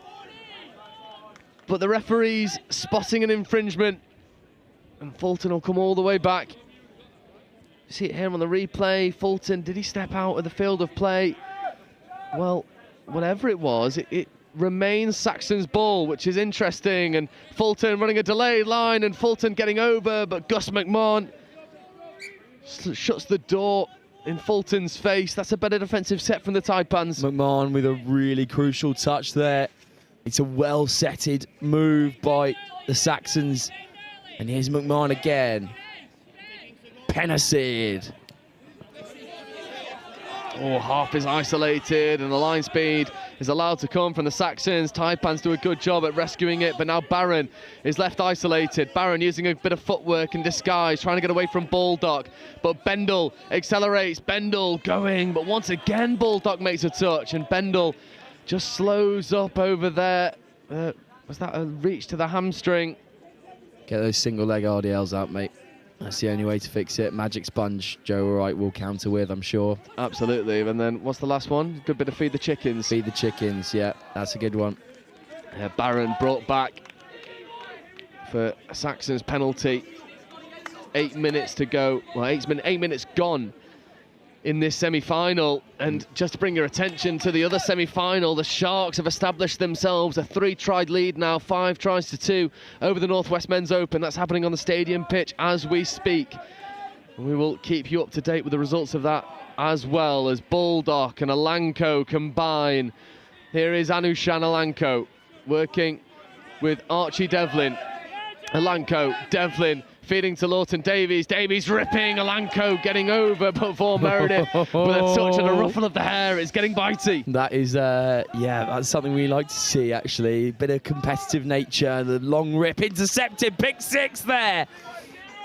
And a fresh set for the Taipans. Western Stanley setting tone, Barron straightening, and now back over towards James Barron. Henderson, this is a really good subset for the Taipans. McMahon flying through. Russell Reid feeding Shahabdeen. Shahabdeen platforming for Penicid. Penicid can't take the ball with him. And that was the best transition we've seen from the Taipans. Yeah. Penicid can't capitalise. They had the Saxons on retreat, much like the Battle of Hastings. The Normans coming through and the Saxons on retreat constantly there, and the Taipans slithering their way up through. This is Pearce now. Fulton, Lenori, platforming for Rory Fulton. Fulton picking, stepping off the left, ripping a lovely ball out. Tap back play was available, but between Meredith and Penicid, they're able to see it out. Meredith, he's such a monster out on this touchline wing. There's no way that anything's getting through. Yeah, Russell Reid setting a good platform. Penicid using the hands. McMahon following in suit. McMahon scrambling to get there to half. Russell Reid with the early check away. Barron looking to go back on the inside. Fixes Fulton and then straightens. That's a good platform there from James Barron. Stanley, Western Stanley. Henderson enacting half. Delayed pass there to James Barron. It was almost magic from the Taipans. It was interesting there. The subset was really, really good. The middles from the Saxons didn't quite get up off their line as they would have wanted to. So the Taipans made the most of it. The ball comes out of their hands and they've just got another penalty now. Yep, and now extra 10 metres on offer for the Taipans. Premier opportunity, 10 minutes left to go. Need to get all square. Bendel to Penicid. Bendel feeding Penicid. Penicid driving at the line. Meredith trying to get over. Meredith just asking the question of offside. I talk about Meredith out on this width, but also Tom Wilson is an ever-present out on the wing for the Saxons, and he's one to look at when you say kind of physical attributes. He's got that stature. Oh, the Taipans wanted that ball down. It's not. It's penalty instead. It's first penalty in the set here as Western Stanley moves into the middle channel, then feeds out to Henderson, and Henderson just loses footing for just a moment. And the referees allow Henderson to take that roll ball back. There is Bendel, Western Stanley, Penicid in motion. Penicid dropping a late pass off to Bendel, but not reading the same lines were the Taipans and the Saxons. We didn't really have to do too much to see that one off, did they? No, the energy is kind of dropped here in the Taipans camp. They've got to pick it back up. They've got to get those creative juices flowing. Yeah, they need to find that vocality that we know that they've got as Devlin sets a lovely platform, and then Grant follows in suit. Lawton Davies to Alanko. Rory Grant now with a foot race. Grant is a fast customer, but Penicid with a diving touch to see them out. The captain's contribution once again from Tom Penicid. So dangerous, and he makes an athletic flying touch. Oh, no touch. Rory Grant comes up with a defensive turnover. Anushan Alanko goes quickly. Alanko stepping. Russell Reid shuts him down. Alanko was just looking for options there. Nothing came up to him. Yeah, Lawton Davies in motion. Back to Grant. Grant diving at the line. Is Rory Grant over? He is indeed. And Rory Grant, who forces the turnover off the no-touch, gets over for Saxons to re-establish a 2-try lead. But there is also an injured player down there for the Taipans. That's Jared Lewis, who's found himself falling in an uncomfortable position and struggling with the shoulder. Saxons once again supplying the goods, just as that little lull came from the Taipans camp. They needed to bring the energy back. It was almost there from Tom Pennicid. He made a really good touch, but then they just came back at full force. Anashana Lanko with a big part to play in this one again. Yeah, he's been just one of those unsung heroes as we see back-to-back turnovers at the roll ball. And to bring you up to date on the other semi-final, the South East Sharks 5, Northwest Touch 4 now. So Northwest finding themselves in the ascendancy for just a moment. Will it be a Saxons Sharks final like it was last year, or will it be one of the other semi-finalists? Is Harrison Cross feeding away to Pennicid, extra pass to Bendel. Bendel goes to the wing. Can he finish? Diving in the corner. It's NFL-like, and it's a wonderful finish. Will Tyrrell with a phenomenal score in the corner. Tyrrell there has shown so much gas on the outside. You've got to eat up the ground so quickly from I mean, you've got to go from like almost standing still to be able to push that ground away. And he does it so well there. And then the finish, that's something you'd see kind of Noah Calori-esque, wouldn't you? Oh, absolutely. That stunning finish, diving over the touchline, getting it in. Louis Trays, though, working with Cole Graham. We look to re-establish this 2-try lead for the Saxons, but they surrender possession. This is important now for the Taipans. They've got to get out of dodge, first of all. Think about that. Keep that in your mind, and then you can work on that final third. This subset's got to come through quickly, though. They get to the 10-meter line on 3, almost over the half for 4. Yeah, this is good, and then they try and sneak a player up the box side. That was Harrison Cross who re-establishes footing in the midfield. 4th touch, 5th coming now. Barron will be looking to drive in for a scooping platform. This is 5 coming. They've miscounted the touches. The sub-box helping them out. And now Harrison Cross platforming down from Pennicid. Pennicid throws the pass, and Louis Trays has his hand in the cookie jar. Fresh set of 6 for the Taipans. And this is the rejuvenation that the Taipans camp needed. They needed this, and this will be so important. We're 5 minutes from the end of time. Can the Taipans do it? Can they bring it back? Here they go, swinging out. Pennicid, ball gets knocked forward. It's the wrong option there on the sweeper from Barron. Just wanted to drop that extra pass off, and now James Barron uses physicality to try and unsettle Louis Trays' roll ball. Nothing doing for the magic man for the Saxons. A good work there from Vaughan Meredith to not give away the penalty for in the ruck. And now Rory Grant with 5th coming. This is Anushan Alanko, Lawton Davies to Alanko, Alanko to Grant. Grant tries to go one more, and it's all fair. And ball down for the Saxons. Taipans, 4 minutes to go. Find themselves a try down. They'll need a bit of magic to get over once more. Well, Don Brook has realised that he's 2-on-1 on the outside, and he's given a fantastic pressure to that link player to stop the ball from coming out to the wing. Yeah, it's that read, isn't it? That offensive read from wing, getting in the passing lane, causing absolute carnage for the Saxons ball player. But Saxons turn it over once more. And this is danger for the Taipans. 3 minutes left to go, still a try down. Are we going to have a last gasp finish here to send us to drop off, or can Taipans do it early? Well, either way, they've got to defend this set from the 2 dangerous captains. There's Cole Graham, this time Rory Fulton. Louis Trays sweeping, Fulton accelerating away, Rory Fulton diving at the line. Fulton, is that ball down? It is indeed. Rory Fulton establishes the 2-try lead. I thought that was going to be another fantastic touch from Meredith, but the swivelling hips of Fulton just undo the Taipans' defence. And it's so close from Meredith on that touchline. He comes in and reads the ball really well, and now the Taipans with 3 minutes left. Can they push forward?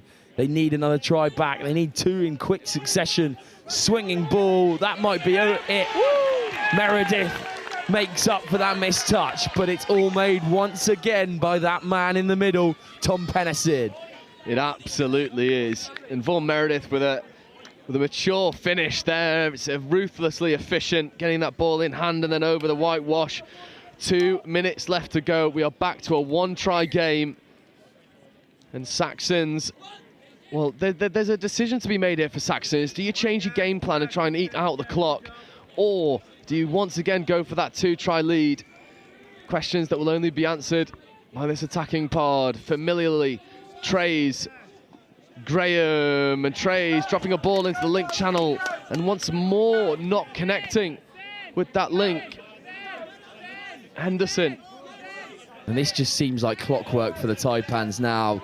They're in their groove. What can they bring now? Penicid will look back to the wing, into the box. This is forthcoming now. Harrison Cross feeding to Weston Stanley. Penicid now in an acting half. Archie Penicid trying to get through, but the touch comes in. The sideline ref, I think, was going to call offside, but the referee has brought it all the way back. So 6 touch, and then throwing the ball away, I think, was the call to deny Penicid. An interesting one. That could change the game, that, Joe, as much as I'd hate to say it. It could. It certainly could. And you could just feel the energy from this Taipan sub-box leach away as that blast of the referee's whistle once again allows a penalty for the Taipans. Well, against the Taipans, and Saxons will just look to complete their set here, make the Taipans go full length of the field. Ben Lenori working with Ellis Pearce. And they need to win the ball back here. They need to stop this Saxons attack. The strike will come, though, from the Saxons, as you'd expect. Devlin ripping left to right. Devlin gets the ball down in the corner, and now there's 20 seconds left on the clock. The Taipans need to go coast to coast and create something from nothing. Kamil Shahabdeen with first touch. Weston Stanley setting the expectation on second, and now there's a penalty, and they have got to go quickly. There is 10 seconds left on the clock. Fresh 6 for the Taipans. And that is all she wrote. There'll be no last gasp equaliser for the Taipans. It is the Southwest Saxons going into the final to take on the repeat of last year's enemy, the Southeast Sharks, who come through their semi-final with the exact same scoreline. Sam, doesn't that just highlight how competitive this division has been? Oh, it's without words, Joe. These two sides have shown us the top level of what this sport can be, and both of them are just playing at extreme levels. And I mean, Taipan's extremely valiant for the whole game, fighting back from always one score down, getting it back to level, and then unfortunately that gap just became too much for them to bear. And the Saxons maraud once again and will head over to Stadium 9 in high hopes of taking on that enemy. It's not the Normans this time. It's going to be the Sharks. It is indeed, and Saxons looking to go back-to-back men's Opens champions. That was a champions performance. They came through adversity, and it's a valiant effort from the Southeast Taipans, who certainly played their part in what was a men's Open classic here at semi-finals. But we move on throughout the day. The schedule does not stop. Coming up for you next here on Pitch 1, we come to the men's 50s category, where once again it's the Southwest Saxons, and they'll be up against the West Wildcats. I'm Mark Aldous, England Men's Open head coach. My name's Martin Wright, and I'm the head of the women's programme for England Touch. Hi, I'm Tim Osborne. I'm the England Mixed Open coach.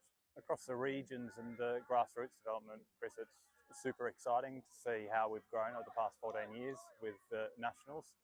This time of year is pretty important for the elite end of the game, because we get to see our open squad players perform in tough environments, and that helps us with selection through to the next international tournament. Nationals is super important for us. It's the one point in the year where the whole country comes together, all the different regions competing really hard, playing amazing touch, but also great to see the community all together for this weekend. It's a really important weekend for us. This, whilst we see the players at camps, you get to see them in a live environment here. So very, very important. We have 2 objectives. First of all, we're looking for talent identification. So we're looking for the players in England that can come up to make up part of the open squads, but we're also looking for the players that are within our squad selection for Euro Championships this summer. Same things we look for in all of our teams in terms of good core skills done well, fast, accurately, at speed, strength of character, resilience, teamwork, all of those core important attributes that we look for in our elite players. Clearly we're going to see some interesting stuff on day 3. Day 1, everyone's looking pretty fresh. There's some tired faces towards the end now, but day 3 is where it's at. So those semi-finals and finals on Monday are really important. We have a 3-year cycle through the World Cup. This first year is all about building the foundations of our team. The boys in the men's open squad have come together really nicely, built a great connection, and building through to the World Cup in 2028. I think it's about the speed that the juniors come through. So our junior program is really churning out good athletes at the moment from the age of sort of 15 to 18. And I can see a number of them in this Opens Nationals tournament at the moment. And it's about how quickly they come through and challenge for places in 2028. It was Asia Pacific Opens Cup last weekend in Australia. What have you seen from that tournament that you're going to go as almost like as an early pointer towards New Zealand 28? Going to keep that to myself, mate. We're going to look at that, scrutinise it with the other Opens coaches, and tactically, strategically plan for 2028. Touch is touch and coaching is coaching, and both are really rewarding. I'd say it's slightly different coaching the women. It's a very rewarding experience. They've been really open in listening to what I'm trying to bring to the program. They're quite studious. They like to learn. They like to seek feedback. It's a real pleasurable place to coach. I was Women's Opens head coach before that as well, Chris, for 4 years, and it's not a big adaptation, to be honest. It's about problem solving and figuring out what are the key problems to fix for the individuals, the team, and the squad. So yeah, not a big change, to be honest, whatsoever. Still the same game. Mate, I'm loving it. I absolutely love it. The talent, the quality of the players in our open squads is fantastic.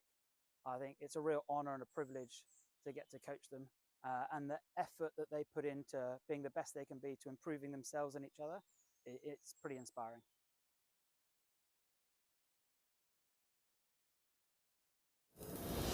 There's work to be done, timelines to be met, results to be delivered. That's what drives us. Partnering with the people who do the work. Getting more out of every hour. In a world of diverse markets, it's about listening more, talking less, truly understanding what's being said, solidifying belief and peace of mind, collaborating and designing yellow iron built tough, built to last, helping our partners embrace the work ahead, day after day, month after month, year after year. It takes words backed by action, words fueled by our founder, Gary Vermeer. There has to be a better way. Not just a phrase, but a timeless mantra that lies at the heart of every machine we build. Productivity has a name. Vermeer. Equipping our customers to do more.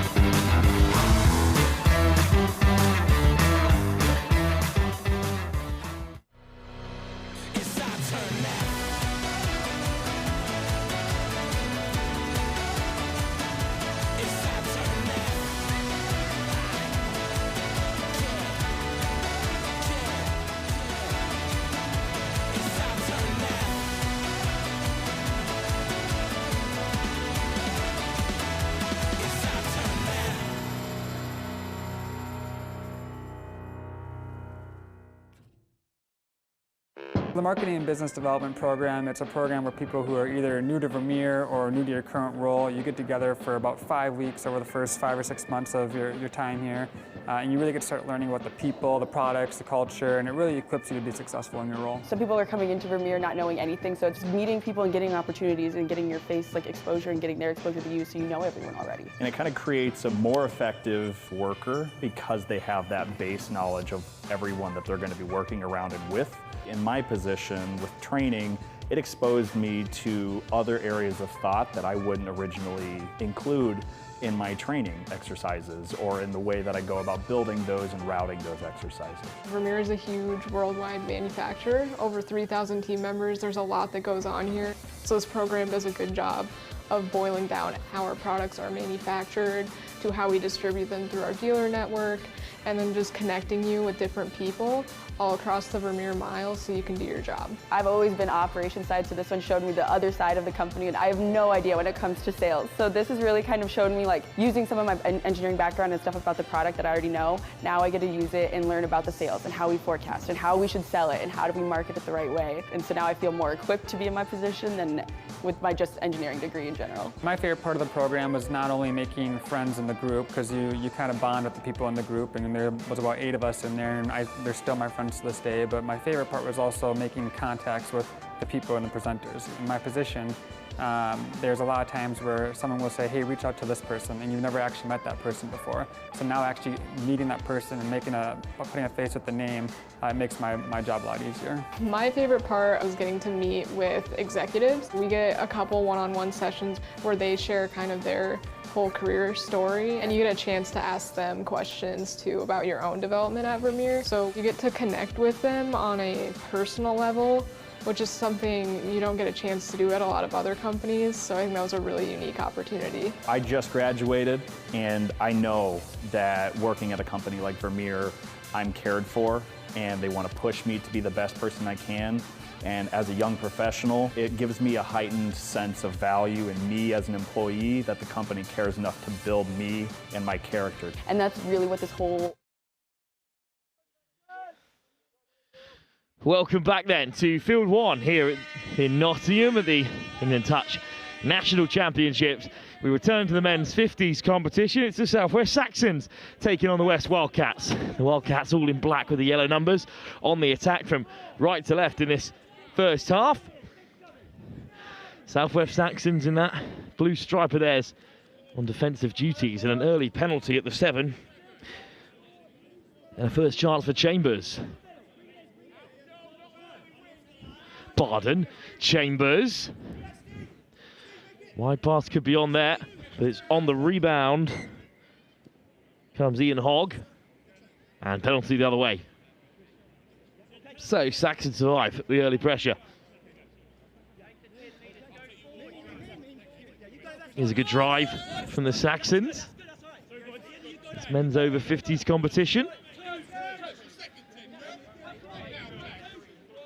Of course, had the 40s yesterday, which came to its conclusion. Still got the women's 40s to finish off here. And of course, the men's and women's opens and the mixed opens all coming up soon over on the Stadium 9 live stream. Our second here at the Touch Nationals.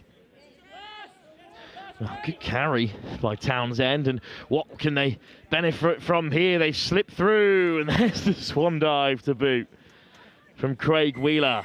Opening try, Saxons go in front.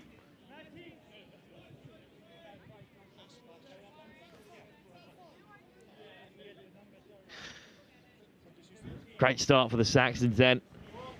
Brilliant line. Wheeler scores. And the West Wildcats looking to rebuild.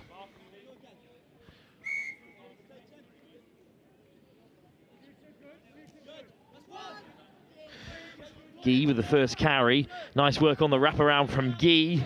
Good delay on the pass.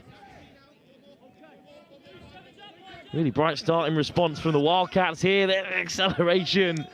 But it's good work to get back and make the touch from Matt Pryor.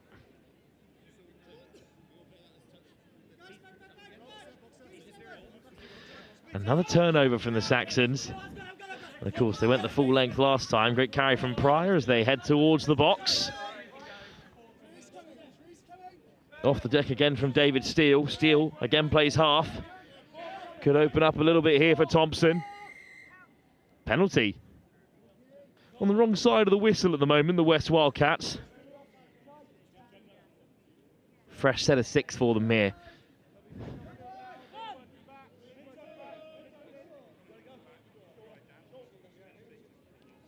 Swanson, the skipper.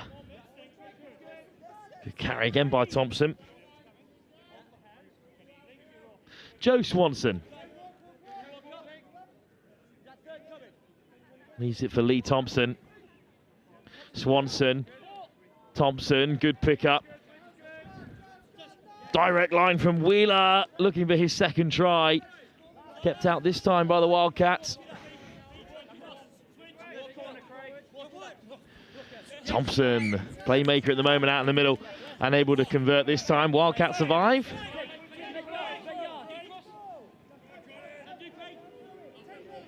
And left to right, good hands from the Wildcats.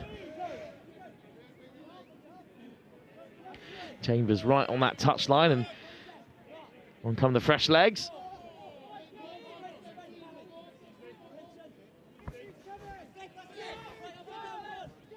Up over halfway, the Wildcats. On goes Hogan. Nice ball back on the inside, but it's just beyond the inside runner. Saxons back with it. Wheeler draws the touch. Nice ball off the deck. Thompson just rides the touch. Change of angle from Attree.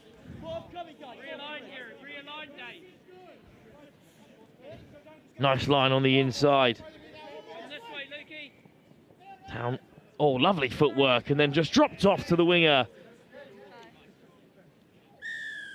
And there it is. David Steele is given the score.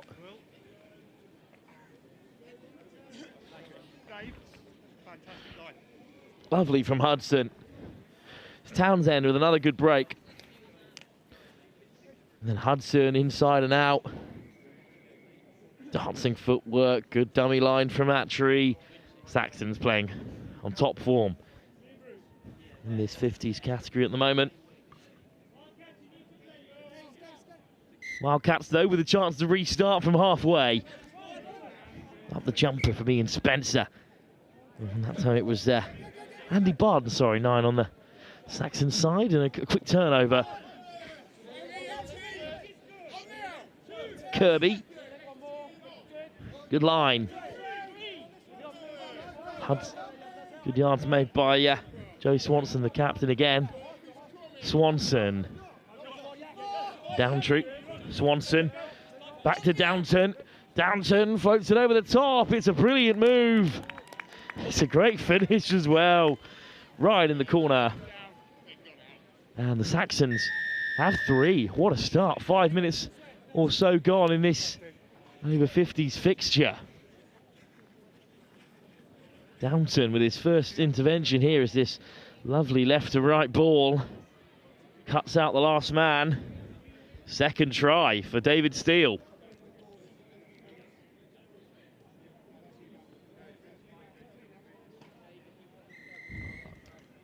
Steele stays out there as well as the Wildcats get back underway. Here's Gee. Good line. Gee on the wraparound. Oh, beautiful hands. Is there space out wide here? Steele makes the touch. Just manages to win it back from Will Conahan. Good work on defence from the Saxons under pressure for the first time. Of course, their men's open side are through to a second successive final here at the Touch Championships. Just drops on the inside there. It's good work. Just a bit loose at the roll ball that time from Townsend. So Wildcats back in possession. But a penalty for the Saxons, bit of respite for them. Still up by 3, of course, at this stage. Been very impressive across the weekend in this 50s division.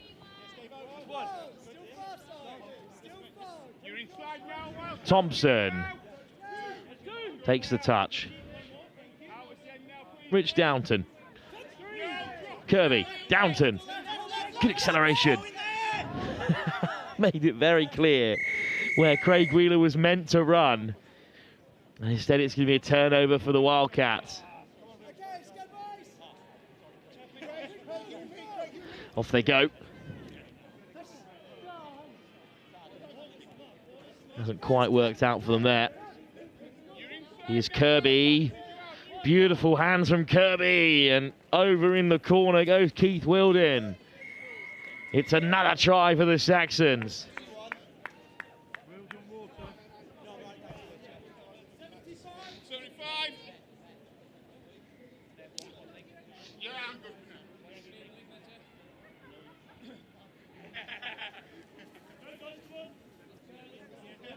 What a start for the Saxons, really imposing themselves on this game. What do the Wildcats have in response? The Western Wildcats 4 down, but in possession here. Floated in field. Oh, out the back door, it's beautiful. What an offload. Try scored by James Barnett in the end, but a beautiful peel. Gavin Hogan. How about that?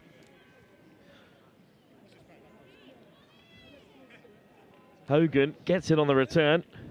It's a nice early drive from Richard Clark. Oh, delightful. Over the top of Luke Hudson. And first try for the Wildcats. Come back on perhaps with 10 minutes to go in this first half.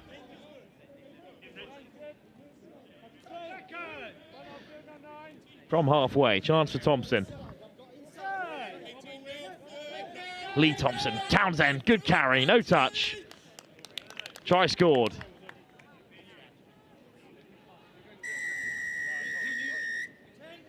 Been rewarded for his strong carry so far, Mark Townsend. I think offside there was the call. Unfortunately, Andy Barden unable to stop his man. 5-1. The Saxons lead.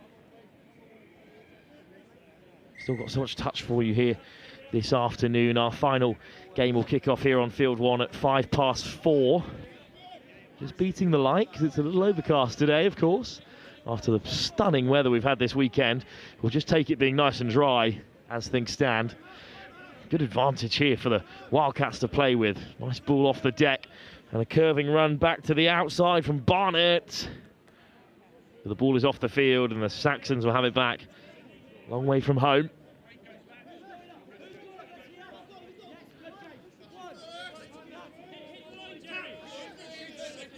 Really good transition here from the Saxons.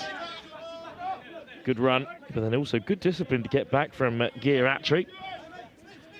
Wheeler, Kirby, Lee Thompson up to halfway. Kirby straight off the deck for the onrushing Luke Hudson. Oh, what a ball for Kirby! But it put down, hit the line at great pace. Wildcats alive. 5-1 it remains.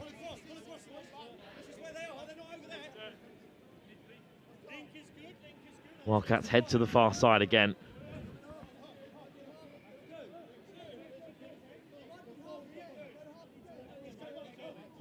Up to halfway, third touch. Ooh, just between two men there. Unfortunately couldn't reach back and grab it. The Wildcats, so Saxons back with possession. Lee Thompson. Kirby, really direct.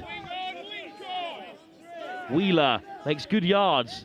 Chance here for the Saxons. It's just dropped off into the path of Lee Thompson. 6-1, 12 minutes gone.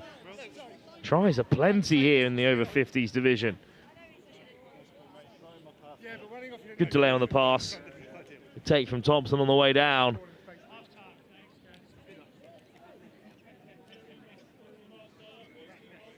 Strong performance again by the Saxons. A well-drilled outfit. Wildcats, though, come forward again here. Good progressive carries from Chambers. Chambers, good hands to keep in play. Penalty at the 7.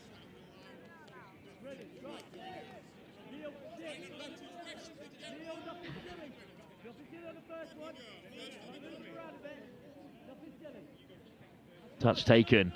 Here's Chambers. Might go back to the open side. He's well marshalled by the Saxons, that Wildcat winger.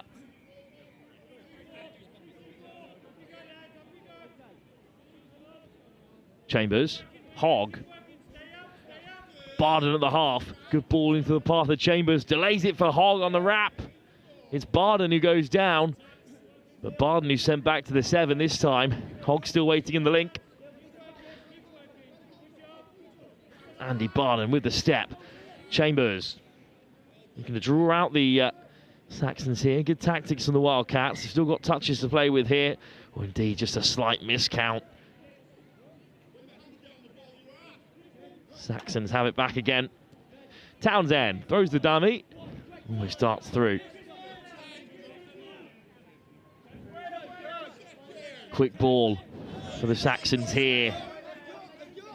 Ball on the inside. You can see what he's looking for there. Townsend can't get a hold of it. Changes incoming. Swanson, the skipper, puts it down. So it's Hogg. A rangy run back on the inside. Hogg with a hard line. Soft hands for Barden. Lovely work for the Wildcats. Out the 7 now with a couple of touches to play with. Before this half time. Still 6 minutes to go till the break. Hogg. And then sniping through from the half goes Barnett, but he is caught in the end. Townsend can rumble up instead for the Saxons. Here's Kirby. Kirby stretches his gate. Beyond halfway, great carry. Attry still going on the inside. Luke Hudson. Hudson, oh! It was opening up for the Saxons on the far side. They had 4 men over. Still a penalty, though, against the Wildcats, unfortunately, there. Hudson. There's plenty of space, but far too many because the referee was still in conversation with the West Wildcats.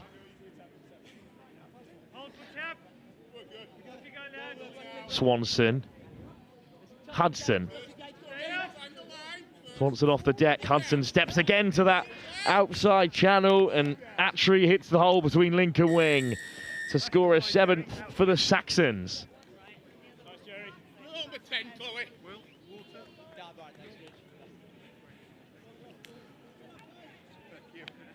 Great play from the Saxons again from that 7. Very clinical once they reach that area so far.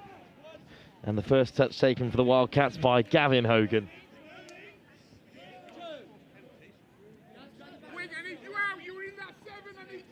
Clark, good carry.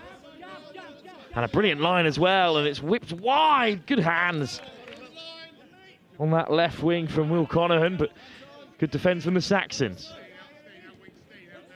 Ball back on the inside to keep it alive. Oh, now there might be a moment. The dummy is thrown and down goes Gavin Hogan. But it's a good defensive set from Thompson and Kirby, so the Saxons still have it and they will head towards the box. Lovely line from Wheeler. Very progressive here from the Saxons, and it's a good transition. Off goes Attry.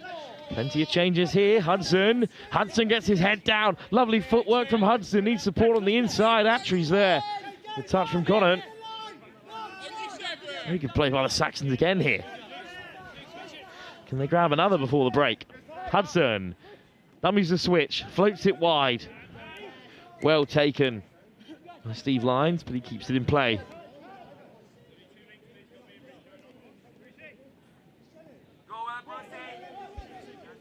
First touch as they head towards the box from the Wildcats.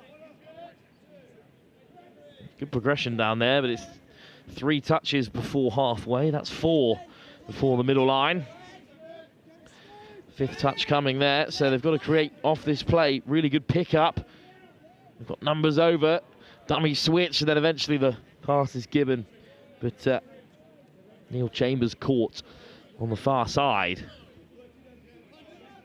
Townsend. Another weaving run from the Saxons.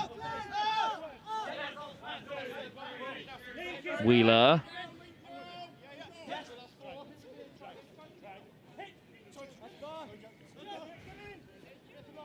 Here's Downton. Kirby. Oh, well caught.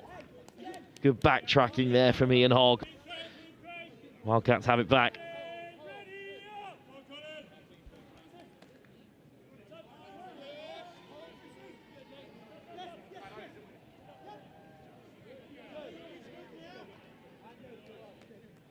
Good play from the Wildcats. That's a really long range run. Should have them up over halfway. The Saxons are on the back foot here. Lovely weave on the inside from Mike Jacobs. And a penalty. A rare one in this fixture. Been very well disciplined, the two sides. Minute 30 go towards the break. And the Wildcats grab another.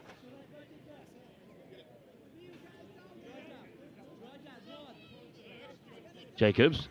Chambers. Chambers again. Jacobs. Neil Chambers just cools it all down for a minute, but then he's going to lose the ball. And a penalty for the Wildcats. 7 more at the line. Good end result for them as we approach the break. 1 minute to go. Can they grab a second? Down by 7-1 at this stage, but who knows if we go in at 7-2. Neil Chambers. Ian Hogg. They're going to draw them out here. Quick ball from the half. Chambers back on the inside. Saxons get across well. It's an important touch on Andy Barden. 30 seconds. Chambers. Hogg. Nice footwork from Ian Hogg. Almost gets away from Swanson. Chambers. Hogg. Seconds left in the first half. Should have one more strike at the line. Chambers, what a line it is from Mike Jacobs. And that'll take us through to half-time. Brilliant score just before the break. Wildcats still down 7-2 in this men's over 50s tie, but excellent line, a well-deserved score before the half-time interval. We'll be back for the second half in just a few moments' time.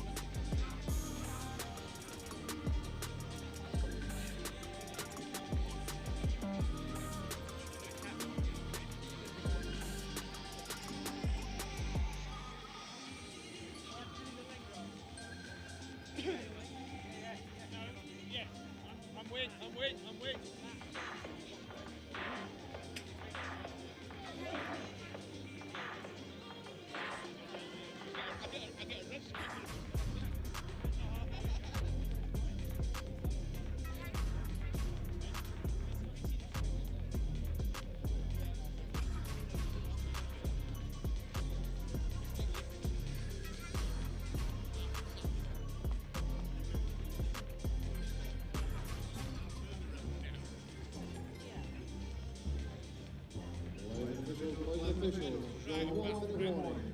Officials, 1 minute.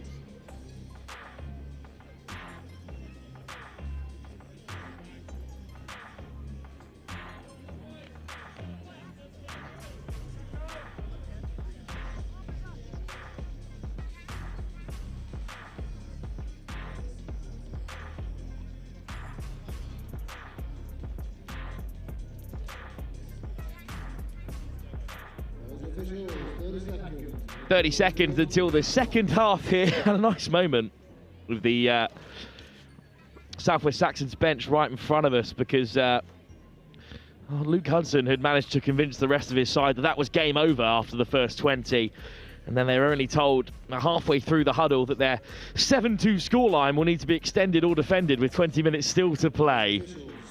I'm not sure how popular that eventuality was when it was revealed, but up by 7-2 the Saxons, and a win here will leave them with a perfect record heading into their final game, which will likely be with the Midlands Tigers or the South East Sharks, depending on their final pool game, which is played elsewhere.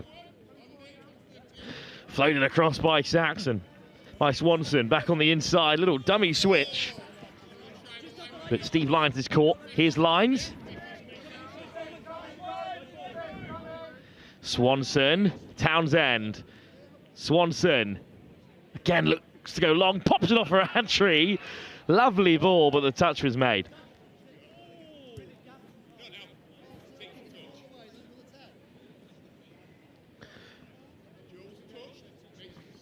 We're building up to our men's open, mixed open and women's open finals over on the stadium field. Our next game here at 2:15 will be the senior women's final. Southwest Saxons take on the Southeast Taipans. Should be a great game then. On Stadium 9, it's the mixed open final. And then our final two fixtures of the day, can you believe it? At 3:10, it's the women's 40s final. The Midlands Tigers take on the West Wildcats. And then we close out with the men's 50s final, which will likely see the Saxons back in play. Lovely ball over the top, and it is regathered as well. Flicked up there by James Barnett. Don't mind that. Swanson comes forward. Townsend. Attree. Good move here for Wheeler. Wheeler spots the gap, and look at Wheeler go! Oh, he is caught on the way through. Just about by Conahan, sorry. And that will be the turnover too.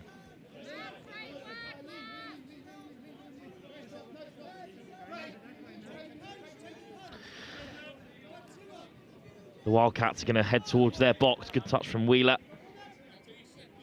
Lovely ball out wide. Neil Chambers. Oh, it's a penalty though, unfortunately, and mid-box as well for the Wildcats. There should be some space out wide. Wheeler spots the gap, looks to draw it, and the last man floats it out wide. And Keith Wilden will score the first try of the second half.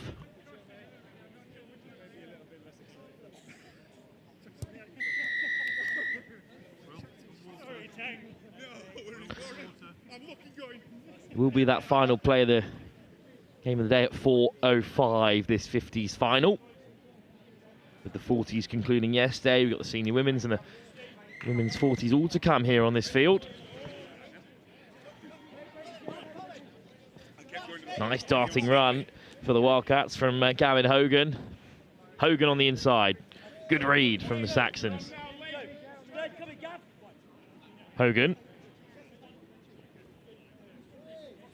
Plays half now and floats it out for Clark. And Clark with a long-range effort. Too long range because he went down on the 5.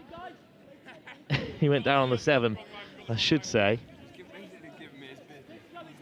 Clark. Back to the link. Clark with a quick pick-up. Goes to the open side. There's not a lot of space there. Good delay on the ball. But it is spilt.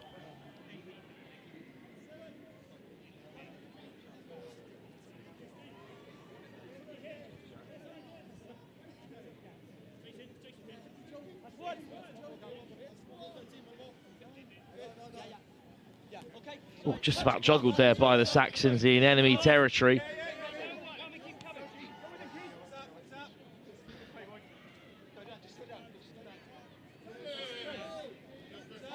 Good line.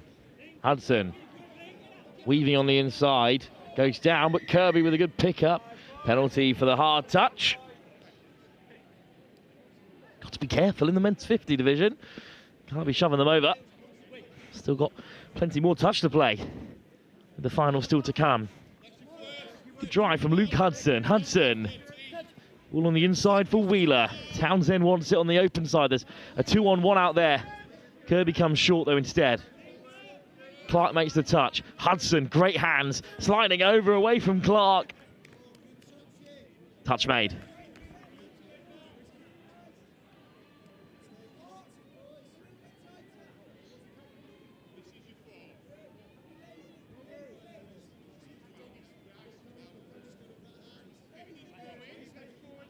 Hudson just drawing out the Wildcats. Wheeler. Hudson round the corner for Townsend. Cuts back inside. Kirby. Gets away. Still going here. Kirby. Oh, lovely step. But I think Will Conaghan made the touch on Wilden there.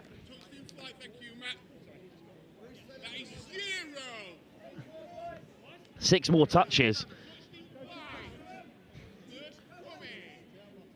Hudson. Bruce Kirby finds Hudson again. It's a missed opportunity for the Saxons, but they do lead 8-2 as things stand.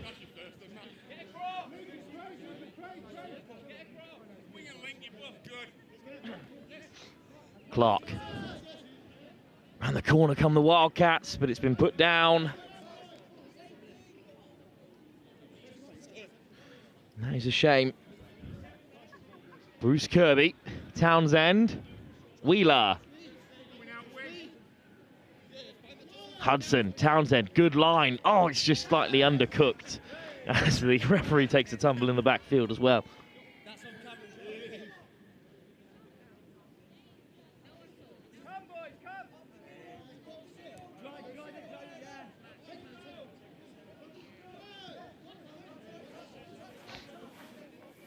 Almost sliding through that.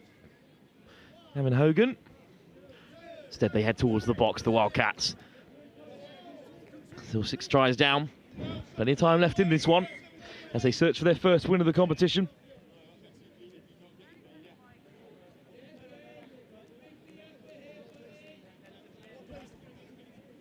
Townsend. Luke Hudson. Bruce Kirby. Kirby accelerates onto the outside of Wilden. To the box they go. Changes during the attack. Attry. Wilden. Thompson. Downton on the inside. Downton on the return. Wants a little bit more movement. Attry. Expansive now from Lee Thompson. As Line snuck through there. Indeed he has. Stephen Line scores. Try number 9 for the Saxons.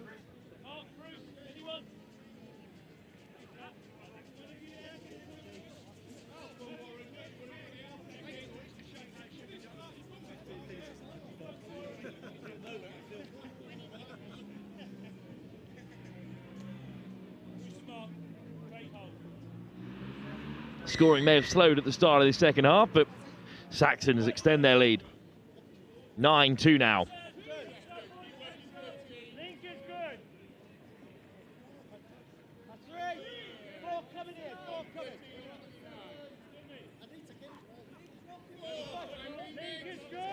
They mind it from Mike Jacobs, and they've worked well here. The Wildcats are up to the 7.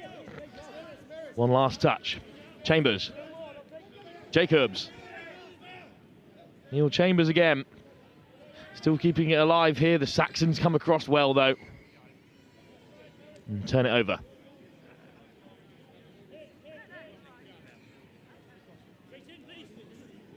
Townsend, good carry. Oh, and Wheeler's off again here. And no one will catch him. It's a good effort from Jacobs.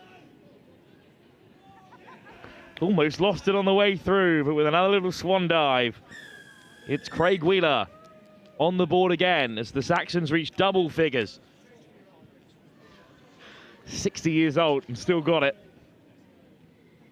From long range this time. Great acceleration.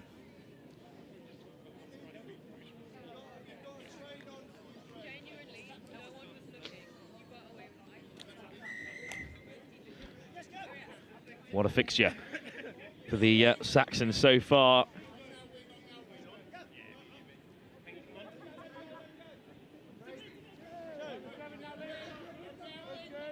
Here come the Wildcats in response. Dropped over the top, but diving touch from Hudson.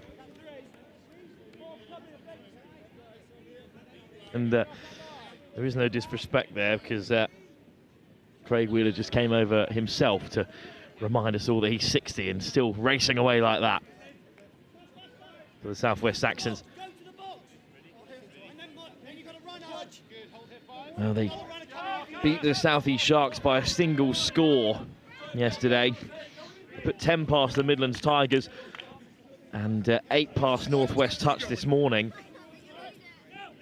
They have been high scoring so far. It'd be great to see a replay of that previous group game, which was so close in the Sharks and the Saxons. Kirby draws a touch and gets it on the return. Kirby 2-on-1, good delay on the pass. Scored textbook in the corner for the Saxons.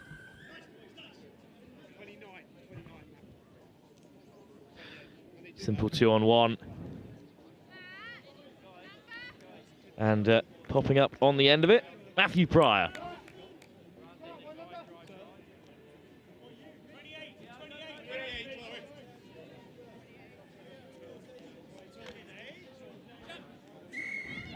So from the halfway line, the Saxons will come again. 9 minutes to go, 11-2.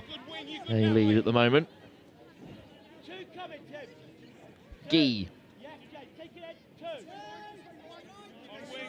Barnett. Gee. Goes direct. Barnett, good line, but it goes back to the Gee on the short side. Barnett. Gee. Townsend out to meet him.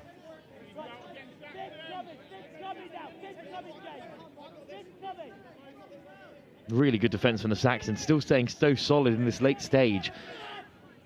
Lovely dummy on the inside from Barnett. Chambers is waiting for it on the edge. And it bounces up before it reaches him, unfortunately.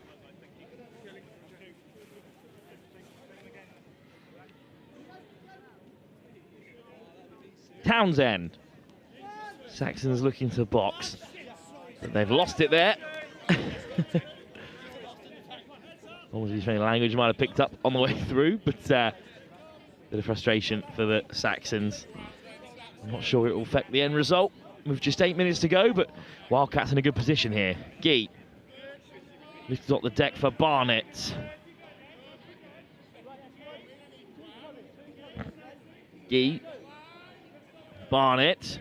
Here's Cook. Good line from me and Cook, but he is caught.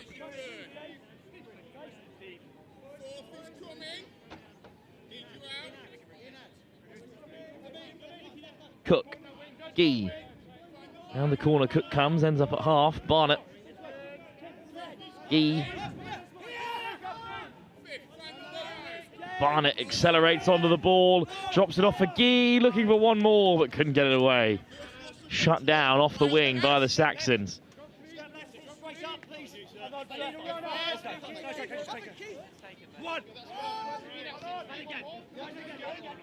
Good drive up the field. Saxons with 3 touches burnt, but they've worked their way up here well. As Wheeler almost through again. Caught by Guy, just about. Thompson. Kirby. Good line. Kirby on the return. It's just dropped onto his toes instead of into his path.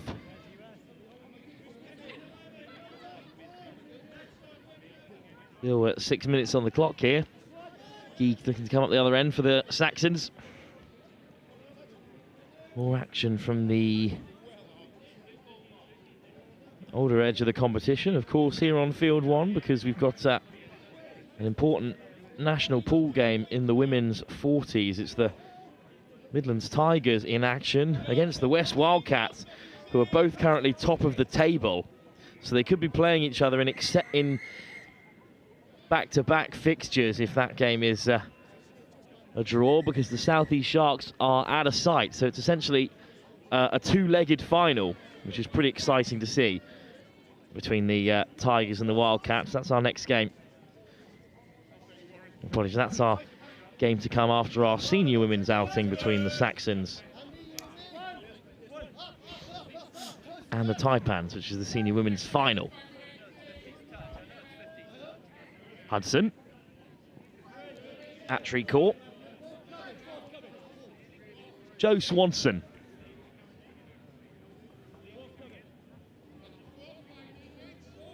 Swanson, good pickup. Flick out the back door to put Swanson away. Steve Lyons with a wonderful offload. And that's try number 12 for the Southwest Saxons.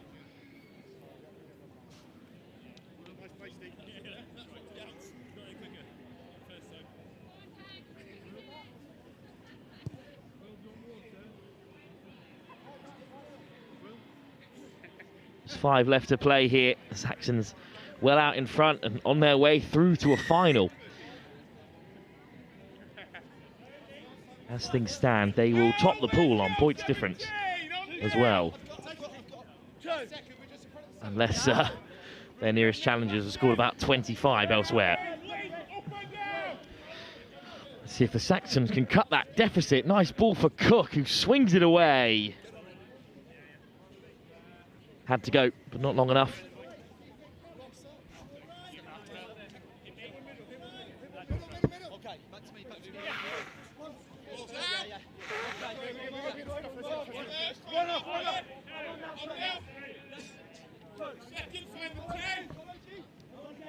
Back come the Saxons then. Maybe a few more chances for them to extend the scoring. Swanson. Downton. Downton gets away. Nice ball off the deck from Attry. Swanson.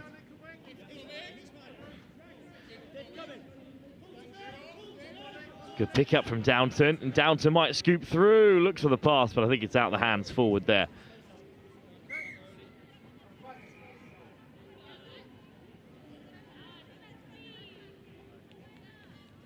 And Attry gets back to his feet. He just caught it on the hand there, a little uncomfortably. He's fine to continue. Yeah, that's forward there. I think he just got caught in the eye a little bit there, but thankfully all right. Nothing intentional from Mike Jacobs.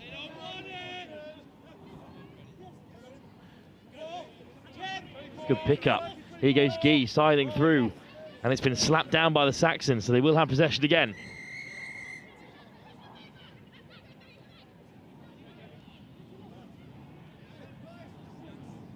Ball wide from Swanson. 12-2 it remains. Now looking to set something up here from the penalty on halfway. Practically a restart for the Saxons now, who are certain finalists in this men's 50s division. After a flawless performance, they've beaten everyone else in the pool stage, and they still top the standings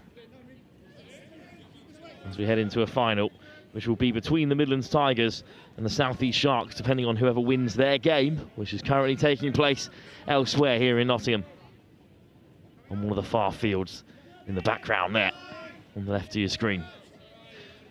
Thompson, switch for Kirby. Good touch from Gee to turn it over.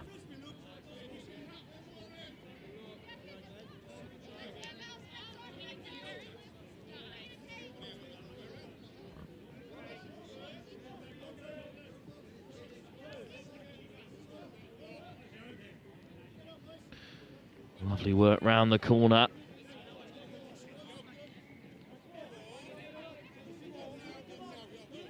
Chambers. Oh, just pulled through the hands. Unfortunately there.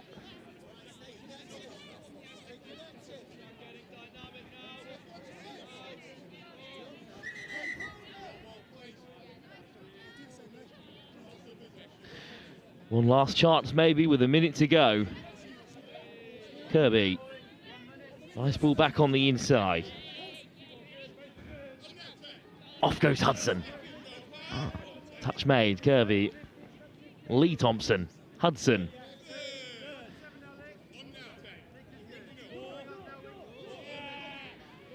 Touch taken, Kirby, Hudson, good line. This to finish with a plum, intercepted by the Wildcats. Penalty coming, so 30 seconds left for the Saxons to grab one more as they prepare for their final game.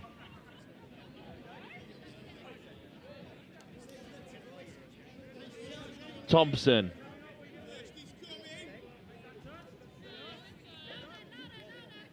Going to draw the Wildcats out one last time. Wheeler accelerates away, and it's another assist for Wheeler and another try for Keith Wilden. And the Saxons finish the game with a flurry. 13-12, they are victors, and they're through to the final.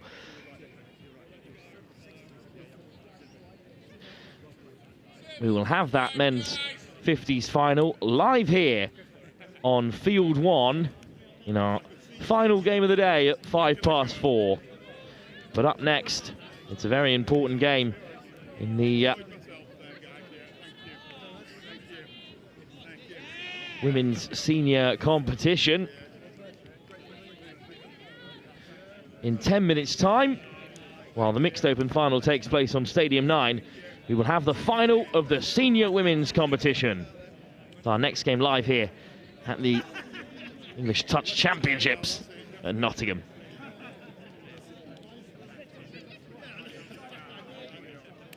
I'm Mark Alders, England Men's Open head coach. My name's Martin Wright, and I'm the head of the women's programme for England Touch. Hi, I'm Tim Osborne. I'm the England mixed open coach. Across the regions and the grassroots development, Chris, it's super exciting to see how we've grown over the past 14 years with the nationals. This time of year is pretty important for the elite end of the game because we get to see our open squad players perform in tough environments, and that helps us with selection through to the next international tournament. Nationals is super important for us. It's the one point in the year where the whole country comes together, all the different regions competing really hard, playing amazing touch, but also great to see the community all together for this weekend. It's a really important weekend for us. This, whilst we see the players at camps, you get to see them in a live environment here. So very, very important. We have two objectives. First of all, we're looking for talent identification. So we're looking for the players in England that can come up to make up part of the open squads. But we're also looking for the players that are within our squad selection for Euro Championships this summer. Same things we look for in all of our teams in terms of good core skills done well, fast, accurately, at speed, strength of character, resilience, teamwork, all of those core important attributes that we look for in our elite players. Clearly, we're going to see some interesting stuff on day 3. Day 1, everyone's looking pretty fresh. There's some tired faces towards the end now, but day 3 is where it's at. So those semi-finals and finals on Monday are really important. We have a 3-year cycle through the World Cup. This first year is all about building the foundations of our team. The boys in the men's open squad have come together really nicely, built a great connection, and building through to the World Cup in 2028. I think it's about the speed that the juniors come through. So our junior program is really churning out good athletes at the moment from the age of sort of 15 to 18. And I can see a number of them in this Opens Nationals tournament at the moment. And it's about how quickly they come through and challenge for places in 2028. It was Asia Pacific Opens Cup last weekend in Australia. What have you seen from that tournament that you're going to go as almost like as an early pointer towards New Zealand 28? Going to keep that to myself, mate. We're going to look at that, scrutinise it with the other Opens coaches, and tactically, strategically plan for 2028? Touch is touch, and coaching is coaching, and both are really rewarding. I'd say it's slightly different coaching the women.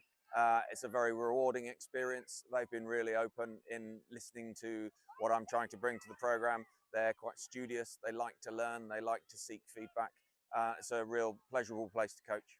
I was Women's Opens head coach before that as well, Chris, for 4 years, and it's not a big adaptation, to be honest.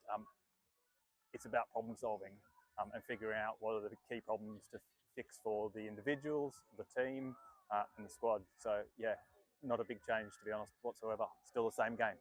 Mate, I'm loving it. I absolutely love it. The talent, the quality of the players in our open squads is fantastic.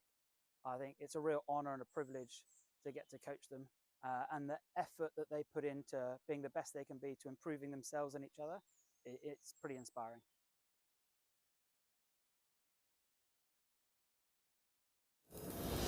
There's work to be done, timelines to be met, results to be delivered. That's what drives us. Partnering with the people who do the work. Getting more out of every hour. In a world of diverse markets, it's about listening more, talking less, truly understanding what's being said, solidifying belief and peace of mind, collaborating and designing yellow iron built tough, built to last, helping our partners embrace the work ahead, day after day, month after month, year after year. It takes words backed by action, words fueled by our founder, Gary Vermeer. There has to be a better way. Not just a phrase, but a timeless mantra that lies at the heart of every machine we build. Productivity has a name. Vermeer. Equipping our customers to do more.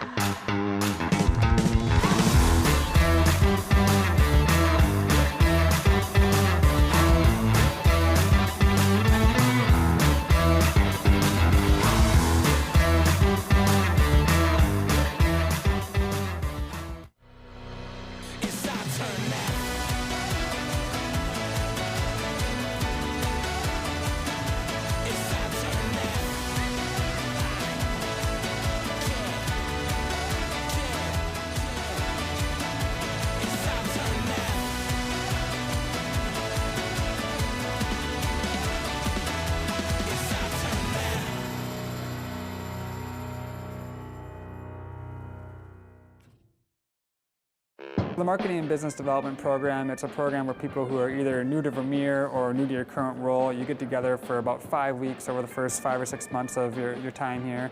And you really get to start learning about the people, the products, the culture, and it really equips you to be successful in your role. Some people are coming into Vermeer not knowing anything, so it's just meeting people and getting opportunities and getting your face exposure and getting their exposure to you so you know everyone already. And it kind of creates a more effective worker because they have that base knowledge of everyone that they're going to be working around and with. In my position with training, it exposed me to other areas of thought that I wouldn't originally include in my training exercises or in the way that I go about building those and routing those exercises. Vermeer is a huge worldwide manufacturer, over 3,000 team members. There's a lot that goes on here. So this program does a good job of boiling down how our products are manufactured to how we distribute them through our dealer network, and then just connecting you with different people all across the Vermeer miles so you can do your job. I've always been operations side, so this one showed me the other side of the company, and I have no idea when it comes to sales. So this has really kind of shown me using some of my engineering background and stuff about the product that I already know. Now I get to use it and learn about the sales and how we forecast and how we should sell it and how do we market it the right way. And so now I feel more equipped to be in my position than with my just engineering degree in general. My favorite part of the program Welcome back then to our first final live here on Field 1 in our final day of the English Touch National Championships weekend on Bank Holiday Monday. We have the women's senior final, and it's the Saxons who are lining up for yet another medal.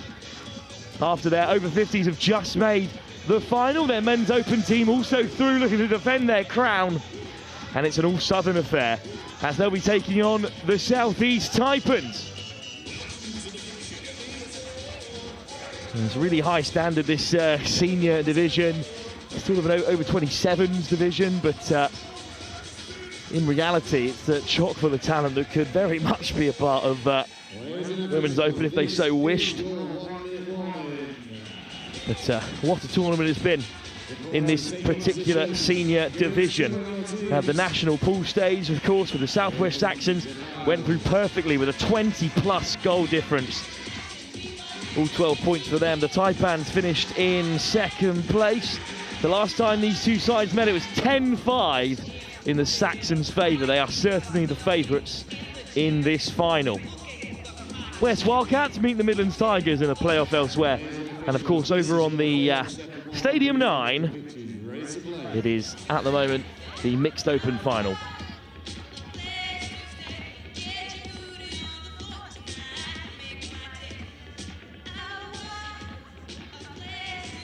Just moments away from kickoff here. Let's run you through the two sides in action while we have that time. Barrow, Waters, Clary, Adams, Brown, Clark, Zipherus, Coffin, Mendes, Blaylock, Jones, Parry, Bateman and Baby all out there for the Taipans. Balbeo, Bewley, Colton, D. Fondermere, Evans, Field and Stewart, Forsyth, Grant Walker, Gratian, Guarino, Huang, Thomas, Trenery, Tucker, Williams and Willoughby all in light blue as they go herring down the line here. The Saxons right to left in our first period of 20 minutes. The bright red of the Taipans with possession going left to right in response.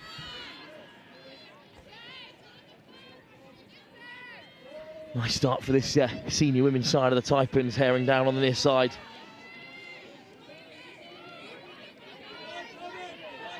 Expect real pace here to very nearly match the women's open level, of course, as Zipherus goes herring away down the left. Her pass, though, is caught, and the Saxons have it back again.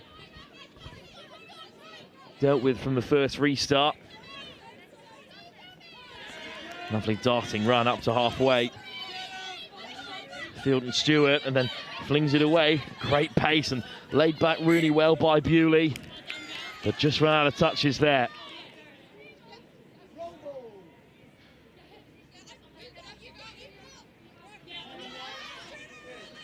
Jones flicks it off the deck for Zipherus. Jones gets it on the return for the Taipans. Good start for the side from the southeast that were beaten quite comfortably in this pool stage of just 4 teams. Mendes almost away.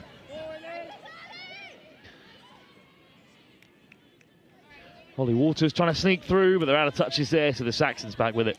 It's an interesting division, the senior women's, because there's not a lot of call for it. It's really just because of the influx of young players that have recently joined the touch setup, especially since the World Cup and since the schools network was expanded. There's a lot of youngsters coming through who are breaking into the women's open side.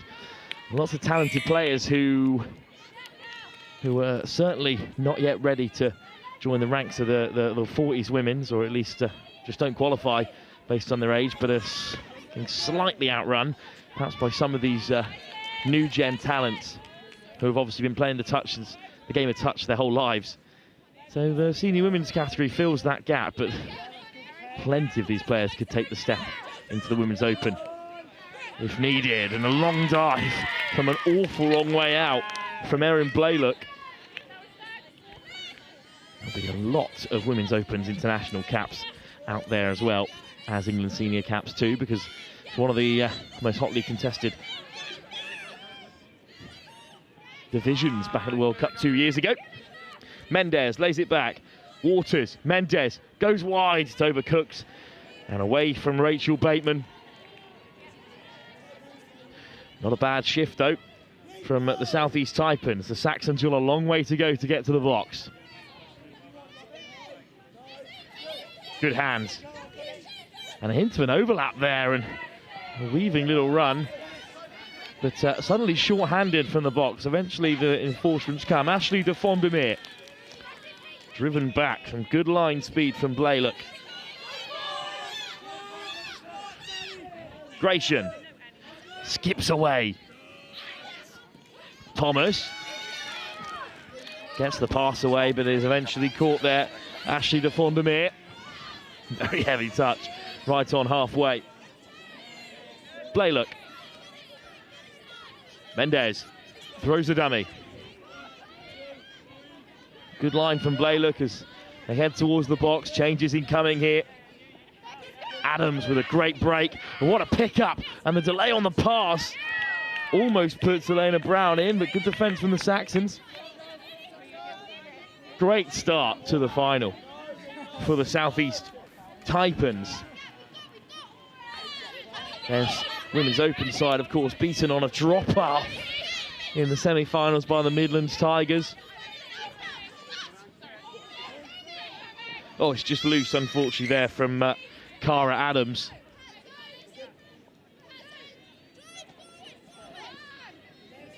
Touch there on Clark. Bewley. Some good work there. It's back with Clark. Jones. Nice ball over the top. Adams keeps control. Good line from Blaylock back onto the field again. Not a long rest for the women's seniors, but a penalty spotted by the umpires.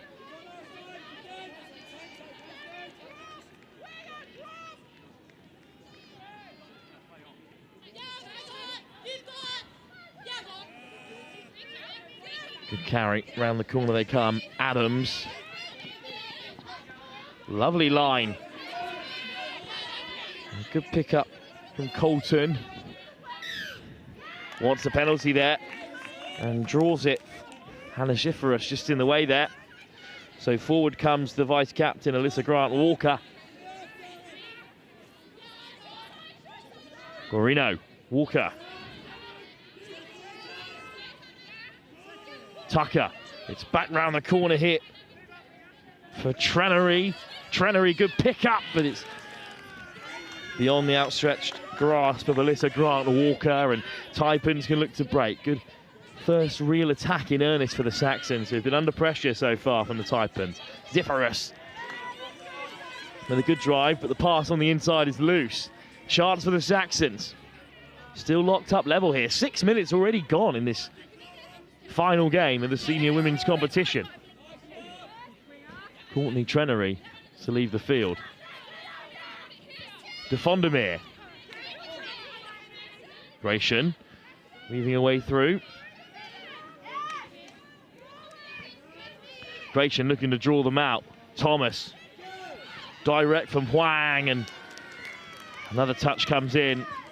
Good defence from the Taipans, but they're still trying to break out of their own 7 here.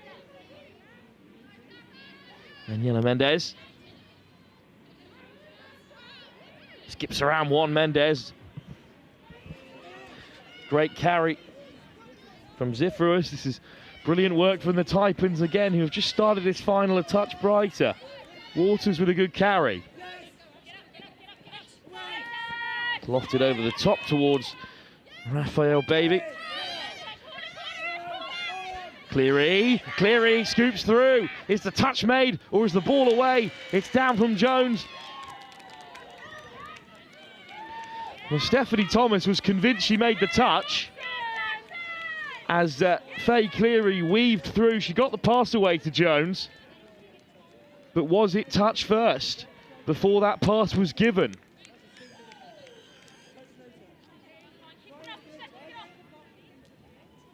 Finally, the score is confirmed. And Georgia Jones has the first try in the final. Well, this was the scoop through from Cleary. It's good acceleration. Oh, how close to making the touch on the half with Stephanie Thomas. Instead, it's the Saxons who go behind. And flawless so far in the competition, but behind here against the Taipans in the game that matters. The grand final. Bewley with a good carry. Rosie Willoughby, the captain. Willoughby wants it, but skipping back to the open side goes Field and Stewart, who races through. And it takes a crucial diving touch from Cara Adams to keep the Saxons behind.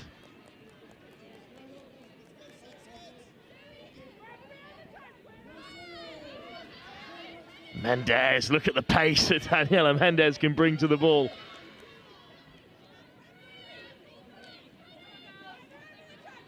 Tucker.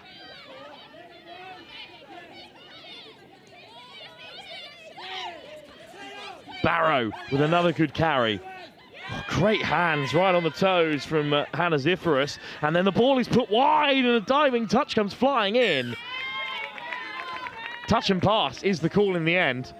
Great defence from the Saxons. Thought that Rachel Parry could have been a way to score. And instead it will remain just 1-0 to the Taipans. Saxons back with it. They'll likely head towards the box here. There's plenty of keen women on the sideline here, ready to enter the play. Big dummy to slide through the hole. Still going here.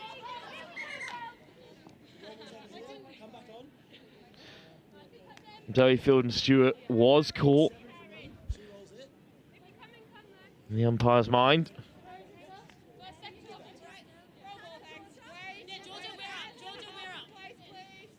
Field and Stewart lays it back. Still only first touch. Field and Stewart now will leave the field. Great run again from the Saxons. That's good momentum from their first 2 touches. Courtney Trenery.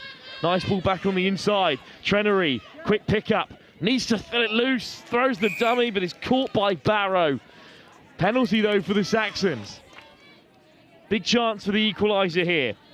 Alyssa Grant-Walker and Courtney Trenery taking control. Trenery. Grant-Walker. Trenery. Floats it over the top. Beautiful pass. Forsyth scores in the corner. Trenery with the missed pass. Forsyth with the finish. Trenery taking control there. Just floats it over the top. Perfectly weighted for Ella Forsyth, who scores for the Saxons. And we're level again.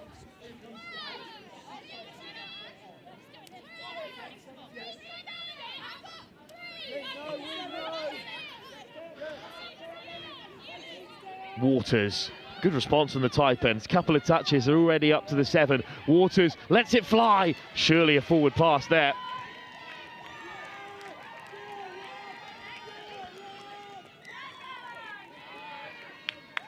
Well, it is a forward pass, but it's a penalty. So a fresh set of 6.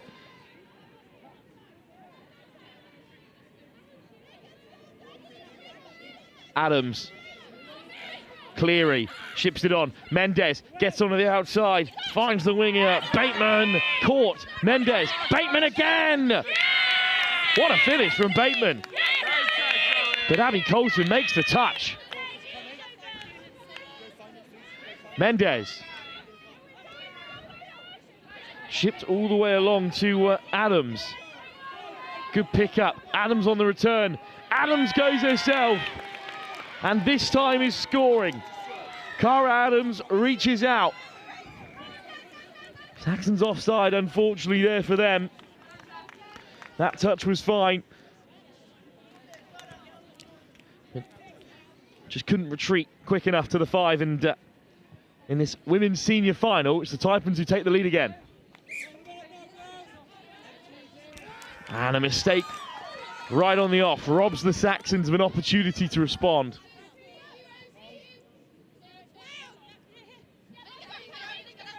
Nice step from Jones. Good line as well from Clark. Clark there in support as well. Off goes Jones. Clark. This time to the near side. Brown.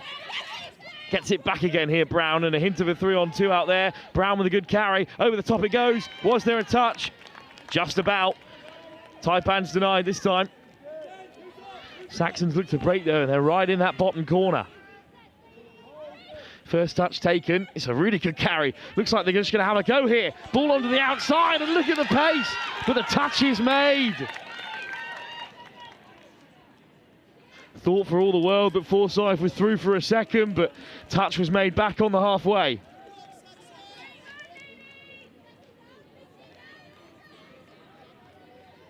And I think we are going to restart with a Taipans penalty.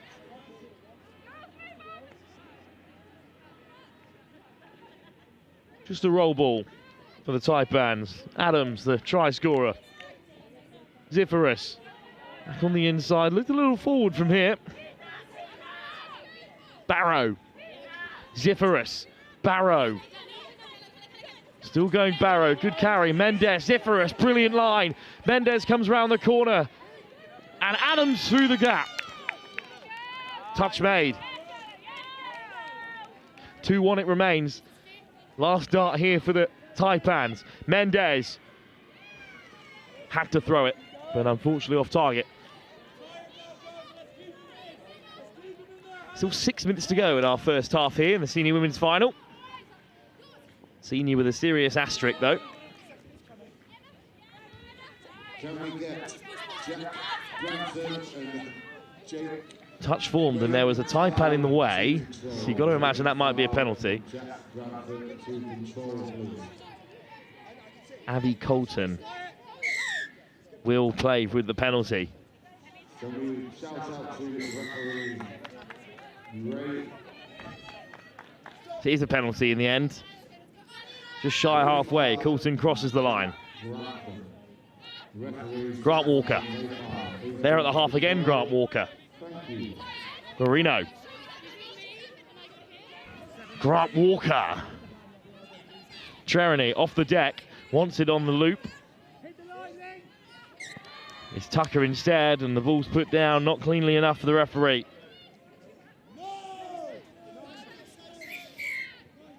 And 2 penalties in quick succession, unfortunately, for the Saxons.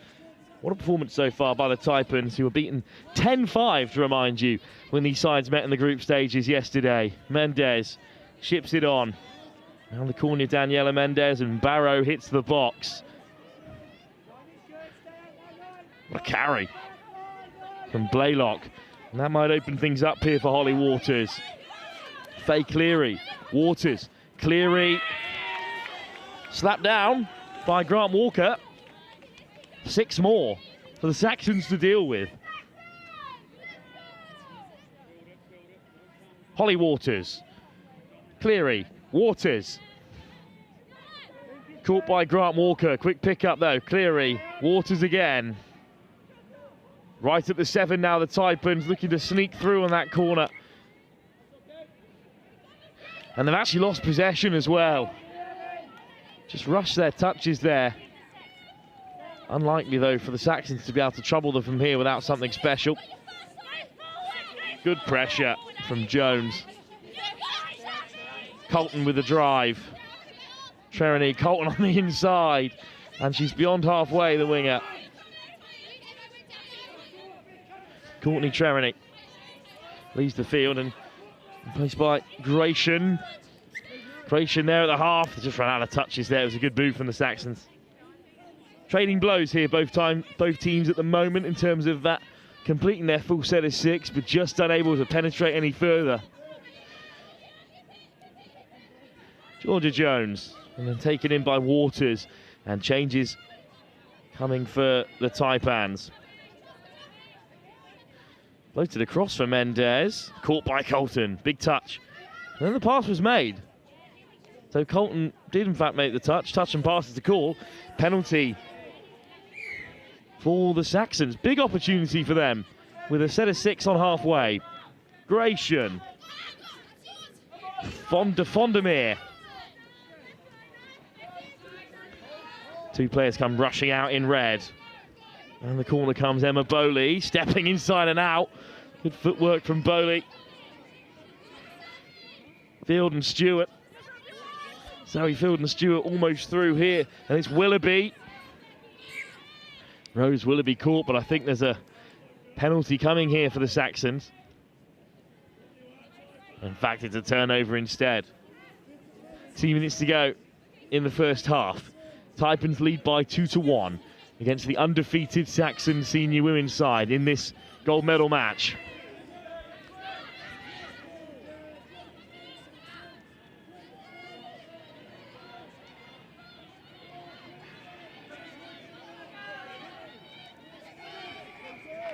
Nice pass, Barrow. Oh, it's just wide, unfortunately, there. Just touch and pass, I think, was the eventual call. Saxons maybe with one last go before the break. Certainly lots of energy off this near side box. Good carry from Grant Walker. Can that set something up for them here? Guarino. Oh, it's another penalty. Disappointing, really, for the Saxons. That might be their last chance of the half, but for the Taipans, they'll be very happy to take this score into half-time, leading still by 2-1 in what's been a really narrow game, a flurry of early scores, and since then it's really settled down, but the door is open for the Saxons now. It's an unforced error, really, just trying to be a bit too clever with it, the Taipans. So close to the end of the first half. Grant Walker. Courtney Trenery. Grant Walker. Great line speed from the Taipans. Quick ball round the corner, Trenery goes direct. And I think the try's been given. Offside from Barrow and Zipherus. So that means at the break, Saxons will go in level again. Hang on a moment. Well, there's 3 umpires out there, and another one of them has had a part to play in the drama here. The try's not been given. It'll remain 2-1 to the Taipans with 10 seconds to go. I think it was just forward from the base of that breakdown, which means the Taipans will remain ahead with 20 minutes to go in the senior women's final. What a performance by the side who were beaten by 10-5 when these two sides met this weekend already. But the undefeated Saxons are behind at half-time for the first time in the competition. Can they turn it around? We'll wait and see. With 20 minutes still to play in this senior women's final, live here at the England National Touch Championship weekend.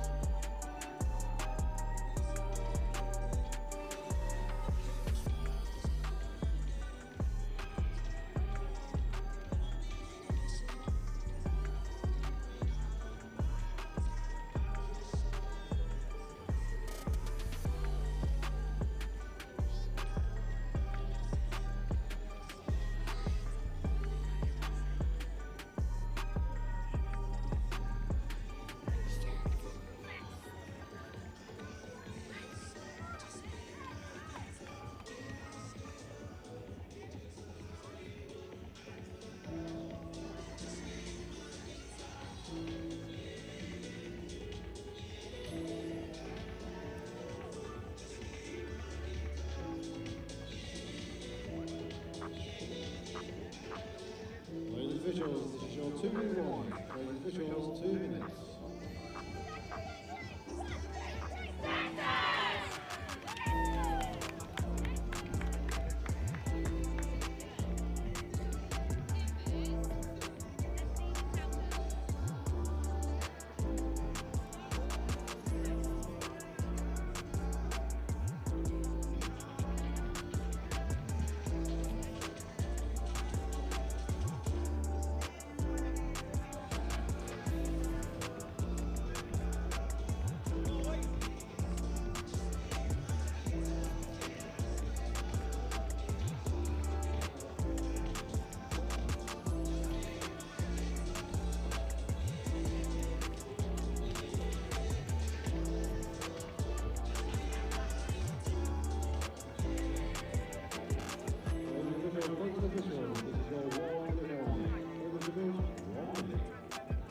Welcome back then to the second half here of our women's senior final. It's the Taipans who hold an unlikely lead against the undefeated Saxons with 20 minutes still to play. The Taipans are going right to left in this second half in the red and black, with the navy to light blue shade of the Southwest Saxons, who are going to be involved in quite a few finals today, with their men's senior side making the final and their men's open team as well as their women's side here at senior level. Senior, of course, being those 27 and above. And the Taipans, who were beaten by the Saxons rather convincingly in the pool stage, currently lead by 2-1. What a final they are having. Hannah Ziferus to tap us off here for the second half here. 20 minutes still to play. Ziferus, direct straight away. Good take from Mendez, off the deck. Mendez, Barrow, Ziferus, Barrow again. Great start for the Taipans here. They should have a strike at the line from their first set of 6. Barrow, Mendez, Ziferus. Can they keep it alive here, the Taipans? They've counted it right. They'll have one nice strike here. Oh, what a take! And what a finish from Cara Adams. And the score has not been given, but a penalty has been. Fresh set of 6 at the 7 here for the Taipans. Barrow. Good Saxons defence so far. Being really well manipulated by this side. Adams going for the corner. There's 2 in blue there to shut it down. Close again from Adams, who was already on the score sheet today in this final.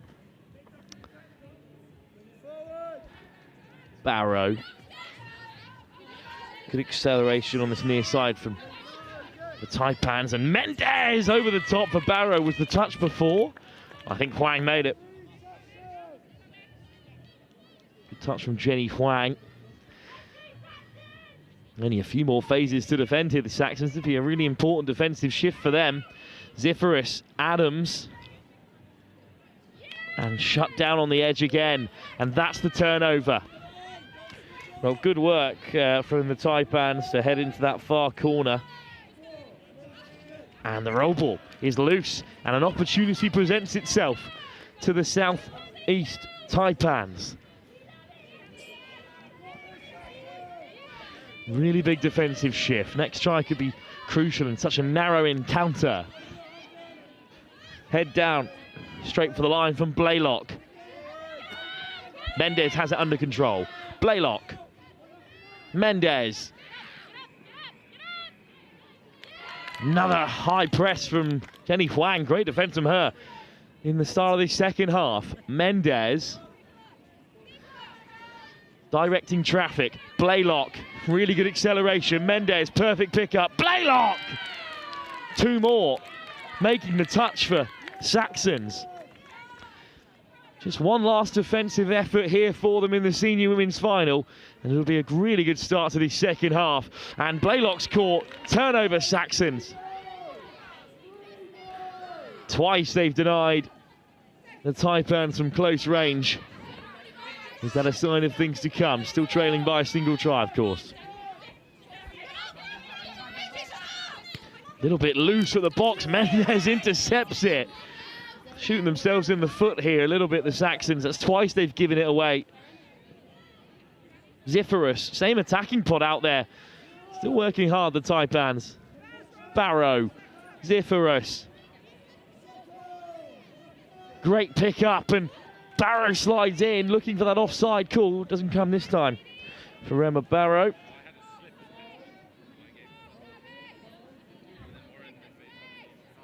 Ziferus, Barrow. Jones puts it down. So an unforced error to allow the Saxons to get away here. And some fresh legs as well to fend in the attack. Another penalty. It's the 3rd turnover inside the Saxons half already. Barrow caught for the high line speed. Manages to get it away to Jones. Adams. Jones. They are making changes while they're looking to create opportunities here. Baby off the deck. Really good line speed from Trenery. Adams looking to carve another way through. What a mammoth defensive shift from the Saxons. They've done so well to keep the Taipans out for this long. Still knocking on the deal here, the southeast side. Interception! Trenery picks it away. Plenty racing after it here, and Trenery's going to be caught. But she's made it 60-70% up the field. Really good chase back by the Taipans. And Trenery continues to run. Real pace from Holly Waters to get back and shut it down. But suddenly the Saxons in the ascendancy. There you go, there's the touch finally.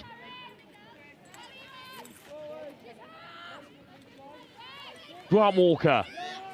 Good work off the deck. Trenery darts inside. And this time it's given. Offside is the call. Saxons have their equaliser. Under the pump for the opening 5 minutes in the second half. Great interception. And then Trenery, who picked it off to begin with, gets on the end of the final score. What a move for the Saxons. And they're back on level terms. And is that the turning point for the Taipans, who were hammering away, that they just couldn't break through? Mendez looking for that quick response to put them back in front again. They've led for almost 15 minutes of this tie. Touch on Mendez, but they are at the 7.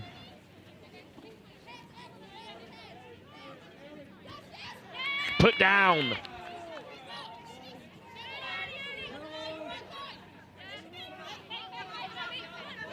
Top work by the Saxons here. Because the Taipans have given very little away, but they've managed to weather a defensive storm and on the front foot from the interception, and now driving again. It's an excellent pickup from Zoe Fielden-Stewart.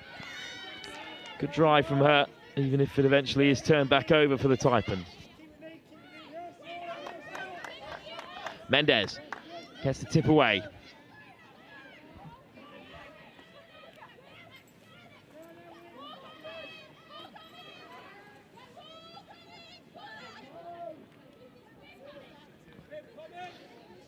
Barrow. Zipherus looks to get on the outside of the first press. Good pick up from Jones. And Jones is looking to test the Saxons here. Barrow whips it away. Touch and pass. And it was a 3-on-1 in that corner. Saxons get away with one there.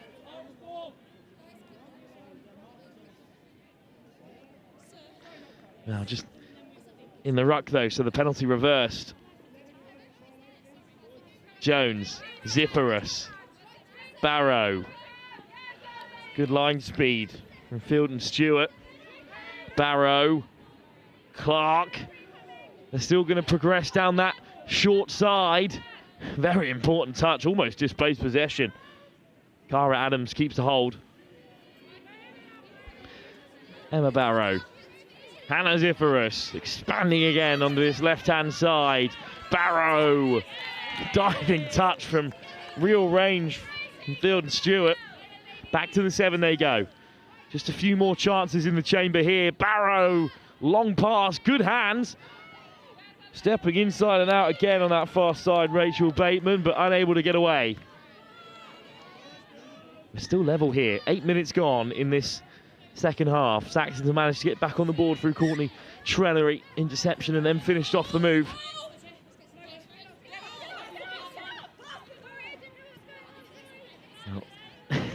It is a penalty for the Taipans. Not every Saxon was aware as the changes are made. Jones, Zipherus, loves to step back onto that inside. Waters, weaving a way through. Jones, Zipherus. Good pick up from Waters. It's Jones again. Saxons are slow to get out there, and Zipherus might look to punish them there, looking for that offside call. It's a powerful touch in the end from Catherine Evans. Still Taipans have it. Zipherus, Waters, steps on the inside, but is caught again. That time from Francesca Garimo. And the Saxons can break. Trenery. Good box from the Saxons. Really good work. Hint of a roll ball spotted by the umpires. Good work from the referees. So this game's still very much in the balance. Taipans slowly working their way back into the contest after being pegged back level. Much more narrow a game than the one they experienced at the pool stage, of course.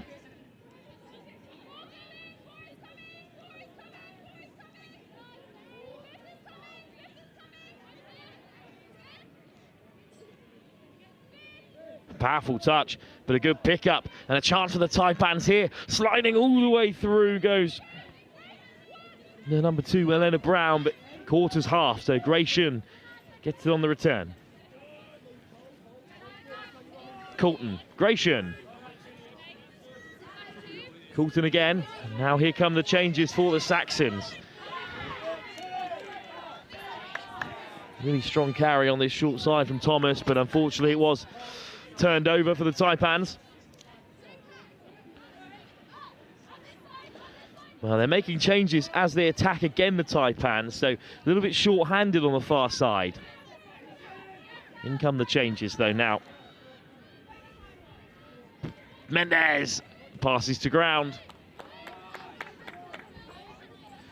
Turnover a little bit further up the field now for the Saxons. What can they create with it? There's your first touch. Ooh, lovely darting run to get away. Really good carry on the second again from Field and Stewart. And they progress down this short side. Here come the changes. 2 more touches in the chamber. Trenery. Play on, offside is the call. Trenery almost dancing all the way through. Eventually caught. And that was the 6th touch. Still 2-all. Less than 10 minutes to go now. Next try feels like it might be consequential.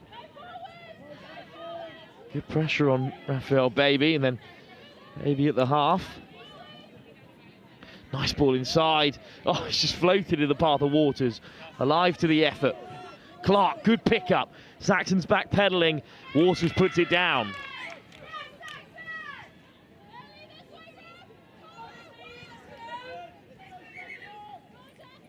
Saxons then, with possession, just shy of halfway. 8 minutes left on the clock. Tied up at 2-all after scoring first, and it's a brilliant run to get things started. Oh, but loose on the deck, unfortunately, from Alyssa Grant-Walker. And they're going to be marched back even further here. So, Taipans with what is practically a restart. Waters. Jones made it halfway towards the line with those 2 carries. But the Taipans making substitutions mid-attack has stunted them again here for the moment at least. Now it might open up for them. Flung wide, just a little bit too ambitious on that occasion from Erin Blaylock.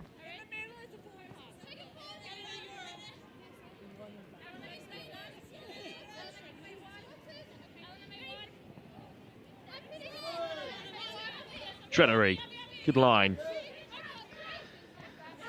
Saxons make their changes. It's another good transition from them. They're up to halfway with 3 touches left.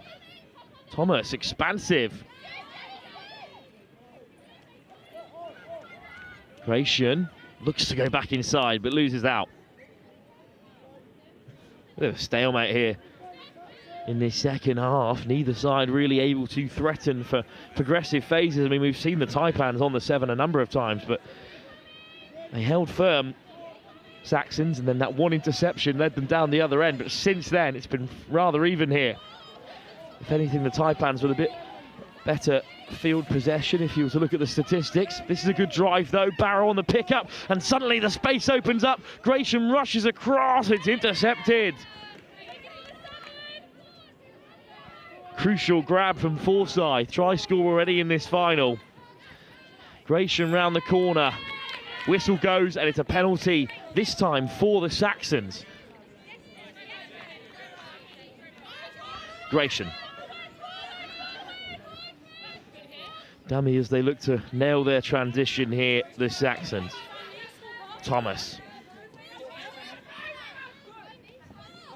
Some good carries beyond halfway. Willoughby. Field and Stewart elusive again, looking for Willoughby on the short side, and it's put down.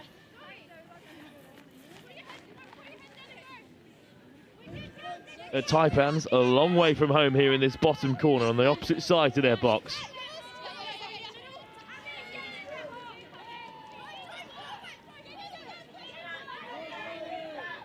First 2 touches, fairly decent stuff from the Saxons in defence. Clark, lovely delay on the ball.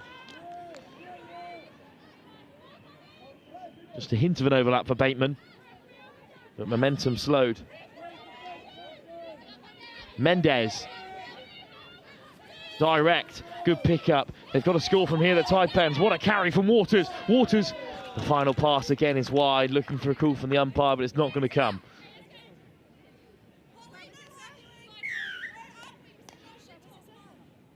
Just 5 minutes to go until we're heading to a drop-off.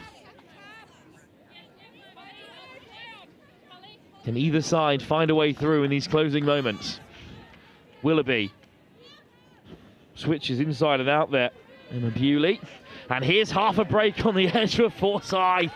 Good pace, just caught. Crucial touch from the Taipans. Willoughby. It's a great carry. Once again, plenty of yards today from Zoe Field and Stewart. Grant Walker. Field Stewart, Grant Walker. It's slapped down by Mendes. It had to be as well. Almost grabs the intercept. Just like the Saxons at the start of this half. Instead, it's Grant Walker. Willoughby, the captain. Rose Willoughby hands it off. Willoughby at half. Flicks it up again. Chance here for the Saxons. Not this time for Zoe Field and Stewart. This could decide the game here. 4 minutes to go. Willoughby, Field and Stewart, Rose Willoughby, Zoe Field and Stewart dances through, but is she caught? Try given! Cleary offside. Saxons in front. Saxons finally in front. This is tough for the Taipans to take. They've been terrific so far. They've led for most of this game, pegged back early in the second half, and now late in the day, they trail for the first time in the contest. What a comeback from the Saxons, who might have thought they had this wrapped up after going undefeated through the group stage, but Taipans have hit top form at the right time here in Nottingham in this women's seniors final. Well, they've got a chance though to equalise here. It's back at the 7 after a great transition. Diving over goes Adams. Well, they've given it. 2 there in the corner. Saxons weren't ahead for long. 2.5 minutes to go. We're level again at 3-all. It's a second of the contest for Cara Adams. Take another look at it here. There was the touch from Trenery. Trenery on the retreat. She doesn't get back in time. Offside is the call, and Adams sneaks over. Here's Huang. Thomas. Gratian. Up to the 10. Can Saxons create here? The game's come alive again with 2 minutes to go. Good pressure from the Taipans on Dufondemir. Thomas. Dufondemir. Gratian. Bit of space on this near side. Huang. Gratian. Huang. Colton on the edge. Huang goes herself, and they've just got Taipans tucked away in the corner here with 2 minutes to go till we reach the drop-off. Big touch. Good pick up from Mendes. Can they grab a winner here, Taipans, or will they let Saxons in again? Bit of a stumble from Dufondemir, but she recovers well. And this is the chance for the Saxons. 1 minute 30 to go. Gratian. Colton. Changes incoming. On comes Field and Stewart again. She got up her sleeve in these final moments here. Field and Stewart. Still going Field and Stewart. Eventually drags out Mendes to make the touch. Quick ball. Zoe Field and Stewart. Sent back to the 7. 1 minute to go in this final. We're level at 3-all. The Saxons with a chance. Field and Stewart! It's a score! Or just a penalty. Well, let's have a minute. Thought the hand was down, but it was palm side up, so just a penalty. 7 touches here for Zoe Field and Stewart. Willoughby. Field and Stewart! Lovely footwork! And that should do it. With 30 seconds left to go, Zoe Field and Stewart, who's been the star of the day for Saxons, steps on the inside. Lovely footwork to see off 2 defenders. And that could be that. Unless they can do something very special here, the Taipans, with 15 seconds to go in this senior women's final. The undefeated Saxons have clawed their way back into it here. Could we see an equaliser on the buzzer? That should be it. Saxons have done it.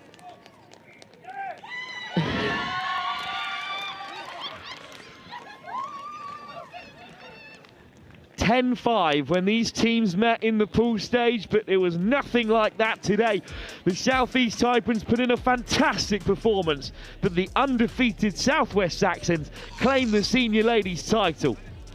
A fantastic comeback with 3 late scores in total, but the one 30 seconds before time from Zoe Field and Stewart was enough to seal the game. What a final here for you on Field 1 at the England Touch National Championships weekend. Just about avoided the drop-off, and that's good because we've got more big games to bring you here, of course. Up next on Field 1, with kickoff due in 10 minutes' time, it is the national pool fixture in the Midlands Tigers and the West Wildcats, which may as well be the final, as they're the 2 top sides in the competition. We'll be back in 10 minutes' time, live here. But congratulations to the Southwest Saxons, who are your ladies' senior champions.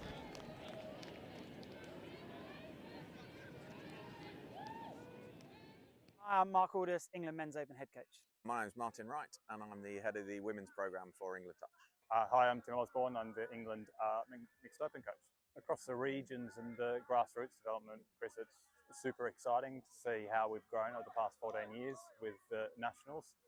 This time of year is pretty important for the elite end of the game because we get to see our open squad players perform in tough environments, and that helps us with selection through to the next international tournament. Nationals is super important for us. It's the one point in the year where the whole country comes together, all the different regions competing really hard, playing amazing touch, but also great to see the community all together for this weekend. It's a really important weekend for us. This, whilst we see the players at camps, you get to see them in a live environment here. So very, very important. We have 2 objectives. First of all, we're looking for talent identification. So we're looking for the players in England that can come up to make up part of the open squads, but we're also looking for the players that are within our squad selection for Euro Championships this summer. Same things we look for in all of our teams in terms of good core skills done well, fast, accurately, at speed, strength of character, resilience, teamwork, all of those core important attributes that we look for in our elite players. Clearly we're going to see some interesting stuff on day 3. Day 1, everyone's looking pretty fresh. There's some tired faces towards the end now, but day 3 is where it's at. So those semi-finals and finals on Monday are really important. We have a 3-year cycle through the World Cup. This first year is all about building the foundations of our team. The boys in the men's open squad have come together really nicely, built a great connection, and building through to the World Cup in 2028. I think it's about the speed that the juniors come through. So our junior program is really churning out good athletes at the moment from the age of sort of 15 to 18. And I can see a number of them in this Opens Nationals tournament at the moment. And it's about how quickly they come through and challenge for places in 2028. It was Asia Pacific Opens Cup last weekend in Australia. What have you seen from that tournament that you're going to go as almost like as an early pointer towards New Zealand 28? Going to keep that to myself, mate. We're going to look at that, scrutinise it with the other Opens coaches, and tactically, strategically plan for 2028. Touch is touch, and coaching is coaching, and both are really rewarding. I'd say it's slightly different coaching the women.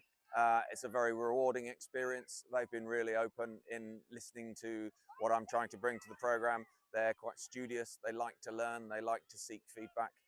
It's a real pleasurable place to coach.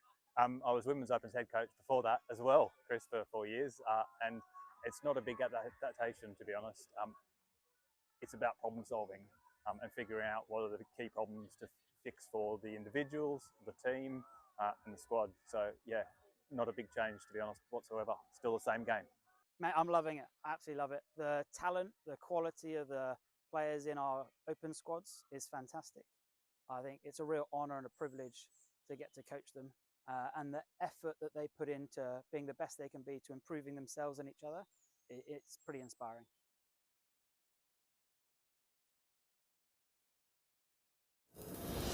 There's work to be done, timelines to be met, results to be delivered.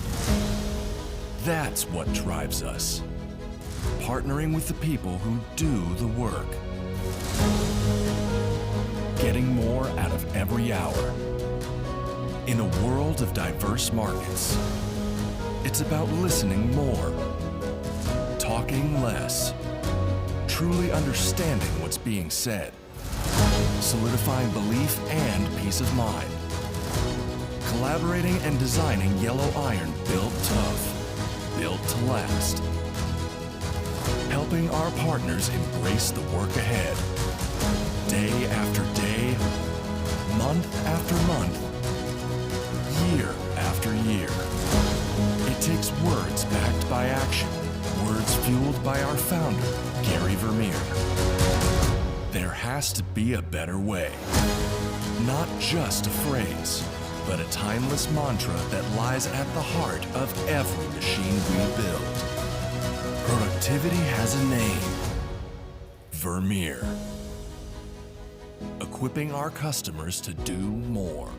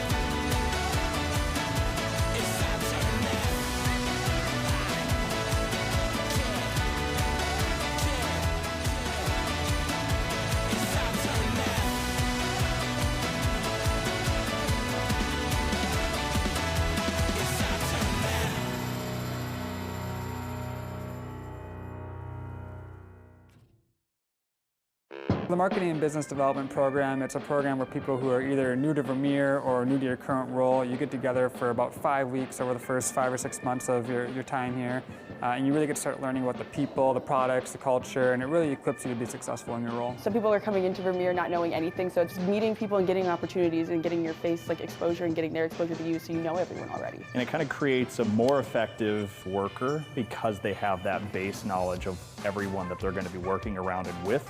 In my position with training, it exposed me to other areas of thought that I wouldn't originally include in my training exercises or in the way that I go about building those and routing those exercises. Vermeer is a huge worldwide manufacturer, over 3,000 team members. There's a lot that goes on here. So this program does a good job of boiling down how our products are manufactured, to how we distribute them through our dealer network, and then just connecting you with different people all across the Vermeer miles so you can do your job. I've always been operations side, so this one showed me the other side of the company, and I have no idea when it comes to sales. So this has really kind of showed me, like, using some of my engineering background and stuff about the product that I already know. Now I get to use it and learn about the sales and how we forecast and how we should sell it and how do we market it the right way. And so now I feel more equipped to be in my position than with my just engineering degree in general. My favorite part of the program was not only making friends in the group, because you kind of bond with the people in the group, and there was about 8 of us in there, and they're still my friends to this day, but my favorite part was also making contacts with the people. Welcome back to pitch one, and what a game we have in store for you. the women's 40 group teetering on a knife edge. These two sides sit at the top of the group, both on 16 points. Whoever wins this game will decide the group. And we do have a certain situation here, because if this game ends in a draw, there will be no drop-off. It will come down to points difference. West Wildcats currently sit on 24 goal difference. Midlands Tigers currently sit on 19. So as it stands, if this game goes to a draw and it's 0-0, the West Wildcats will take the women's 40s title. It's an interesting situation. It's one we're going to bring you every edge of here on Next Gen Live.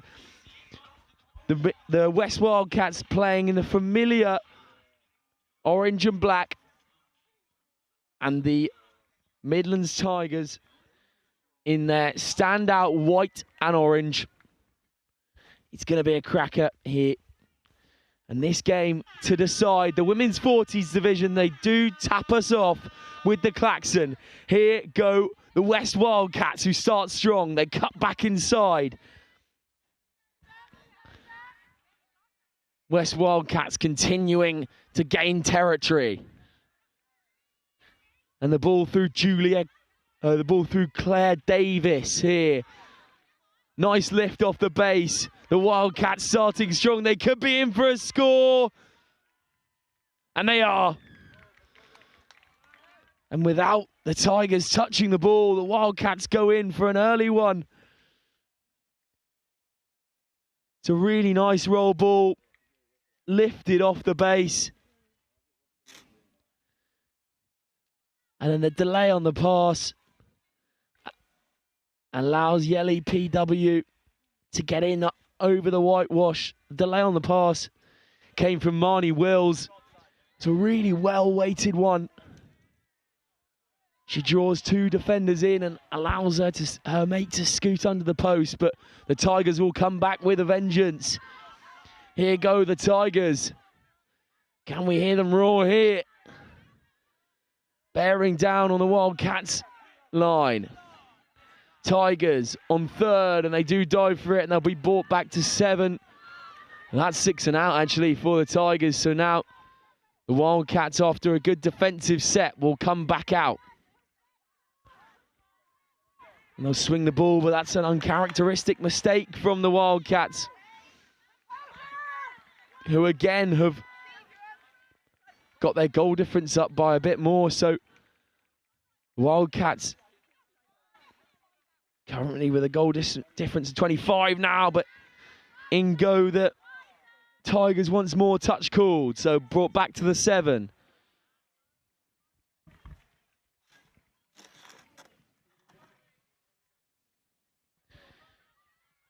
Tigers once again scoot round the outside and will dive for it as well. Gainer Sewell. Sewell score moved out there. So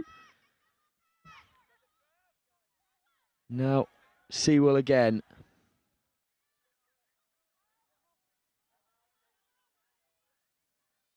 Just slowing this play down a bit here. And they will go for the score. This time it could be. And just a bit of composure needed now from the Midlands Tigers. Sewell off to...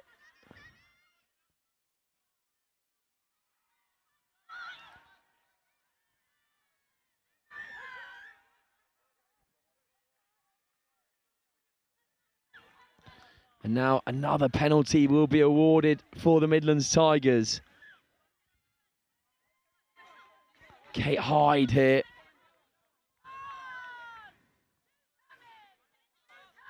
And here's the introduction of the subs. They do roll on rather quickly. Vicky Franks, who was fantastic here on pitch 1 earlier, combining with the number up of number 16, Melanie Foster. Franks and Foster, such a dangerous combo in those middles. And they do make a double touch there. They're inseparable, those two.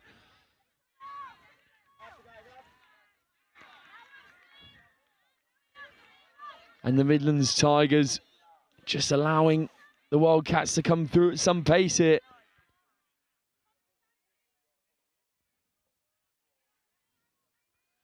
And turnover, 6 and out. Here goes Foster and Franks once again. Franks off to Foster, wearing the 16 jersey. Then into Shield. Then Hulse. Brody now on the pitch. Brody, one of the more dangerous players in this Tigers side. Again, wearing that elegant headwear. England, the bright white England touch cap. Brody cuts back, looks for a woman in white and orange, but doesn't find one. So now Wildcats have their turn.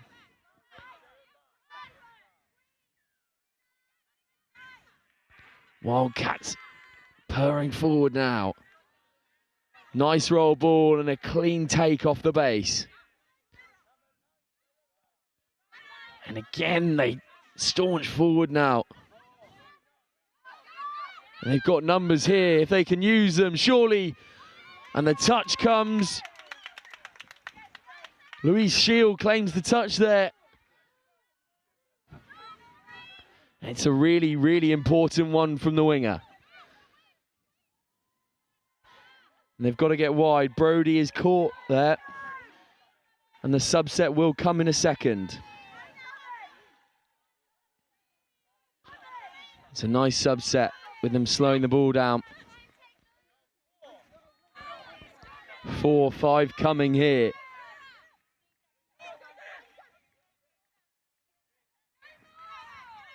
Sewell into Emily Eve.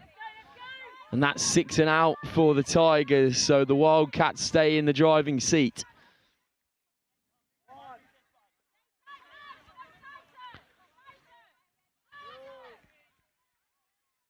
Yelly PW. And the subs rolling round for the Wildcats. Nice subset there, controlling the numbers. Here go the Wildcats. They almost sneak through there, and that's 6 and out. End-to-end stuff here.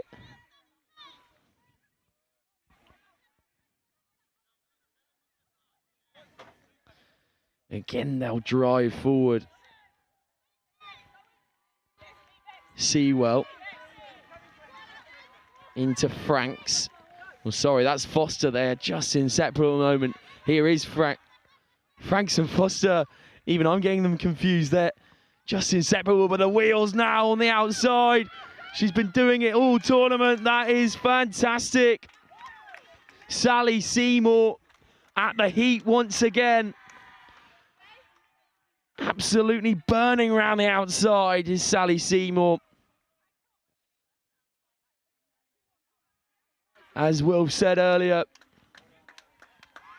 some girls in the open category would give anything to have Sally Seymour's pace. Absolute burners on the outside.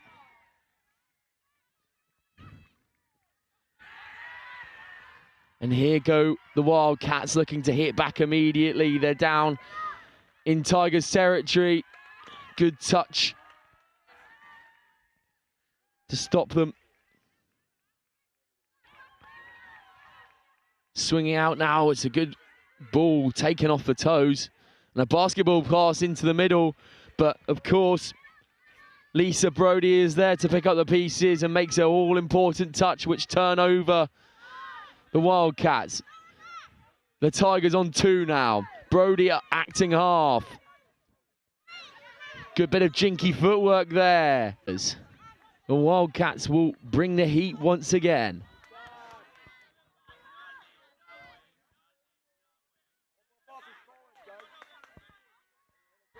They've got to get out and make sure this subset's a bit disrupted. It already is.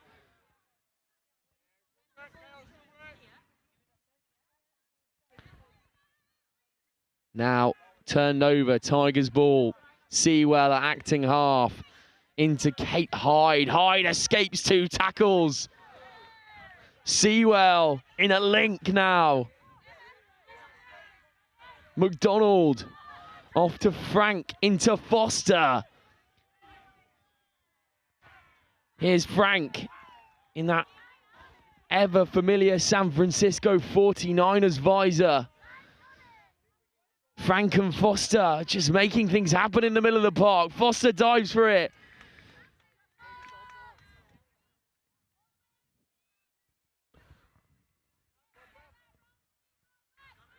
And now this subset for the Wildcats is ever so important. They roll round in such fashion, the Wildcats. And they're eating up the meters now. Claire Davis, unfortunately, but the Tigers stop them in their tracks. Here they go again. Frank's off to Foster, that familiar duo. And the subset will roll round. Franks wants the subset to come through. Introduction of Brody here at half. Emma Cord now in there as well. Brody throws the big left to right. This is really good from the Tigers. Can they get in? And that's 6 and out. McDonald couldn't quite get in there after some really good interlinking play from Hyde and Louise Rickard. And now the Wildcats will have an opportunity. As we stand, the Wildcats will take the title. They lead on points difference. But if one of these sides can get in and have another score, then it will take the women's 40s division.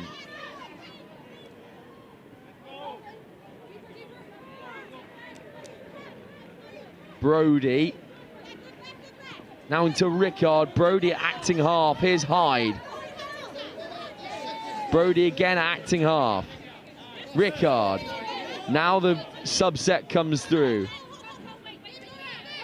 Eve acting half once again. Sewell.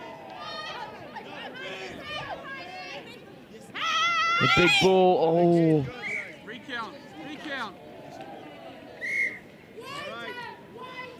It comes into the hands of Zoe Warren there, but will come back for the penalty. Sewell acting half into the number 5's hands. Sewell. And Emily Eve coming round.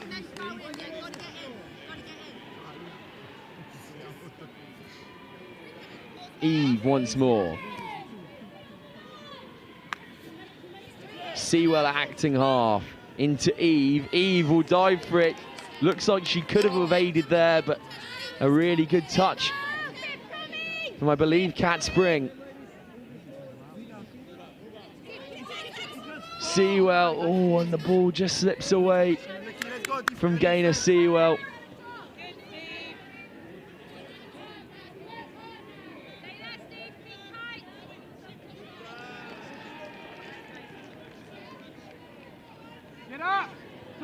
What are you doing way back there?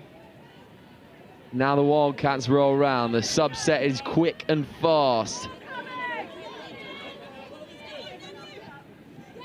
It's really, really good defence. Zoe Warren, that time, rushing out to make the touch. Good footwork, though, from the Wildcats. They have a 2-on-1 now. If they can execute, unfortunately not. Mary Murphy did not quite have the measure of that one, and these Tigers will be desperate to get the subset on and some fresh legs. Sewell, Shield, Eve, Shield acting half again. Franks into Foster, familiar pairing in the middle of the park. Franks into Foster once more. Foster looks back to Franks. No go this time. Franks picks from the base, acting half. Unfortunately, the Magic Twins do not work this time. Good touch from Hyde.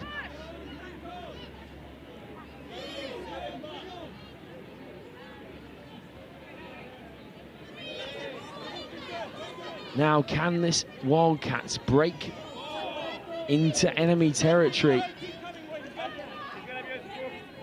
That's 5, 6 coming here. They need to score on this play. The switch comes along. Foster makes the touch. Again, it's a heavy touch there.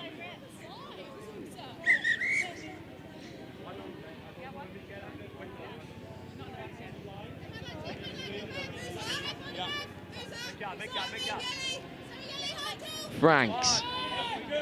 Hyde acting half. Here's Foster. Here's Franks once more. McDonald. Into Warren. And now here's Rickard. Back to Brody. Rickard once more. Oh, that's very close. Warren was there running that line at link, but the ball didn't quite make her way to her.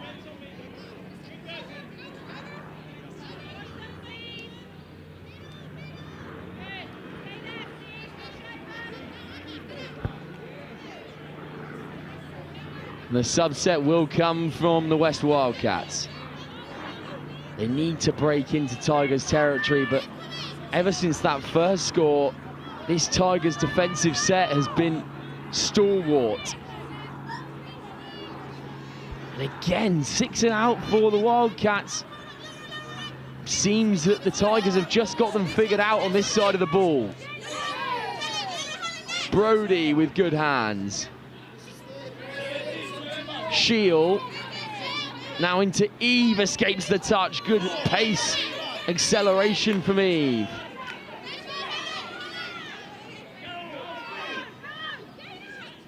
And here go the Tigers once again. That could be played with in the air, and it is, and a fresh 6 for the Midlands Tigers.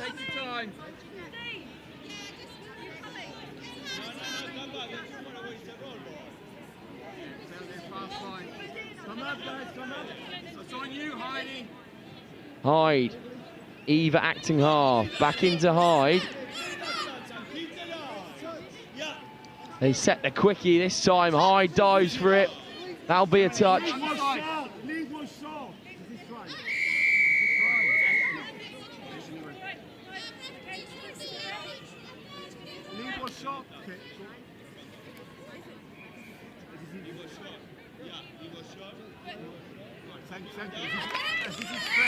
And that's the score there for the Midlands Tigers.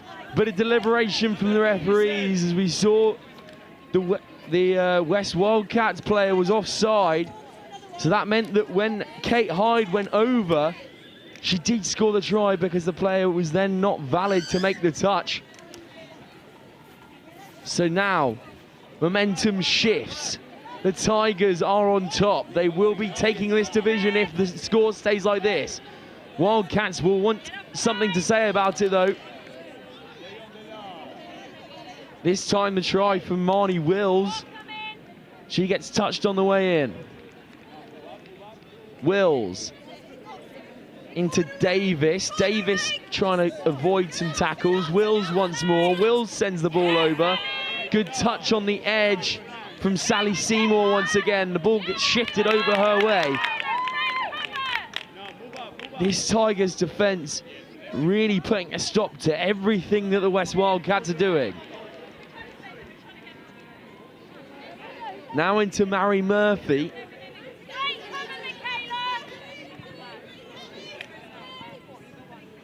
Tigers turn the ball over once more with a dangerous pod. Franks and Foster in there. Zoe Warren with a big touch. Good dummy from Foster. The subset a bit slow, so half court in no man's land. Brody here. Brody, 5th and 6th incoming. They've got a 2-on-1 here if they can use it. Here's Hyde, back inside, kept still with the ball.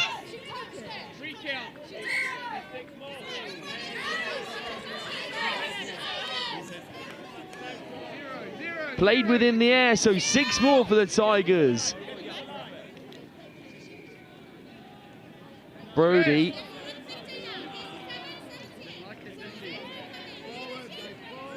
Lisa Brody just controlling this game. Rickard. Hinham into Brody once more. Brody just slowing the game down and then sets the quickie. Brody will give the pass. Unfortunately, just a bit low for Kate Hyde.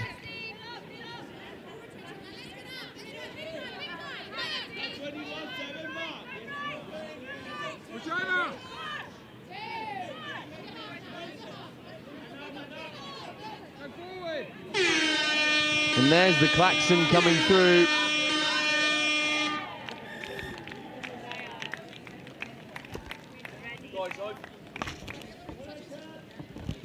And that will be half-time here. Very interesting game so far. Midlands Tigers taking it into half-time with all the cards. We'll see what the second half has in store. Midlands Tigers 2, West Wildcats 1.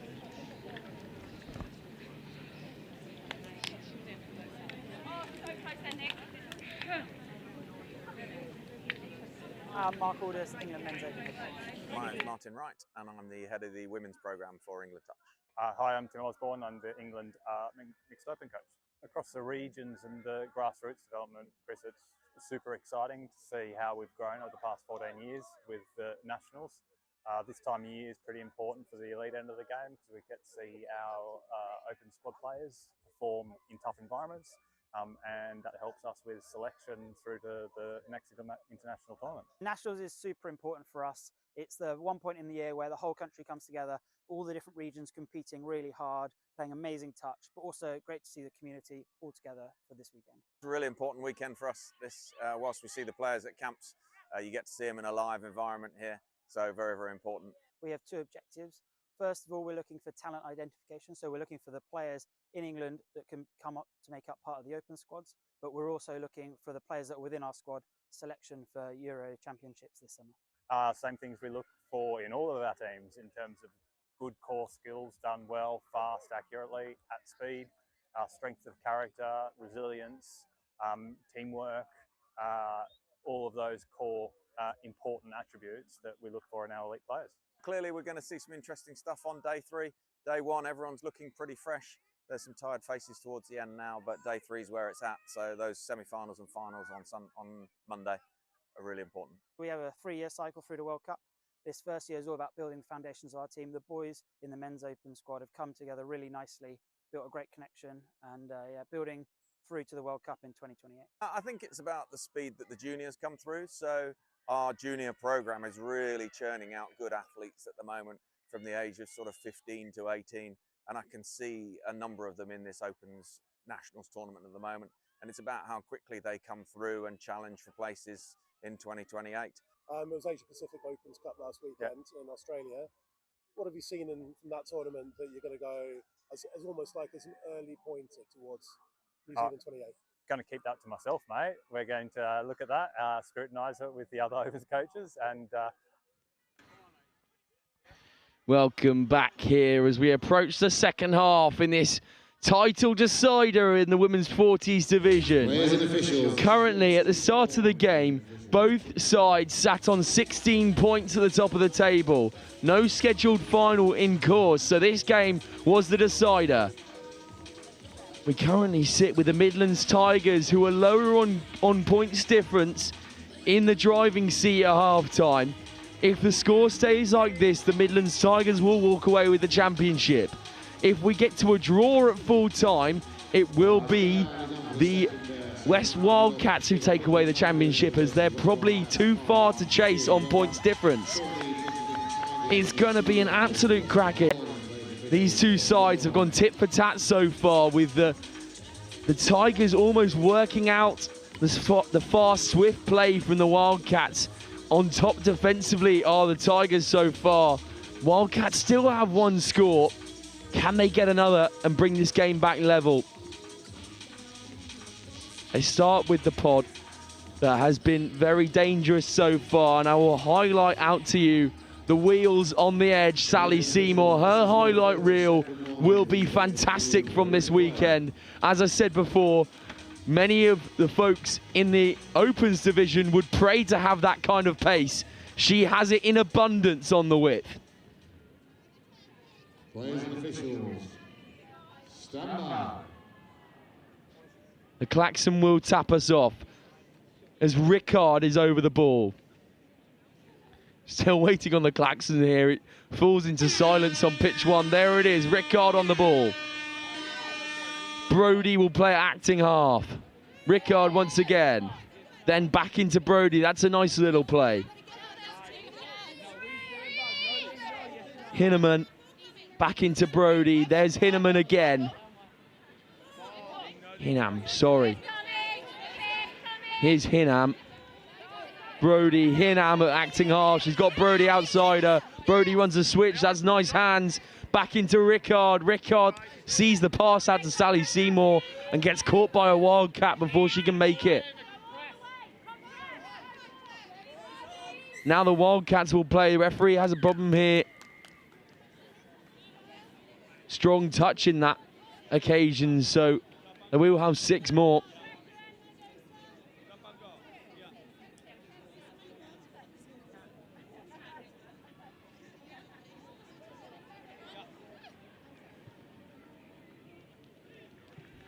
The Wildcats will go again. Into the hands of Claire Rylance. Rylance coming around the corner. Rylance making some good meters. 4th, 5 coming. Now into the hands of Sammy Phillips. Phillips back into Rylance. Phillips acting half. This looks dangerous from the Wildcats. Can they score in the corner? The switch has got to come there. Chased down by Jennifer Hinham.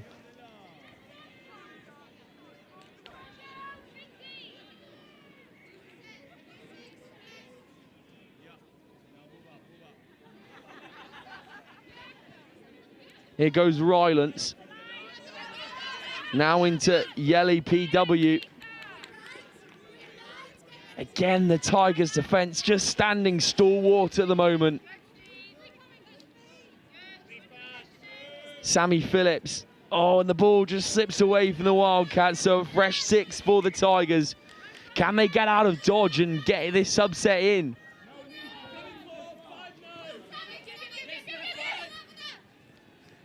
Brody. And then into Zoe Warren once again with a strong carry. The subset is on now. Kate Hyde wearing number 5 there. Back into Emily Eve. Hyde again. Hyde driving at the line. Hyde throws a big pass. It's into Sally Seymour. What a try. The big right to left from Kate Hyde. Into the speedster Sally Seymour on the edge. My word, she's got some pace, doesn't she?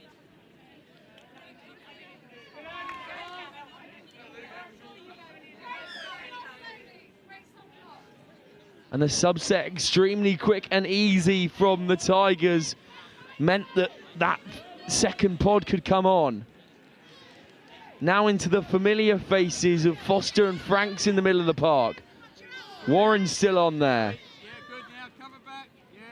The ball goes a bit awry from the Wildcats once again. They're being pressured into this mistakes by the ever-present Tigers defence. There's Franks, Foster acting half. Warren, ball goes forward, so we'll have a set reset from the Wildcats, who have a fresh 6. Beth Redfern here. Now into Helen Wilson. Wilson slows the ball down once again. Touched by Foster. Emma Court tries to go over, but tagged again by Foster. She's ever buzzing. Is Foster in the middle of the park?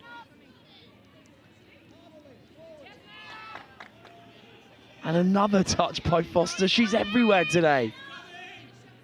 Now her partner in crime, Franks, makes a touch. They scoot round the other side. Ball comes up, one in the face for Sally Seymour, unfortunately. And that does hurt.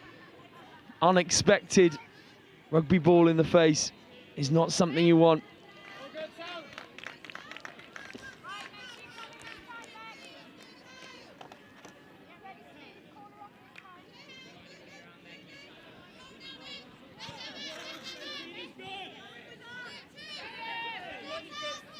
Here goes Foster.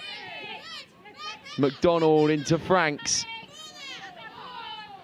Franks takes the tumble. Now Brody on. Brody caught extremely well by Claire Davis. They've got to make something happen here. Brody. 6 and out from the Tigers. And throwing the ball away from the established figure, Lisa Brody, means that they get a penalty as well and some more meters. Jules Hughes will play acting half. Hughes takes the ball up, supported by Emma Court. Now into the hands of Helen Wilson. Claire Davis shifting the ball wide now. They do gain some more meters once again. The subset comes on for the Wildcats. The fatigue just cracking in now. These women have played a lot of rugby over the past 3 days. 4th and 5th coming here. Slowing the game down, but Lisa Brody's straight onto it as always. Marnie Willis. Willis will swing round the outside. Willis is caught by Jennifer Hinham. Rickard now. She's got Brody outside her. Brody caught up to by Yelly PW. Rickard will go straight into the subset. Emily Eve here. Now Hyde back into Eve. Eve cuts back into Hyde. Eve acting half. And that's just unfortunate. Slowing down what was a promising Tigers attack.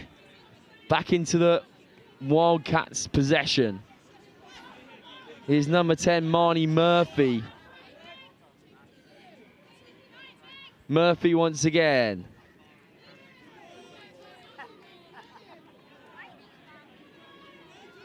Wildcats progressing into Tigers territory, but this Tigers defence is not one to mess with.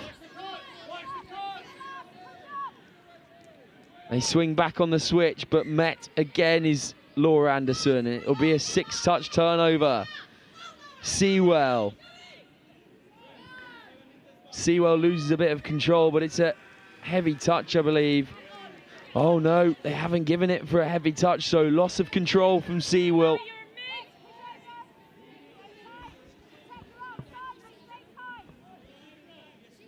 And again, Wildcats rip around this corner, but it's a really good touch from Sally Seymour.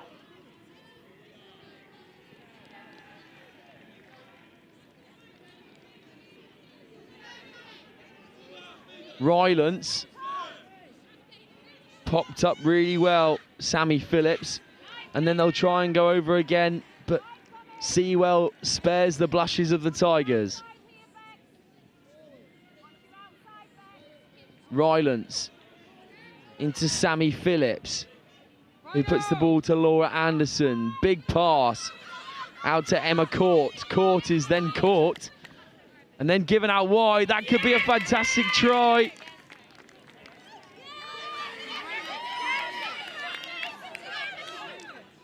McDonald claims she makes the touch.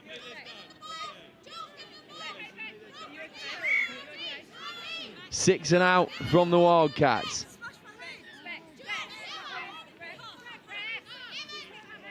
McDonald making a last-ditch touch there. Here's Kate Hyde. McDonald into Sewell. Sewell throws a dummy. McDonald once again. McDonald acting half. Here's the familiar faces. Franks. Foster acting half. Foster will use her best mate, Franks. Into Eve. Eve again. She's got Sally Seymour the wheels outside. Chooses Franks instead. Now Foster. Foster cutting back with some good footwork. Foster again. The pass is on. Shield not quite able to.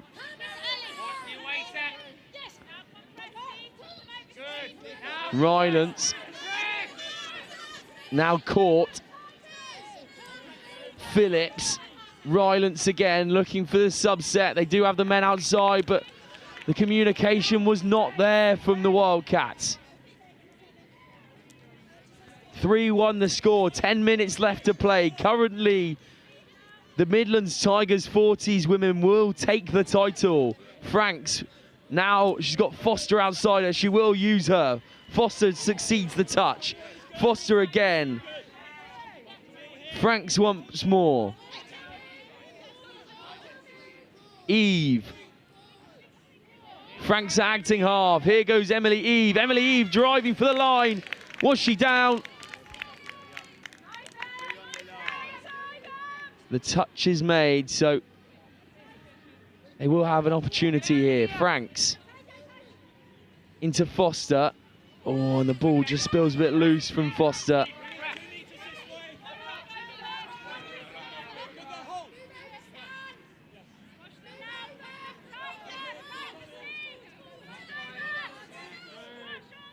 One-handed grab there on the touchline for the Wildcats. That was impressive. Helen Wilson in those blue boots. Good dummy. And now ripped into Claire Davis. Marnie Murphy here. Murphy with some good footwork. Murphy providing the gas. She finds herself in the end goal zone. Will be a try this time. Marnie Murphy acting half, just shows the hot dog stand and finds herself free in the end goal zone. I didn't quite catch the number. It might have been Marnie Wills in the end zone. But the Tigers will tap us off again. Now, they still are in the driving seat. One score up are the Tigers. And I think I'm right in saying that if this comes back to level due to the Wildcats' better goal difference or points difference even, they will take the title. But there's only 5 scores in it, to be fair.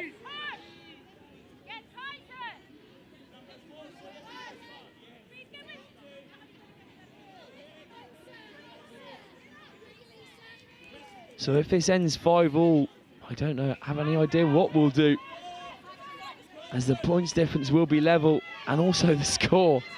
But we're not in that situation just yet. The Wildcats will come down the right-hand side once more.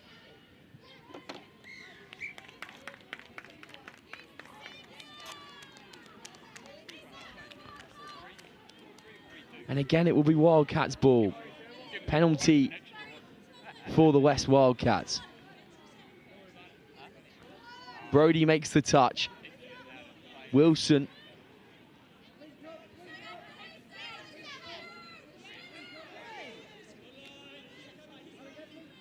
Now here's Anderson. Redfern as well involved in this attack. Anderson will drive at the line. And touch was made. Sally Seymour is not only a threat in the attacking part of the game, she makes those vital touches as well.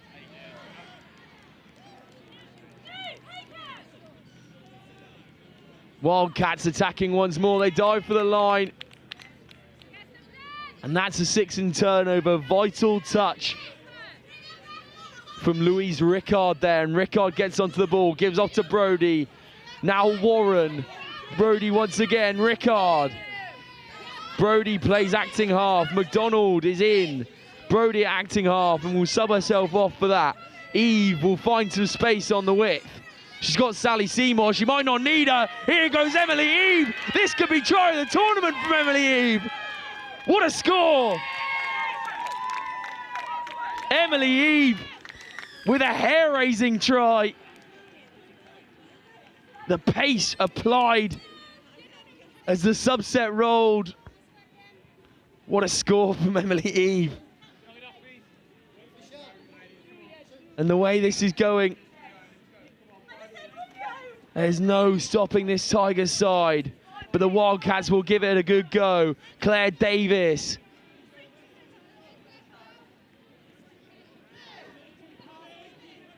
They swing round.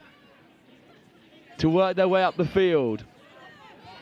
Franks into Foster, then Warren. Franks at acting half. There's Foster. Good footwork from the number 15. Brody into Rickard. Hinham, now back to Brody. Brody chooses Sally Seymour on the width. Seymour back into Brody. That could be a late pass. Instead, it's just ball to floor.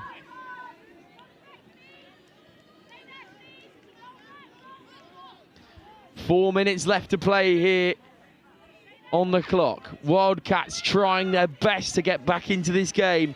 Rylance now into Sammy Phillips. Phillips with the ball over to Rylance. That's clever. Rylance with good footwork as well. Phillips at acting half. Back into Rylance. Sammy Phillips here will take on Brody. Rylance gets caught by Claire Court. What a coincidence that is.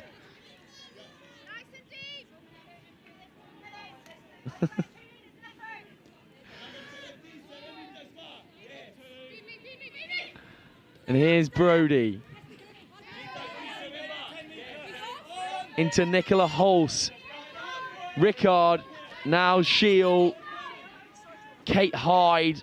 Emily Eve, that scorer of a fantastic try a few moments ago. Hyde. That's fourth touch and 5 coming. Sewell. Oh, and the late offload was the good idea from Kate Hyde, but to no avail this time. Wildcats with a fresh 6.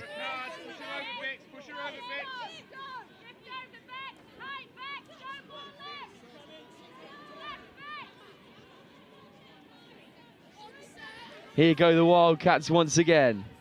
Looking for the subset. It's a bit sticky there.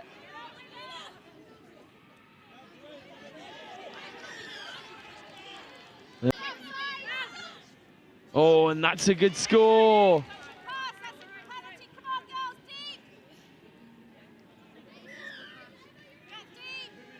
And just a fall off. Now into Franks, who's looking for her best mate, Foster. Foster into the number 11, Michaela Storer. Here's Franks. Foster, that's a really nice trailing line from Nicola Hulse. Hulse comes back in. Franks in the midfield. Foster's got an open slate. Foster will score, surely. And I have to say, that is all started by the lovely sweeper line from Nick, wearing the colourful headpieces in the middle of the park. Franks and Foster, again proving dangerous for the Tigers, but now the Wildcats come back into it. Touched again.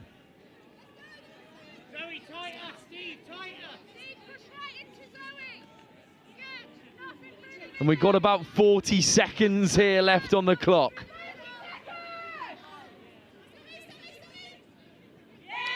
Great touch from Louise Rickard. She's been doing that all day.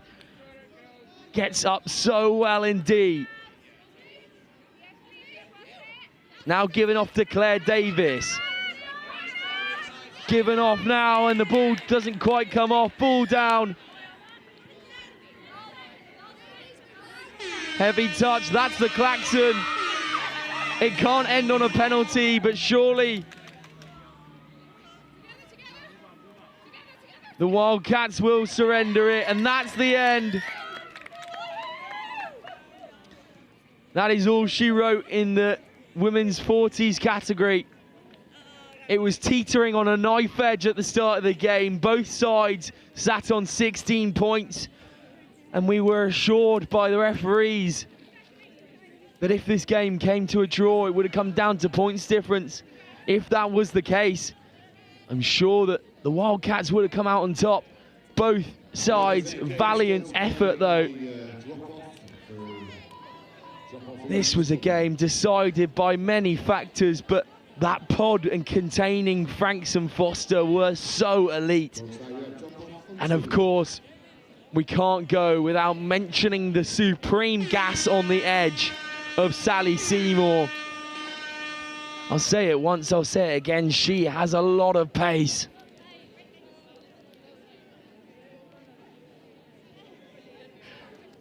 And if you don't look carefully, you might not see more. That's a good one.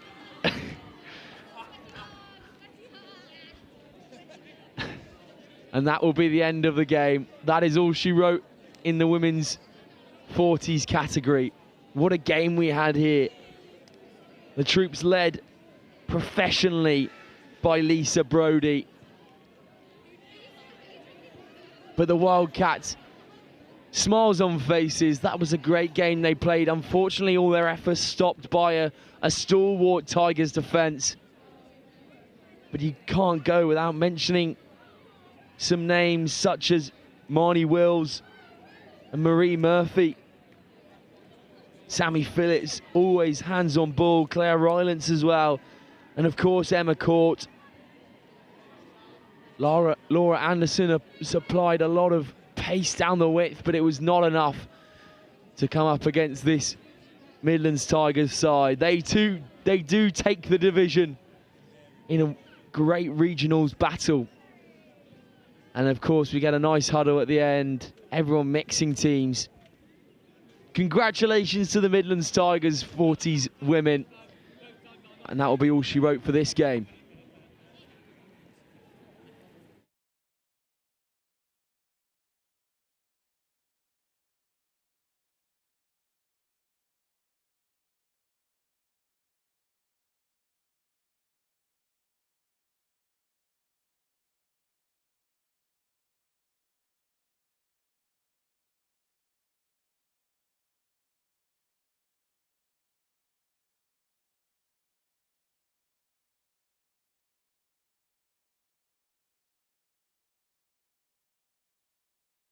Hi, I'm Mark Aldous, England Men's Open head coach. My name's Martin Wright, and I'm the head of the women's programme for England Touch. Hi, I'm Tim Osborne. I'm the England Mixed Open coach. Across the regions and the grassroots development, Chris, it's super exciting to see how we've grown over the past 14 years with the nationals. This time of year is pretty important for the elite end of the game because we get to see our open squad players perform in tough environments. And that helps us with selection through to the next international tournament. Nationals is super important for us. It's the one point in the year where the whole country comes together, all the different regions competing really hard, playing amazing touch, but also great to see the community all together for this weekend. It's a really important weekend for us. This, whilst we see the players at camps, you get to see them in a live environment here. So very, very important. We have two objectives.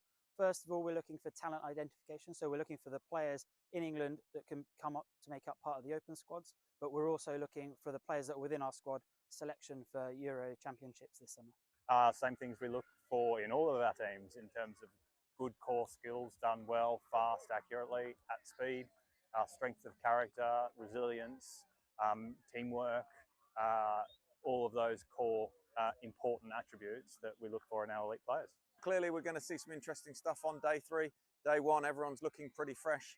There's some tired faces towards the end now, but day three is where it's at. So those semi-finals and finals on Monday are really important. We have a 3-year cycle through the World Cup.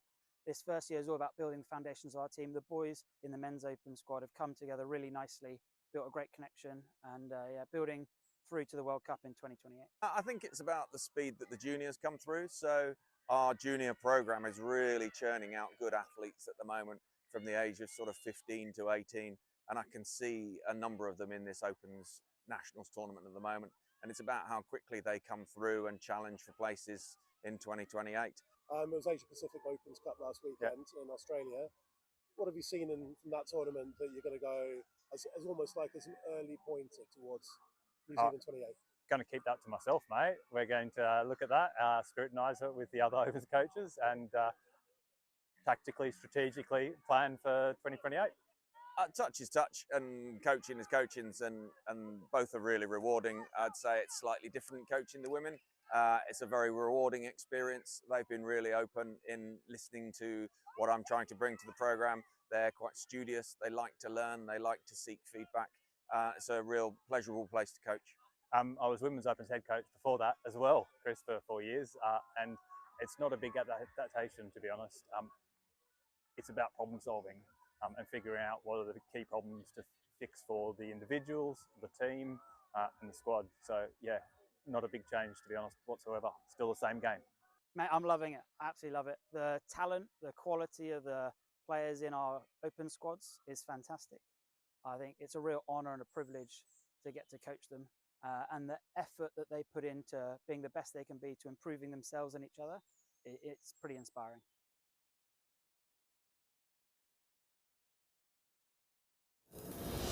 There's work to be done, timelines to be met, results to be delivered. That's what drives us. Partnering with the people who do the work. Getting more out of every hour. In a world of diverse markets, it's about listening more, talking less, truly understanding what's being said, solidifying belief and peace of mind, collaborating and designing yellow iron built tough, built to last, helping our partners embrace the work ahead, day after day, month after month, year after year. It takes words backed by action, words fueled by our founder, Gary Vermeer. There has to be a better way. Not just a phrase, but a timeless mantra that lies at the heart of every machine we build. Productivity has a name. Vermeer. Equipping our customers to do more.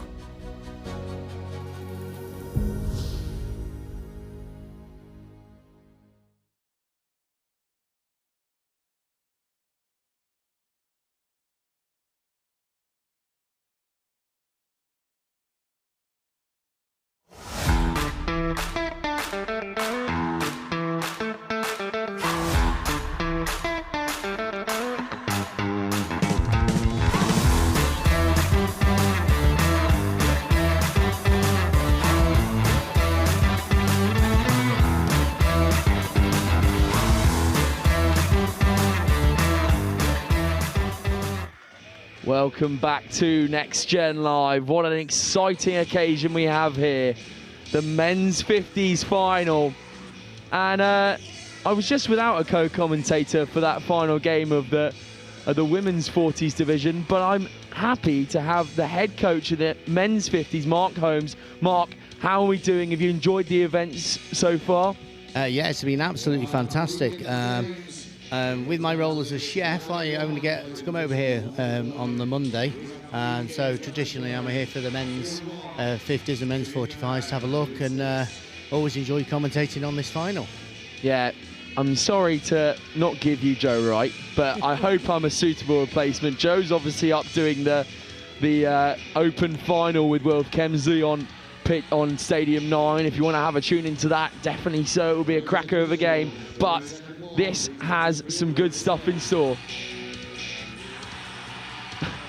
Okay, so it's just Joe Wright. I've just got news that you do not have Wilf Kemsley up in Stadium 9. It's just Joe Wright with a very special guest commentator. Go and tune in to find out who that is, and then we will go into this first game. The Midlands Tigers taking on the Southwest Saxons in an all-star battle royale. The Saxons will tap us off. And this is a good early start from the Saxons. They play through the middles. Fake of a touch there, so we'll go through the hands and into the number 2. That's Bruce Kirby in the bright socks. Watch out for him, he's an athlete. Then swinging around to the right-hand side, they'll get into that close 7, but not quite this time for the Saxons. Then brought closer, that's a lovely little chicken wing, and they're playing absolute jouet here, the Saxons. What can they bring on this right-hand side? Just gone away from them. Really bright start from the Saxons, Mark. Yeah, it's really good to see that they're playing a bit of heads-up touch here. You know, they've always got to see how they actually perform in competitions. And then we will get the first look in from the Midlands Tigers. What can they bring? This is a repeat of last year's final as well. There's a couple of new faces out there, but most of them were played in the last one, which went to a drop-off. So let's hope for another drop-off again today, which will be, we will get a great result. Oh, and that could be a first score, but a fantastic touch made on the edge by Steve Lines. Mr. Lines has been picking lines all day from that link section of the park. He runs them at such pace, but there's the athleticism from Bruce Kirby in the pink socks. And then they'll move on to the star man, Luke Hudson. Hudson, again, the scorer many a times on this pitch. Shifted on well, but not quite to hands. And this, as Mark just said, it's a remontada from last year's final. Both these men's over 50s teams finding a lot of success in this category. Yeah, there's a whole group of players out there that are vying for selection for the European men's 50s team, and today is the final day to impress the head coach. And so hopefully I'll put a little bit more pressure on them, make them, step it up a little bit notch for the finale. I hope they all know that you're watching, Mark. I'm sure it will strike the fear of God into them. Oh, don't you worry, I told them all over the day. But that's a little loose catch from the Midlands Tigers, so the Saxons have another opportunity. Swinging the ball out wide now, they'll go into the subset. What does this subset look like for the Saxons? It's a bit timid, and unfortunately, wow, it's a good ball roll from Craig Wheeler. Wheeler now stands at link, dummied by number 34, Lee Thompson. Now the ball does come over to Wheeler. Fifth touch, and they just lost a little bit of momentum there. I'm just hearing word from my producer that Craig Wheeler scored a length of the field try in the last game. And would you believe it, the man is 60 years old.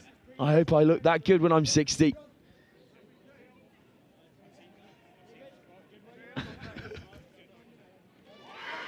But here go the Midlands Tigers. What can they bring here?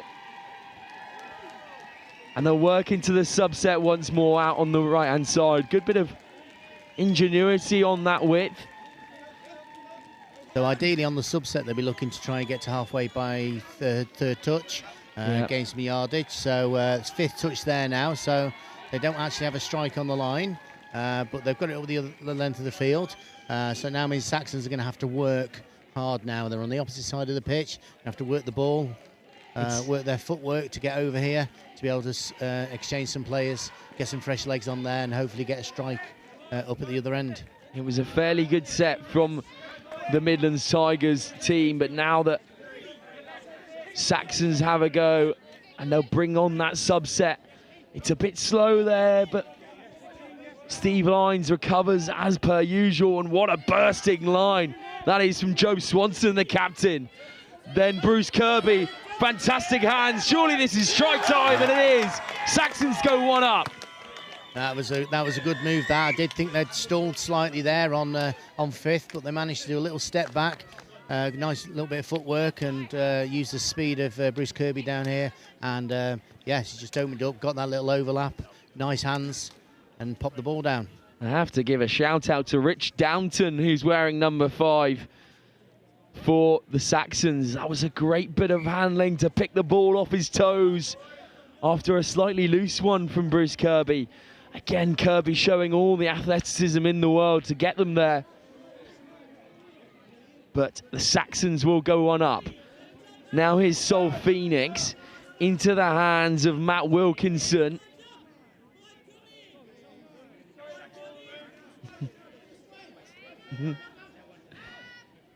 Phoenix with good footwork, one hand pop off into Mark Hawkins. Hawkins caught on the width. Matt Wilkinson into Phoenix. Phoenix slangs one out wide. That's good pressure again from the Saxons, who forced the 6 and out. Now they'll try and work down into the right-hand side. Forward pass was the call. Now into the star man, Luke Hudson, who throws a skip pass. Got Attree there with a nice bit of touch, but then Craig Wheeler once more. Lee Thompson here. Another one to watch out for from this Saxon side. Thompson will drive the line and the finish will come. No, he stepped out of play by the referee. Referee Mark stepped out, yep. Into touch there. The diving finish on the edge was so impressive from the Saxons, but again, the Tigers' defence stands strong. This is good interlink play. Yeah, so up to halfway by in 3. And lost a bit of momentum there, but I'm sure they'll get that back. Showing promising signs, the Midlands Tigers here. Oh, really good hands, and coming onto it at pace there was number 21, Alistair Dobson. But that will be 6 and out once more. It's interesting, isn't it, Mark? The way that these Tigers have set up. They're getting into the final third, but they can't quite make that 5th and 6th count. Yeah, they're just about getting there. If they can just save one touch on the way up there, they'll be able to have a strike move. It might be how that subset is going at the moment. It's a bit slow and lackadaisical at the moment from the Midlands Tigers. If they can get a bit further up the pitch and possibly a bit closer to that box, but here goes Bruce Kirby. We were saying earlier, Mark, the socks must give him magic powers. Well, he doesn't know, it makes him blur when he runs, that's for sure. And here go the Midlands Tigers once more. Ken Pollard now into John Lavelle as well, who's also part of this pod. Yeah, so you've now got 3 men's 55s there. You've got experienced players here. Here go the Saxons once again, bearing down on the line. Good ball inside to Hudson. Offside. Offside penalty, so fresh 6 for the Saxons. So this is what you play for. You've now got 6 opportunities to set something up and have a good crack at the line. So what they might aim at doing is trying to... Oh! Well, I was going to say what they might do is try and condition the Tigers to go one way and then zip it the other. And they normally do that 2 or 3 times and then utilise the last couple of touches. But no, first touch, bang, in. Score there by Paul Bunce, who happens to be my assistant coach for the men's 50s this year, but has also put himself into contention to be selected. There we go, Bunce gets over the whitewash. No sparing touches, a concern when the Saxons are involved. And they score off first phase. What is all great to see as well is these guys at 50 years plus are running around, having good fun, making memories. You know, they've got the families here. Oh, Matt Wilkinson nearly sneaked through there. He's a fast, nippy player. But yeah, they're making memories. They're bringing the families. A lot of the kids play touch as well. So it's really good to see. Obviously, growing sport is the main aim, but we know there's a competitive edge in all of these games. And it does get quite heated sometimes. Yeah, well, these guys are leaders of their families at home. They're leaders in their business life. You know, they want to be the best. They want to be at the top. And that is brilliant. Obviously, growing the sport, the main aim, but this is a final. That old adage, everyone remembers if you win. Not a lot of many people remember if you don't. And one thing the men's 55s head coach always said is the greatest thing about guys of this age is they know loads and loads about touch, but also the worst thing about this age is they know loads about touch. And here go the Tigers. Tigers are in. Yep. And there's the score. First score of the day for the Midlands Tigers. Mentioned before, Matt Wilkinson. He's a nippy little player coming from his head coach. And swooped in goes Mark Hawkins on the width. So it's simple hands, but he created the overlap slightly. And Matt, by running at the link wing area, and the wing came in a little bit, and it just created a little gap for Matt to push it out to his winger and score. So it's good intelligence there. Professional analytics here up in the comms box. Now we get Bruce Kirby with the magic dancing feet. Kirby once again into Joe Swanson. Kirby once more. Kirby gives that long ball out to the width. Kirby so strong in that middles department and drifting into the link there, but couldn't quite find his winger, Keith Wilden. It was a little bit high. I think if our commentary box was down there, we might have struggled to catch it as well. And now shifting the ball go the Tigers. So it's Lovell to Hobson, again, two great campaigners of the England touch. And then Davies, Griswood and Verney back on. And here go Tigers once more. They've worked their way over in 4. It was a good touch there by Joe Swanson. He held them up slightly, just stopped momentum. And that's a familiar sight.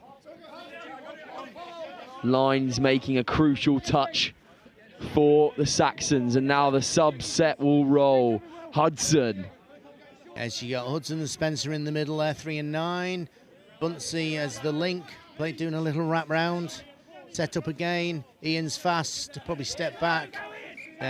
Oh, Davis there was able to make the touch. Yeah, Davis making the touch. Ian Spencer, another nippy little player for the Saxons.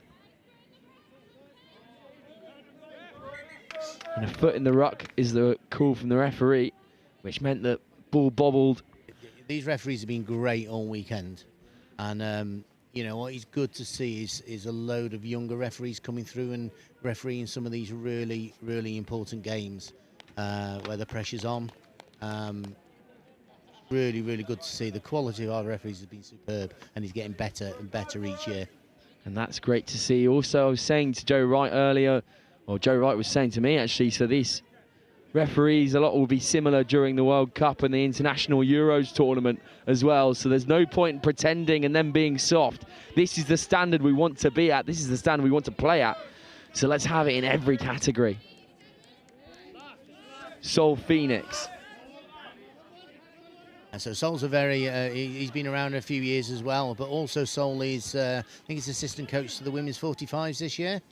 And this is what's so great about this age group as well, isn't it, Mike? We get these players who are willing to play and willing to coach, bring up the youth as well. Yeah, absolutely. I know we've got a few are coaching their youth regional sides. Paul Bunce from the Saxons is doing the women's Saxons 27s. We've just played a final. You know, it's really encouraging to see how many are staying involved, not just playing. We've got volunteers out here. There's one, I think he's the treasurer of England. He's not playing for Tigers because he's broke his finger, but that's because he was typing too much, chasing membership probably. But Ed Pearce, he does a value job for England as well as playing, and his kids play as well. You know, it's great. It's such a family affair, and of course the women's game has come on immensely and has always been strong. But there's a lot more whole families coming along, wives, kids, brothers, sisters, aunties, uncles, etc. And it's great. And the crowds here have been phenomenal this weekend. They have been. We've brought up a big atmosphere here. Sure, many are over watching the men's open final over on Stadium 9, but we still have a few stalwart supporters here down on Field 1. Dare we say it, we're on at the same time as the men's opens, and of course that's one of the highlight opens finals. But guys, you know, at half time, just pop yourselves over here and see what legends are all about in this touch arena we have here. And as I said at the beginning of the game, the battle royale between the two over 50s, remontada between the last year's finalists. And Lines comes around, shows and goes. Wilding will act at half, then a good cutting inside line from the number 13. Nice splitter from Bruce and a great ball to the wing. And that will be try time once again for the Southwest Saxons. And you will not be surprised to see who's involved. Bruce Kirby at it once again. So on that move there, you saw Joe Swanson dumping the ball, stepping out to his left, and Bruce coming in between the dummy half and the splitting dumper. Comes in between and splits them in half. It creates an overlap, and then the winger doesn't know what to do, whether to take the splitter or to go to the winger. He left the winger free. Bruce pops it over, score. Well, I was chatting to some of the Saxons players before, and if you couldn't guess, I'm a Union player by trade, and I kind of said, look, this is.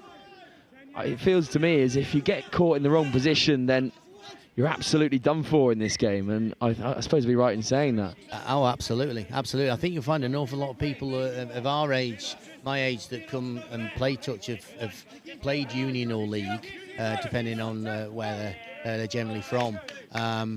And there are a load of crossover skills, although they be completely different games. There are a load of crossover skills that you can bring, and it's noticeable the players that have either played League or Union. And what they bring, and it's really exciting as well to see that there's more effort that we're putting in going into the clubs and trying to get them to come and try touch in the summer, even if it's just to keep them fit, and then they realise what a great game it is. And then get some brownie points by bringing the kids and the family with them. And would you like a day out at the rugby? Yeah. And I suppose one of the better things about this sport is the honesty. I'm not going to dob in my own sport, but by trade, this is definitely the most honest variant of rugby. Everyone is trusted by opponents and teammates, but there go the Saxons once again. Simple hands again, simple hands again. And the skip pass out to the width from the middles. This time Mark Townsend involved, and he splits into that nice little quickie on the edge and allowed the winger to dot down without being touched. Yeah, but like you're saying about the honesty, this game wouldn't exist without all players being honest. It really wouldn't. It would destroy the game if anything like that crept in. People started being a bit dishonest, But like I say, dishonesty would ruin the game, but it would just ruin the reputation. And we've got a great reputation. The crowds all sit together. There is a bit of a traditional, your supporters will go at the end, you're trying to score against, and at half-time they all swap around, and but realistically they can all mix together and it's not an issue. No, definitely it's not. Brilliant. And again, the Saxons very happy with their performance in the first half. The Tigers yet to really get going. Here's the athleticism from Kirby once again to really make the most of that subset. Now Hudson finds Buns. Now Attree. Now into Spencer. Spencer breaks gain line. Now Spencer again on the nice little quickie. Hudson once again gets touched, but that will be 6 and out. Yeah, so Luke Hudson's number 3 for Saxons is a slippy little character. He's got snake hips. He's here, there, and everywhere, and you never know which way he's going to go, which is great when he's attacking and he's in your team. But it's also not great because you don't know where he's going to end up and where his dummy half needs to be. But no, he's a great lad. Great lad. Yeah, Hudson, one of the standout players for this Saxon side, who go in at half-time very happy. They've definitely got one over the Midlands Tigers in this first half. Can they continue it into the second? We will definitely see. So far, Saxons making the most of their opportunities. And that will be half-time. Catch us in a few moments for this enthralling second half between the Midlands Tigers and the Southwest Saxons.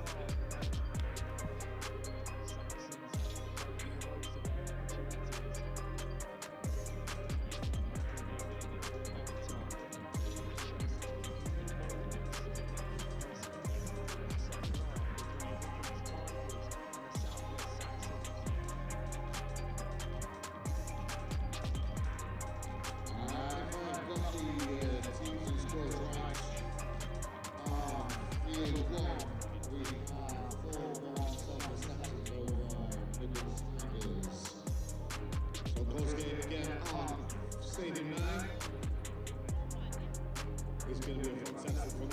fantastic weekend here in Nottingham for the national weekend.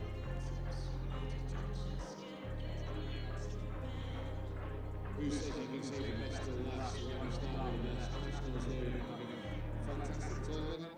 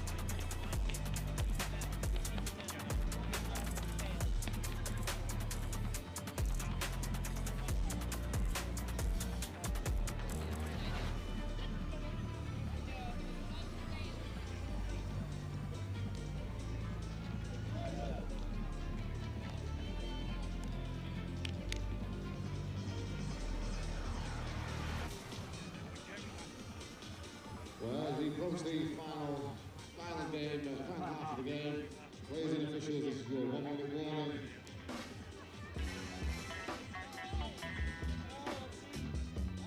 This is it. This is what the whole weekend has been building up to, the final half of round day, fan day, here in Nottingham. Nationals 2026, sponsored by Rugby.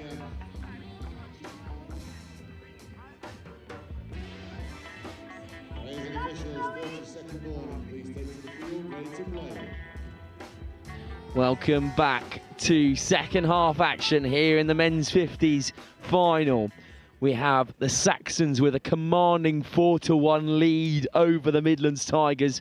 I'm still joined by Mark up here in the gantry. Mark, what did you think of that first half? I'm actually going to put you on the spot and go, if you're a Midlands Tigers coach, which some of you do coach in the 50s, I'm sure, what would you be saying at half time? I'd have been saying to them, look, you know, what we need to do is really play our touch on the front foot. If we start getting the yardage, we know we've got the skills to create opportunities on the 7. But if we allow them to come on to us and we start rolling back a little bit, they've got some really nifty players and a little bit more speed than us, so we need to be a bit more savvy. But it's Wheeler. Now, here's the Magic Man Lee Thompson in the middle. Thompson will swing over to Wheeler once again. Wheeler running with that one hand, but not quite there. And we hear words down from the touchline that the switcher pass can then get the switcher at the same time. And that one of the many transferable skills you get from union into touch. But now the Tigers will come through. A nice little show and go from Neil Davies.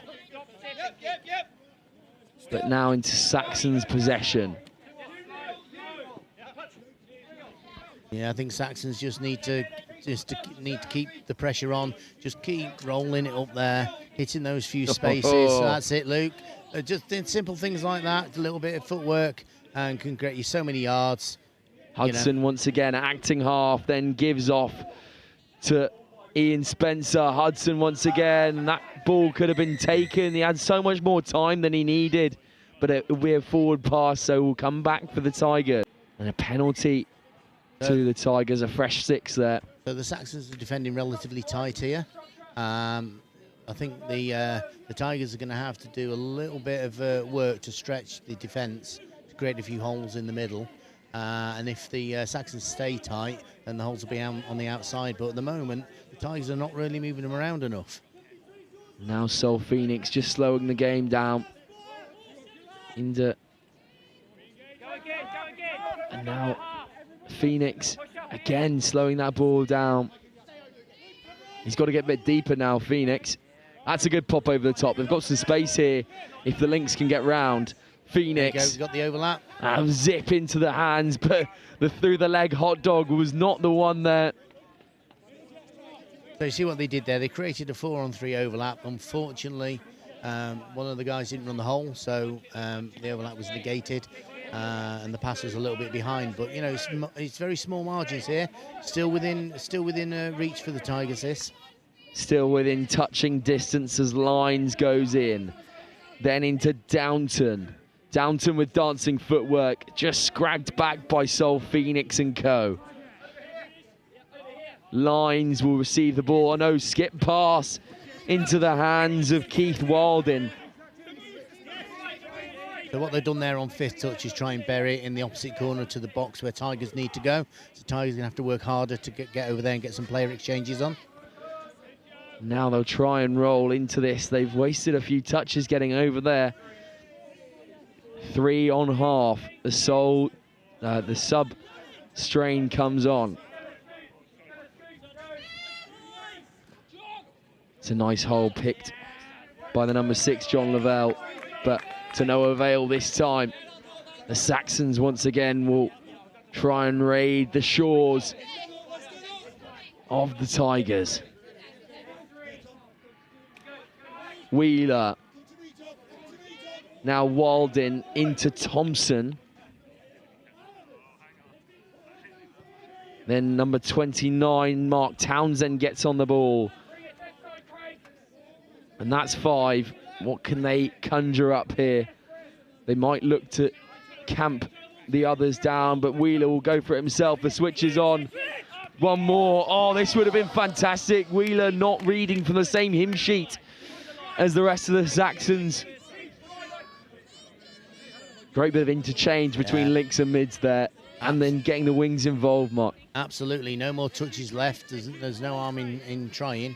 As long as you're able to get back into defence quickly, you know, have a go. You've got nothing to lose. Indeed, and that should be the strategy in the final. As I was saying to Joe earlier, finals in sports, down from equestrian to chess, always come down to a moment of magic. Otherwise, you wouldn't be in the final. And that's good hands from Midlands Tigers. Mark Hawkins, but 6 and out for the Tigers. Waldin, Wheeler, into Townsend. Waldin into Attree once again. Penalty Saxons. Attree. Deceptive footwork from Attree. Then Hudson into Spencer. Buns into Hudson once again. Hudson slowing the ball down, looking for a quickie now. Hudson with dancing footwork. And that's try time once again. Oh no. Oh.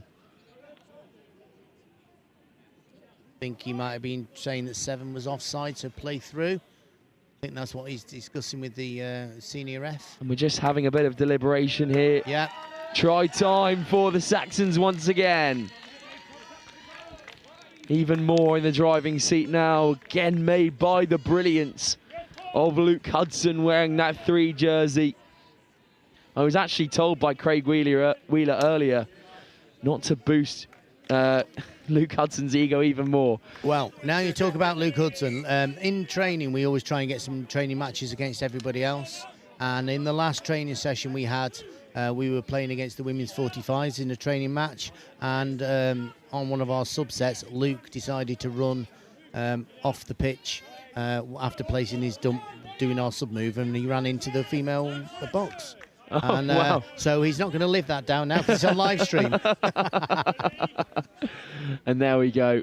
Luke Hudson, the magic man for the Saxons. He must know that he's got that given talent. That's another good touch from Bruce Kirby. I'm so sure that if I ever wore pink socks like that, I would be nowhere near his ability. It just blurs on the screen, blurs into the eyes of the Tigers' faces. And they need to be wearing that American football black eye stuff under, don't they? Stop the glare. And again, this subset from the Saxons comes with such thunder, doesn't it, Mark? Round the corner they go, Townsend. Oh, they've got the bit between the teeth now, haven't they? And they really are going for it. But they will come back. Unfortunately, that was one of the best subsets we've seen from a men's 50s category. Rolling round with such precision. Here goes Phoenix, though. Can the Tigers emulate that? It's a bit slower, ball a bit too long on the floor there for the Tigers. Chase comes in. Now, John Lovell. Lovell loses the ball. Wheeler once again. Townsend into Walden. So just hearing a call from the Saxons box there is slow it down a little bit, keep your rooking nice and clean. And that will make it really hard for the Tigers. What will make it easier is loose passes like that give the ball over at halfway. See if the Tigers can capitalise on that unforced error. They've got 4 scores to go. That's a flying touch there. But Tuan Xian Yiha will evade the touch once more.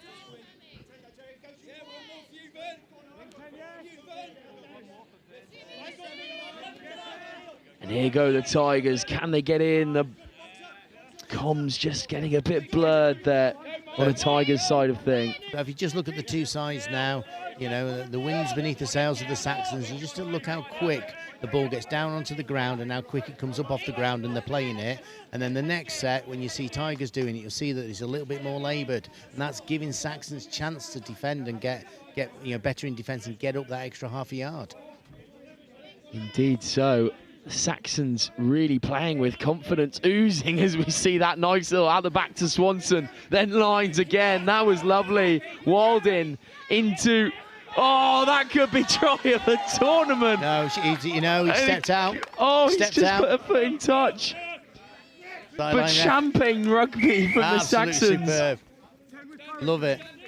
We see that classic link play once again from Lines. He's so good at making things tick over for the Saxons. And again, these Tigers players just can't deal with it at the moment. Saxons are so quick. If you squeezed a Saxon sponge, you would ooze confidence. Absolutely. I mean, I'm not taking anything away from Saxons here. I know the Tigers lost 2 or 3 key players before the tournament and one during the tournament. But that is what high-level sport's about. You've got to be able to maintain yourself, maintain your bodies, and also see yourself through the tournament. Looks like the Saxons here have still got a full squad. Nobody's strapped up. And Mike Rose coaching them is an extremely good player and in my 50s squad at the moment. So, you know. Oh, nearly. I think that's... Oh, no, coming together out on the outside. Yeah. A few tired bodies here. And that's Stefan over there on the wing who's taken a knock for Tigers. And Bruce Kirby gets up unscathed, but unfortunately the Tigers player still down. And he will get back up and receive a well-earned applause as well. But Saxons will carry on ruthless, as the name suggests. Good show and go from Rich Downton.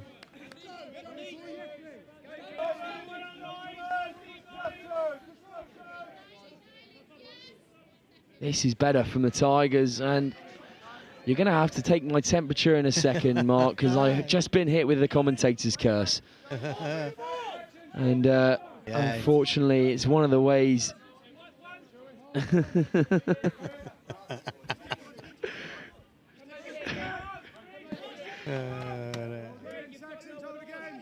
Oh, while we take your temperature, I'll just like to say thank you to the Scottish men's 50s who came down to play this this weekend. They'll all be in the cars on the way back. But a little mention to a young man called Duncan Mascarenas, who I've known since the day he was born, and he came down from Scotland to play this weekend. So I hope they all enjoyed it and have safe journeys home, guys.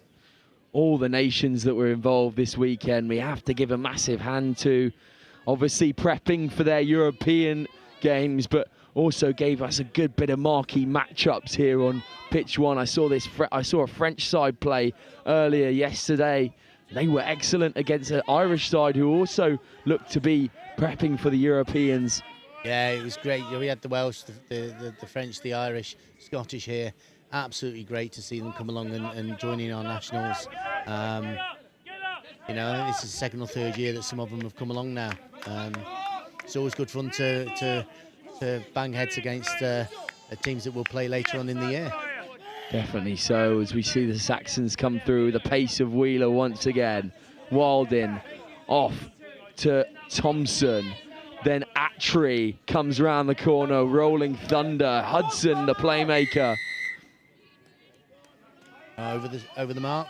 And that's not coming back to the mark. I also say, Mark, that would be one of the ones I would struggle with quite a lot. Just returning to the mark, taking your ego down a peg. Actually, I will say I got touched back there, which is obviously in union, you're trying to gain as many meters as possible, but not the way in touch rugby. No, but I mean, it's all about anticipating the touch, you know, and also initiating it. So if you're in attack, if you can initiate when the touch actually happens, it means you're in control. If the touch comes in and you're not expecting it, you're not in control.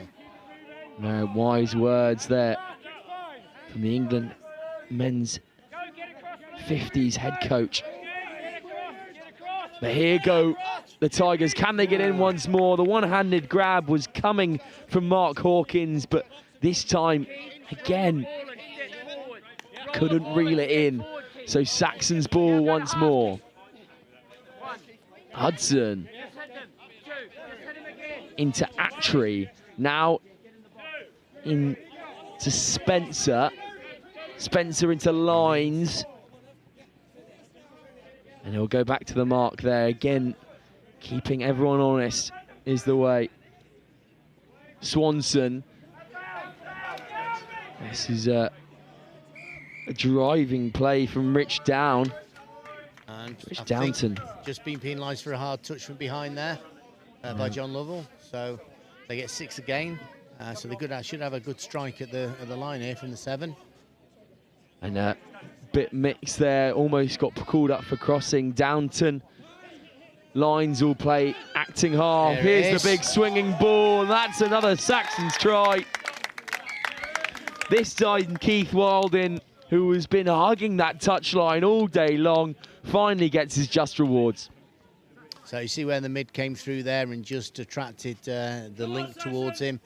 That meant it left his winger free, because their winger had to come in and look at the Saxons link. So yeah, and well spotted by Joe. Nice lofty ball over the top. Easy catch, easy tap down. Joe Swanson with the big right to left pill.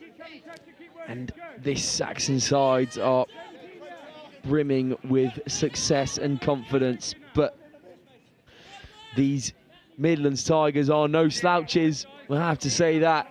Now we'll talk about the family affair of touch rugby. Joe's wife Celine has been refereeing here this weekend, and his son plays for the French, lives over there. So you know, it's good to see them out there. In fact, I think Celine was refereeing one match where Joe was playing. That must have come back at dinner time, definitely. So you called me for offside. They actually work together as well. There you go. And here goes Hudson. Again, just slowing the ball down. Oh, it's a good fake from Hudson and a chicken wing as well. Here goes the Saxons once again, and he's just been caught slightly there. Ian Spencer, and 6 and out from the Saxons. 3 minutes left on the clock here. It's looking like it's going to be an opposite result from last year, with the Tigers winning last year in the drop-off. Looks like Saxons are nearly there. And looks like there will be no need for that this year, as the Saxons are dominant on the scoreline. Just about these Midlands Tigers not quite taking their chances, but here goes Sol Phoenix, who's been bright. Then swinging out, the handling will do, but that's a really good play from the number 25. David Steele this time.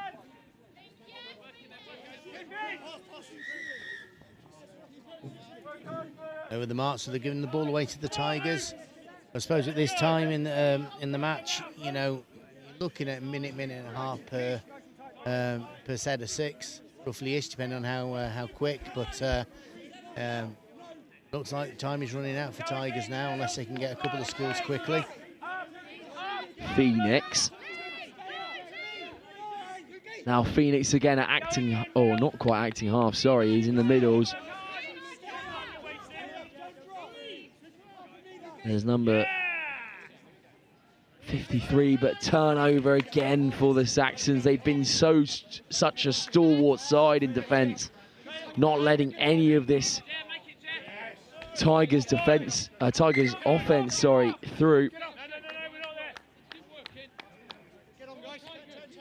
As we hear murmurings of last minute down on the Saxons sub bench. They know they're almost there. Can they hold on and not make any silly errors in this last minute? I'm sure they won't do. Swanson.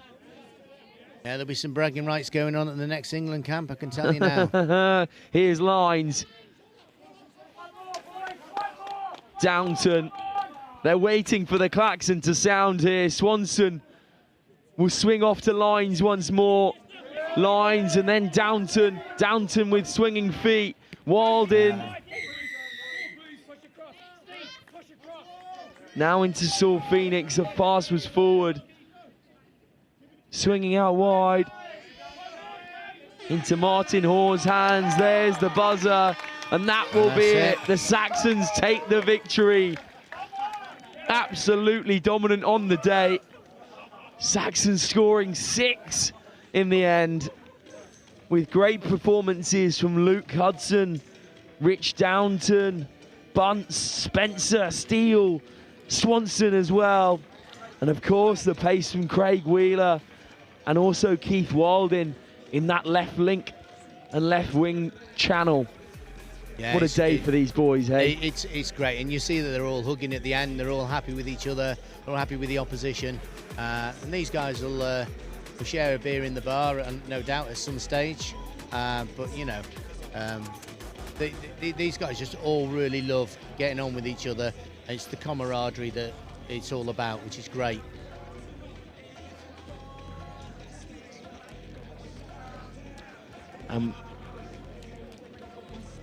And we're just hearing that the Saxons have also been double victors today. But the focus here on Field 1 is on the Saxons men's 50s, who do walk away with a title. Huge effort from these men. I was about to call them young men there, but maybe that's...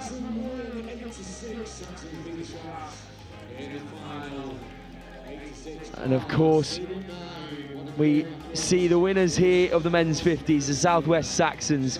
Last game, we had the winners in the women's 50 or women's 40s category, which were the South. Oh, I'm just checking my phone here. Southwest Saxons also in the senior women's final game. But the focus here, all on the men's 50s. Fantastic day for the Saxons, winning outright with 6-1. And that will be it here on Field 1. Mark, thank you so much for joining me in co-coms. I hope you're happy. I hope you've got some of the selections after that. I've got to do my selections now, so these guys will be chasing me, asking me who's in, who's out, but tough, I'm going home to do them. And but no, it's a pleasure to always come and commentate on any form of touch, but particularly these legends. And that will be the end of the show. Fantastic work from the Saxons as they take the victory in the men's 50s. And that will be all from us here on Next Gen Live, also on Field 1. We thank you very much for tuning in. And we'll be back very soon for some more touch comps over the next year. I've been Sam Bork and I'll sign you out from there. Again, thanks for listening and we'll catch you next time. 6-1, Saxons claim away in both finals there.